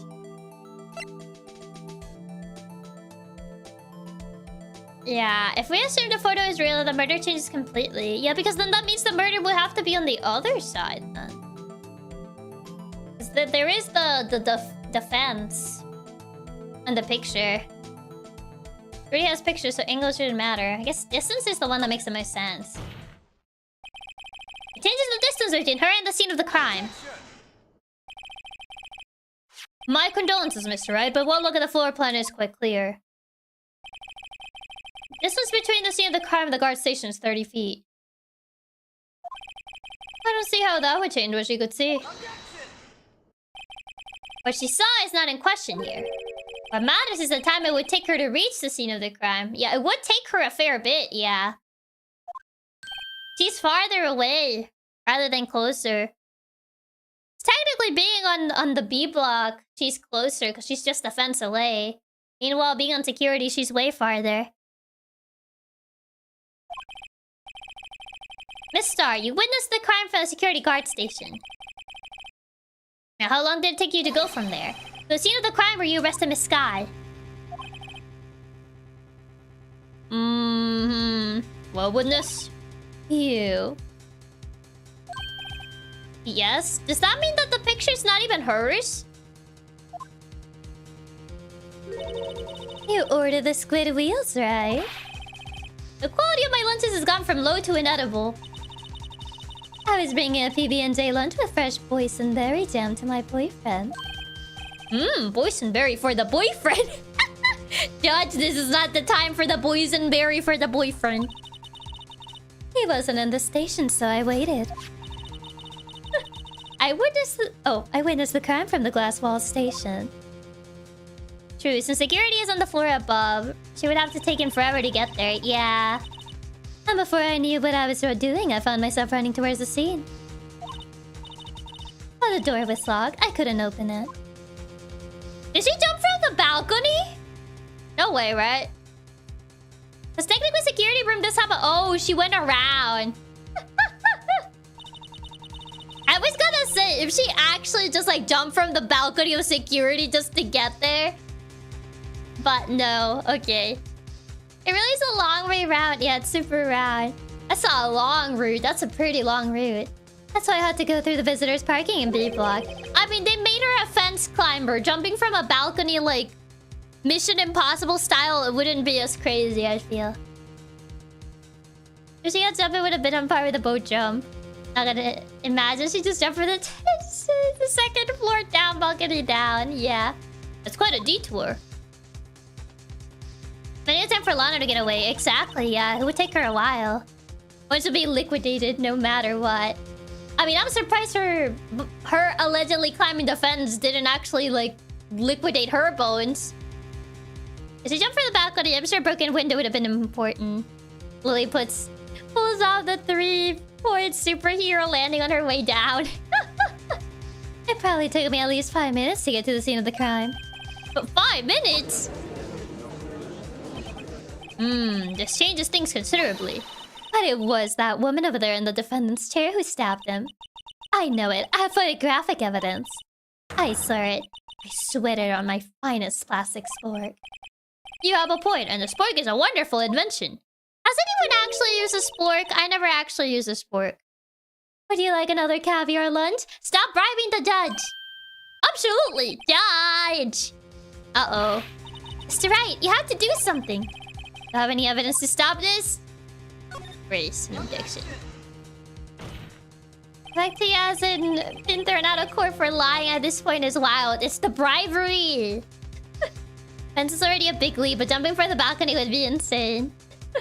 I haven't. Sporks are totally overrated. They just suck as both forks and spoons. Sporks are great if you hate eating.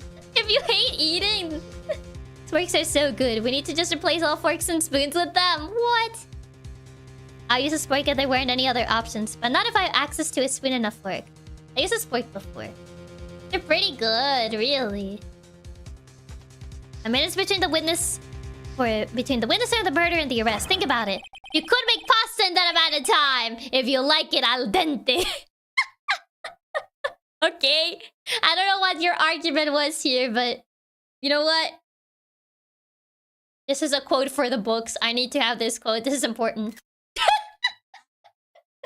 You could make pasta that amount of time. This is an important quote. I don't know when I'm gonna use it, but clearly this is an important quote. That is cute. I've only ever seen a flimsy spork, so that may affect this. I've never seen a metal spork. I've only seen the plastic ones. What is Miss Lunchbox over there even afford these lunches without breaking the bank? I mean, didn't she say she had a bunch of boyfriends? You can kind of take a guess how she can afford all this. This is to be a screenshot. It's too good. It's a legendary quote. Priority list.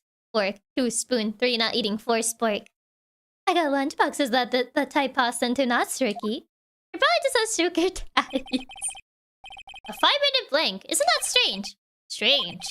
If you were a criminal, what would you do with 5 minutes, Your Honor? Well, I guess I'll flee the scene. Hey! Don't get the wrong idea. I didn't kill anyone. But you have the instincts of a killer. You would have run, but this time was different. This guy Taro at the scene of the crime. She even had her picture taken. No true criminal would act this way. It's inconceivable. That is true. Why would she just stay there? She's like, okay, I did it. Now what?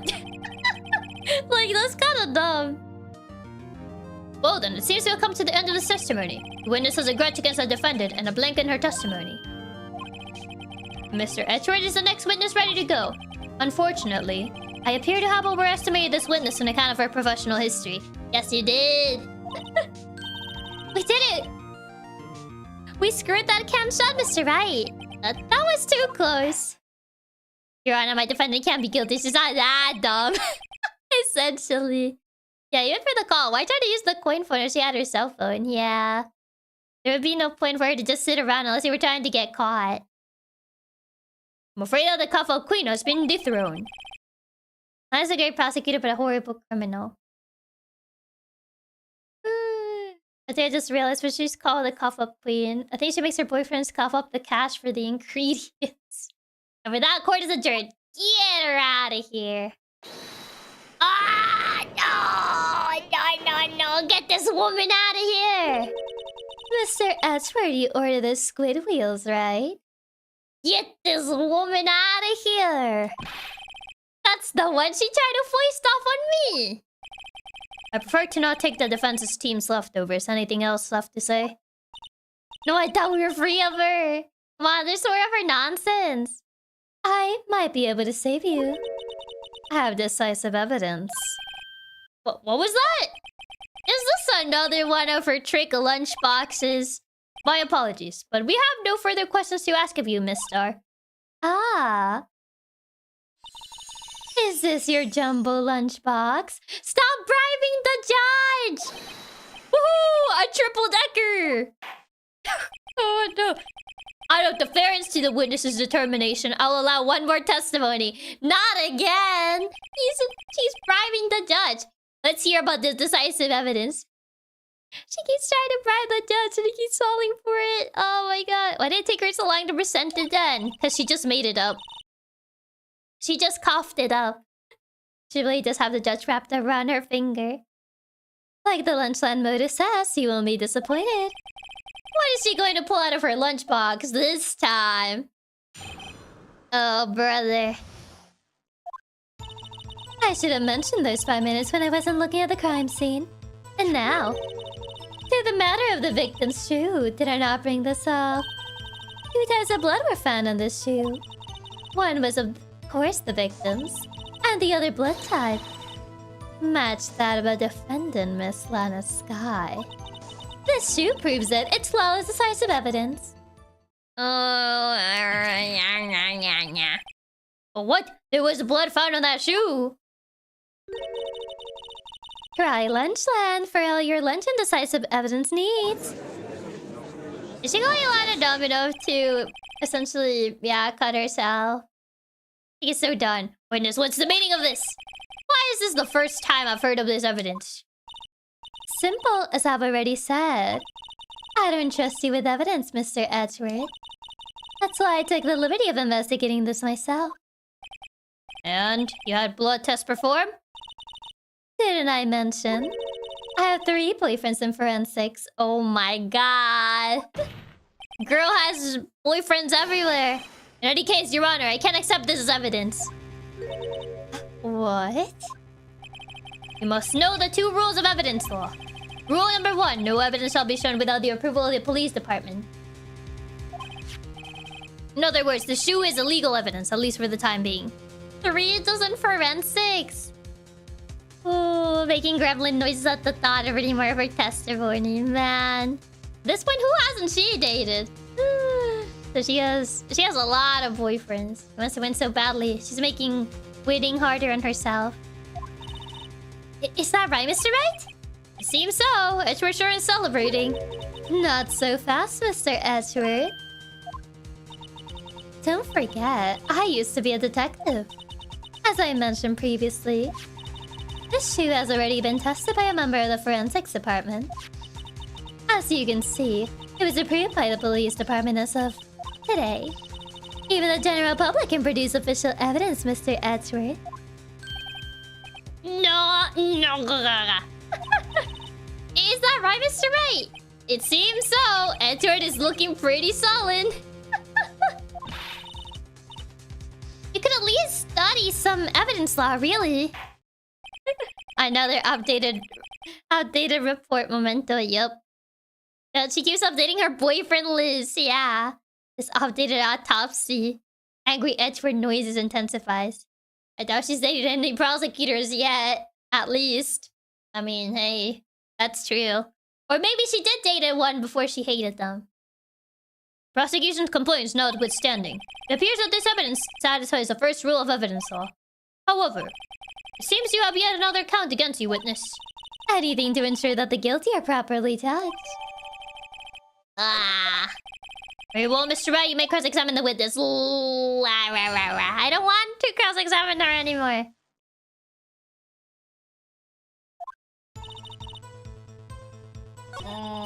And now the matter of the victim's suit, and I bring this up. 2 types of blood were found in the shoe. Did we actually find anything on that? I don't think we have anything on that.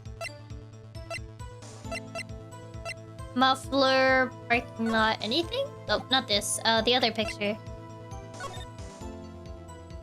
Wait, are these her shoes? Because these shoes don't have any blood on them. And they are a different style shoe. These don't look like her shoes, though. It's already been the right shoes. Is the color different? Is the victim's not hers? No! Well, victim's shoe is... I guess this is Lana Skye, yeah. Yes, this is the guy. Yeah, victim shoe. Yeah, I thought they were her shoes, because the blood, her blood, it kind of threw me off. It's Goodman's, yeah. I should have mentioned... Yeah...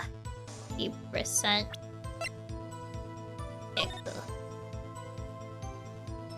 The void. This blood, it's my sister's, right? It appears so. Lana's right hand was bandaged when I saw her in jail. Must have cut herself the time of the crime. Her sis.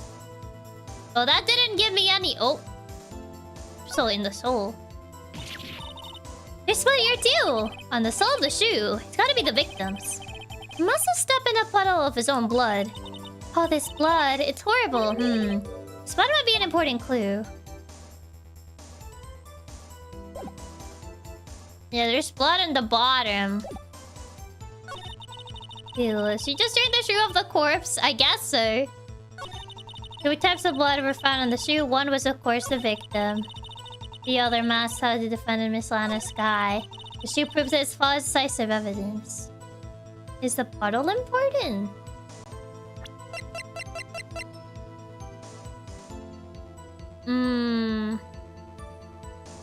Yeah, because I just one knife wound died, loss of blood. I feel like I need something a little more. Yeah. You ordered the pepperfish guts, right? Some like it hot, Mr. Right. Some like your client seasoned enough hot water to make a whole vat of soup. Mr. Right, do you or don't you have a problem with this shoe? Problem? This is critical. Is there a problem with the victim's shoe? Yes. I'm not imagining things. I would say there is one critical problem with this evidence, a clear contradiction. That gleam in your eyes. You're still young, Ricky. I'll give you a pepper fish cut now, but you couldn't take the heat, could you? Where's contradictory with the victim's shoe?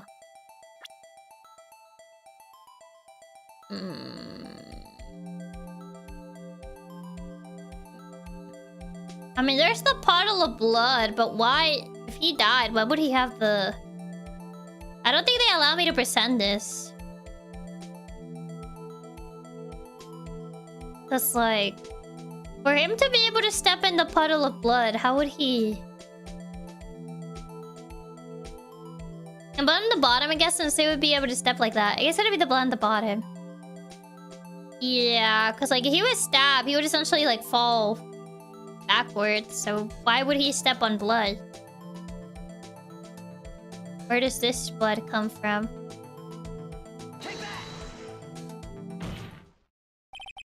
I wonder if you notice. There's blood at the bottom of the shoe. Don't mess with me, rookie. Wasn't a drum kicked over at the scene? It was, yeah, but that doesn't mean it has blood on it. He was stabbed in the chest. How is he stabbing his blood? Or will it be your blood on the bottom of my shoe? Indeed, there is quite a bit of blood on the bottom of the shoe. Makes sense. The victim was stabbed with a knife. It could possibly be contradictory about blood on the bottom of his shoe. The fact that he was... Oh, it doesn't say he was stabbed on the chest, though. Died to loss of blood. I mean, the bottom of the shoe is like... The fact that he was... I think I have the thing that I need. Yeah, I don't think I have the piece of evidence that I need. I don't know if I soft-lock myself. It's like...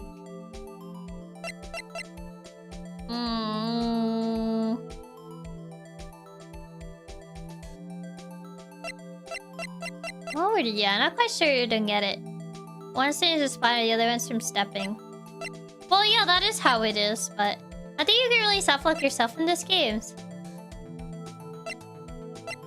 I don't think there's anything in this photo. That just shows her. It doesn't show the guy. You don't have a photo of, like, the actual, like... crime scene, so it's kind of like... Doesn't really help. What could be possibly contradictory about blood? Yeah, it is jacket, doesn't she? No, that's hers. She was wearing it. There's a blood puddle in the photo, yeah. That is true, though. There is no blood puddle, so... On the floor, yeah. She has only stains on her coats. The problem lies in the footprint. The footprint? Note that the bottom of the victim's shoe is covered in blood. But yeah, there is no blood on the floor. Then, isn't it strange? Why weren't any bloody footprints left on the scene of the crime? Aha! As you can see, there were no traces of any such footprints on the scene of the crime. That contradicts your claim about this shoe. This picture only shows part of the floor, so there could have been bloody footprints. Then where are they, Mr. Edgeworth? Because we checked the scene and found nothing of the sort. Exactly, where are they? Order, order, order. What witness? What, huh? Hey, going, Mr. Wright, but it's true that the lack of a footprint is a contradiction. Then we have to ask why there wasn't a footprint. Oh, that's true. There has to be a reason why there was no footprint. Think, Mr. Wright, think. Hey, I don't know why it's not there. I'm just good at finding contradictions. What? Oh, God. I see. Oh, I get it. Get what? Our witness is more devious than I gave her credit for. We were hoodwinked to the very end. But she slipped. There is one vital hint to the truth in her testimony. What are you talking about? Uh-oh. Think back to when she told us about apprehending the suspect. The barrel. No, she kicked over an oil drum. I refuse to read that sentence again. I already read it once. I thought that was a strange thing for the normally cool-headed chief to do. If Freddy Phoenix, he would not only need to prove why the shoes are bloody in a normal court. Yeah. That is true. No kidding. Now, witness. Allow me to ask a very simple question. This oil drum, was it empty? The body. Oh, that, I'm not sure I like your attitude, Mr. Edgeworth. Well, apparently you're not the slowest conveyor belt in the lunchbox factory. Witness, well, was the oil drum empty? The oil drum kicked over by the chief prosecutor was brimming with water. Oh, it washed away the blood is what you're saying. Water? What does that mean? Still don't get it, Mr. Wright. You want to know the reason she knocked it over. The real reason to clear the crime scene. Oh god. Ah! You know what I mean? Ah. It's very funny in the series where there's a little detective Phoenix. Basically, it's the series resident detective, essentially. Yes, the suspect knocked over the old jump for one reason and one reason alone. To erase the bloodstains will become evidence against her. Oh my god, bro. Ah. Ties things up quite nicely. The bloodstains left on the victim's shoes tie her quite clearly to this murder. And after the deed was done, she knocked over the old jump to erase the telltale signs. Why, that's the prosecutor's specialty, erasing evidence. That reminds me, Miss Skye's right hand was hurt. We were so close. And she said she had cut herself when she stabbed him. So that's when my sister's blood got on the shoe. Well, I see no reason to prolong this trial. Mr. Wright, do something please. What? What can I do? Your sister has confessed to the crime and she tried to conceal it. But... Enough. There is no need for further debate. The verdict, Your Honor. Oh, brother. Very well. But Angel Star is on the prosecution side. She could have been lying about the water. The court finds the defendant, Miss Lana Skye. Uh-oh. Oh. A little girl. What do you just say? Huh? Me? Did you just say that I, Angel Star, is on the prosecution side? Well, yeah, you are. You're saying my sister hid evidence by erasing the bloody footprints. Wow. I thought you had had your fill, but here you are demanding a second helping. No, she's back. Another lunchbox. A lunchbox call evidence. Wait, witness, don't tell me about something else. Of course he'll take issue with that. Yep, she hates prosecutors. The time for deliberations has passed. Any further comments and you'll be held in contempt of court. Your threats don't scare the cough up, Queen. Look at this. A photograph? I had it just in case anyone had the gout to suggest that the white shoe didn't belong to the victim. I see no room for error in this evidence. So are you helping the prosecution or not? That's right, wait. Got the asphalt in this photo. Hey, it's clearly wet. Erasing the last trace of doubt from the court's mind. Immediately after the murder, the crime scene was washed with water. I'm sorry, Mr. Wright. I guess I couldn't help after all. It's not your fault. I knew you couldn't win this case from the beginning. And it seems this is what your sister wanted anyway. Is this what she wanted? I'm sorry, Mia. Right, wet or not. Don't be so quick to throw in the towel. Oh god, Mia, jump scare. Get yourself up off the asphalt. Take another good look. Don't give up. Not until the bitter end. Sorry, Mia, jump scare. I think this we're done, sir. It's the last piece of evidence. Very well, this time I'd like to declare a verdict for good. No, Nick, don't listen to the voices. Nick, the voices. Your Honor, wait. What is it with you people? Can't I hand down my verdicts in peace anymore? Whatever it is, can it wait? No, it can't. Then it will be too late. Look at this photo. Look at this photograph. The last one submitted. This trial isn't over until we give each piece of evidence proper consideration. So, right. Are you saying there's a problem with this latest piece of evidence? Yeah. I'll think later. Yeah, there's a problem. Right or wrong, I got to go ahead with this. Now when you keep accepting food for bribery. Flashing on screen for one frame like an ARG horror monster, yeah. I suppose since we've come this far, we should give every claim a fair shake. Very well, Mr. Wright.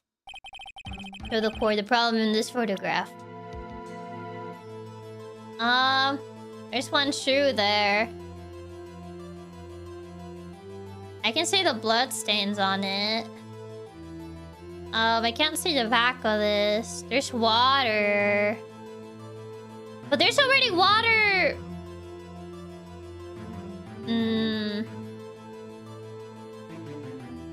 There's a knife there. see it. Is it? I mean, she mentioned the car. It's not Edgeworth's car? I mean, this looks like his car. I can't tell. It's a little hard to tell with this photo alone. There's something in here. The exhaust pipe. Yeah, this thing. I don't know how this is the contradiction, though. I mean, yeah, there is something in the exhaust pipe, but how does that relate to everything? It's so extra. Yeah, even his muffler has an mascot. Wait, is this where the muffler is? I don't know if this is where this is the muffler. Is it leaking or is this that? Maybe this. The problem in this photograph is here. What's this? There's something poking out of the car's muffler. Wait just a moment, Mr. Edgeworth. Yeah, the muffler exhaust. I did see that, but I was like, does it relate to the current situation? Your Honor, you just said muffler. However, I see no trace of a muffler or scarf on any kind in this photograph. A muffler is also part of a car on a car or motorcycle, Your Honor. Just think of it as part of the exhaust system, a pipe. I see, and I see. What's a suspicious-looking cloth sticking out of the car's muffler?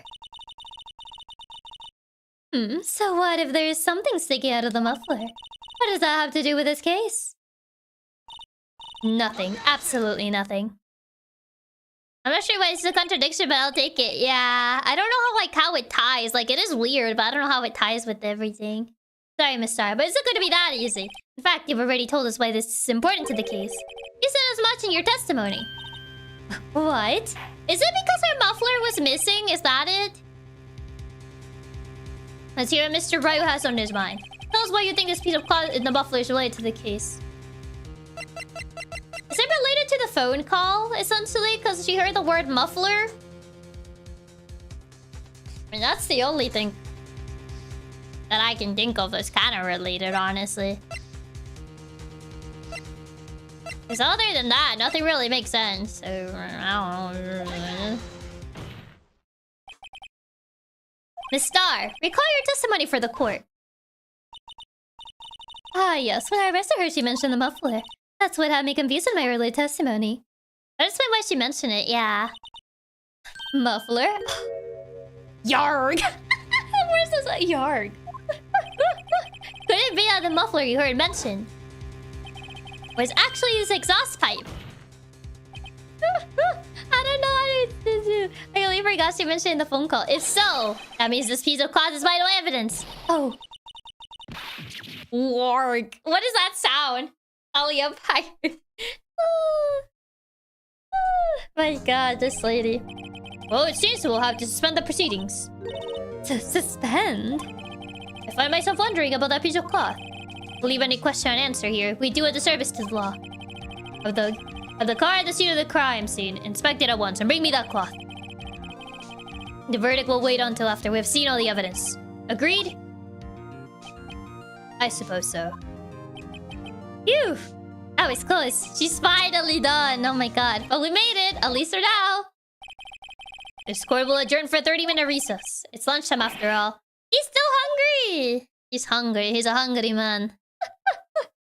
The dirty compound Edgeworth's car is evidence. Sorry, Edgeworth. Gotta get your car. Gotta get your car. I'm finally free from this woman. Oh god, this woman, man. This woman. The Justice is still a growing boy. Is he? I don't think he is. But yeah, I think I'll call it here. It's already been 4 hours. It's already 10 p.m. and I'm really hungry. So I should probably get dinner. So let me switch over to the just chatting while I find someone to raid.